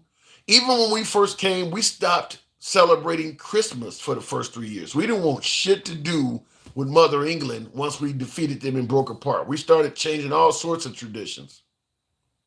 We didn't start celebrating Christmas to several years after we finally picked it back up. And I'm using that example because I don't understand why, when black people finally gained their freedom, that they didn't separate from Christianity. I mean, you know that they forced this religion on your people. You know that they didn't do this with the best intentions. I'm surprised that once black people gained their freedom, we don't want nothing else to do with your religion. I mean, we know you didn't have our best intentions at heart. Even the God of this book is a white guy. I mean, I'm surprised they kept following that. I'm really surprised that they didn't, like the English settlers, separating from England. I'm surprised that blacks didn't do more in separating from them. I mean, because that's kind of how blacks became Christian. When they were brought over here, whatever religion they had was beaten out of them. You keep practicing that shit, we're going to hang you. You're going to learn to accept Jesus Christ as your savior. They beat it into them. Like, once you gain freedom, why would you keep following that? If this is the way to go, it should be in your heart. Nobody should have to beat it into you. So I'm really surprised they kept maintaining a stance on being pro-Christian. Black people had their own, that's what I'm saying. Black people had their own religion and their own name. Yeah, I think there's a PE song that says that, they lost their religion, their culture, and their God. Many of us, by the way we act, they even lost their mind. It's a Farrakhan quote on a Public Enemy album like that. But yeah, they took all that from you. So I'm really surprised that once black people gained freedom, that wasn't one of the first things they dropped, is the religion that was forced upon them. If black people weren't if black people weren't humble, white people would be running for their lives. Now, I think if black people were not humble, whites would have killed them. I don't think whites would be running for their lives. I think at the end of the day, black people are still outnumbered multiples to one. Most of the wealth and technology, weaponry, all of that is still in the hands of whites in America, even to this day. If black people started getting outrageous, I think they would. Think about January 6th. We talked about that earlier in the live stream. I think everybody admits that if black people had did the same thing that MAGA did on January 6th, they would have got slaughtered. They wouldn't have ran for their lives. They would have killed your ass. So I disagree with that. I think everybody admits that if black people had did what MAGA did on January 6th, there would have been a lot of Ashley Babbitts. There'd have been LaQuisha Babbitts laying all over the place. LaQuishas and Leroy's laid out all over the place. And you would have Trump saying that the officer that took out LaQuisha Babbitt was 100% justified. Maybe even pulling out a pistol from under his jacket and saying, lucky I wasn't there too. So I don't think they would run, though. What does that say? Ethiopia is the world's oldest Christian nation. Yeah, but how many? Was Ethiopia part of the slave trade at all? I don't think Ethiopia was. It was because I do my heritage. Ivory Coast, Ghana. It's Ethiopia. Where is Ethiopia? Ethiopia is like a landlocked country. They were grabbing shit off the coast. They weren't going deep into the continent of Africa. Ethiopia didn't have nothing to do with it. So I don't know why you're bringing Ethiopia. Ethiopia, I don't think they had a lot to do with the transatlantic slave trade at all. I'm thinking Ethiopia is somewhere in the middle. I know it's landlocked. Let me see if I can. I'm just curious for shits and where's that country at in Africa? But I know like the Ivory Coast, and when you sail over to Africa, the when you hit the shore of that continent, it's those countries that were losing people. They weren't going deep into Africa grabbing people like that. I mean, any black face will do, they always say y'all look alike, so we'll take what we can get our hands on. Yeah, Ethiopia's all the way on the other side. Yeah, they ain't doing shit with Ethiopia. Ethiopia is all the way on the other side. Yeah, when you look at where America is, you're going to hit Morocco, Western Sahara, Senegal, and all of that stuff. Ethiopia is all the way on the west coast of Africa. Ain't nobody coming from Ethiopia to the United States in that. Looking in the comments, Christianity was in Ethiopia and in Africa before Europe. Most slaves were already Christian or spiritualists. It was the Muslim. I've never heard that. If that could be history, I don't know. You could be educating me, but I've never heard that. You're saying Christianity was in Ethiopia and Africa before Europe. But was it in the areas where the slaves were being extracted from? The west coast of Africa, even the west coast. I'm trying to see what parts of Africa is closest to Europe, because that's where that shit's coming from. Yeah, if you want to say, you're saying it was in Ethiopia. It's just, I mean, Egypt, Libya, Tunisia, Algeria, the ones that are at the top of Africa are somewhat close to Europe, because that's where it's coming from. Ethiopia, well, the Middle East is where it's Israel and the Middle East is where it's coming from. Yeah, I can see some of that, because when you look at where the Middle East is, Israel and all that, but the east coast of Africa is nowhere near any of that stuff. And that's where they were snatching slaves from. But if you're educating me, I mean, it is what it is. I'm not going to deny what you're saying, because I don't have enough knowledge to do that. You're saying Christianity was in Ethiopia and in Africa before Europe. Most slaves were already Christian. That's the part I'm questioning. You're saying that most slaves were already Christian or spiritualists. It was the Muslim Africans that wanted them gone. Well, first of all, when you say that most slaves are already Christian or spiritualists, most human beings are spiritual. Most human beings believe in some sort of higher authority.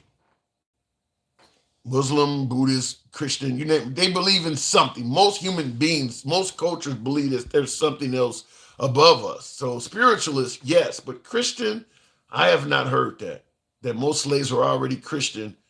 And you said it was the Muslim Africans that wanted them gone. Like I said, I can't disagree with you because I've not heard it, and I look in the comments, Billy the Kid, yeah, that's what I mean. You're right, Billy. Ethiopia is on the East Coast.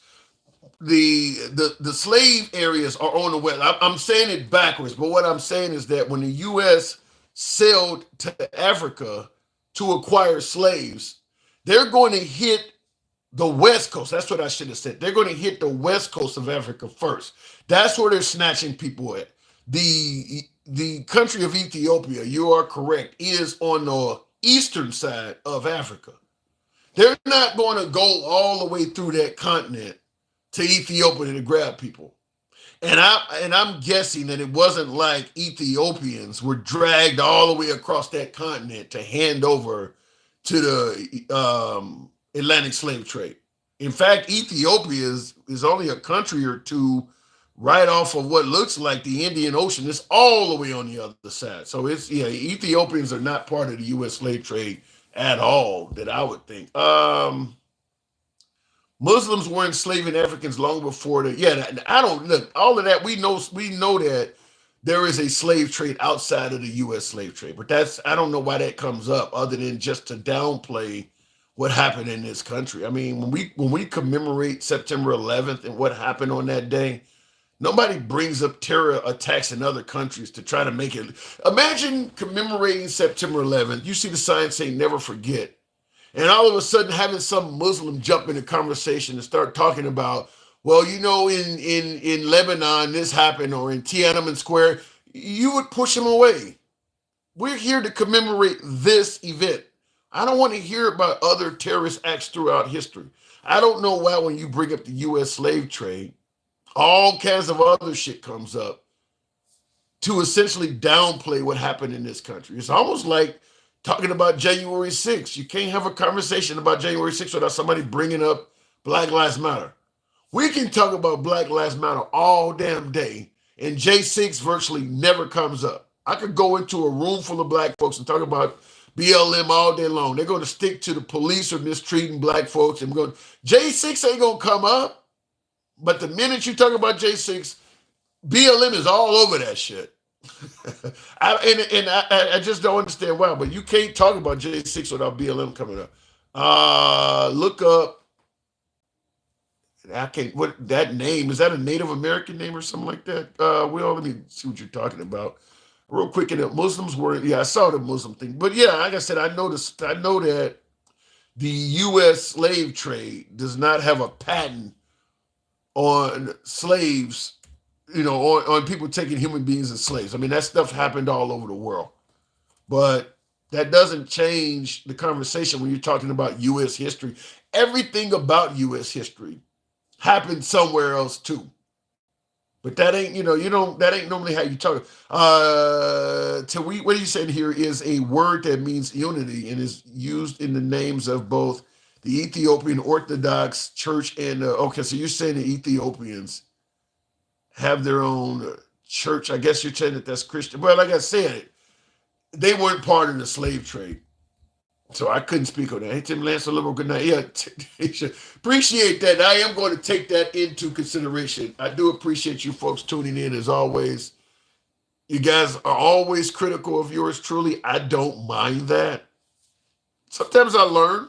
Will G, didn't care. A lot of you folks have taught me some shit. Ed G, certainly I appreciate you folks. But then, of course, I got folks like Luke that's in the comments just criticizing me for the sake of criticizing me. But Luke, you're always welcome on the program. It's your boy Tim, the handsome liberal. I got to get up and go to work in the morning like the rest of you hard-working Americans. Catch you guys tomorrow.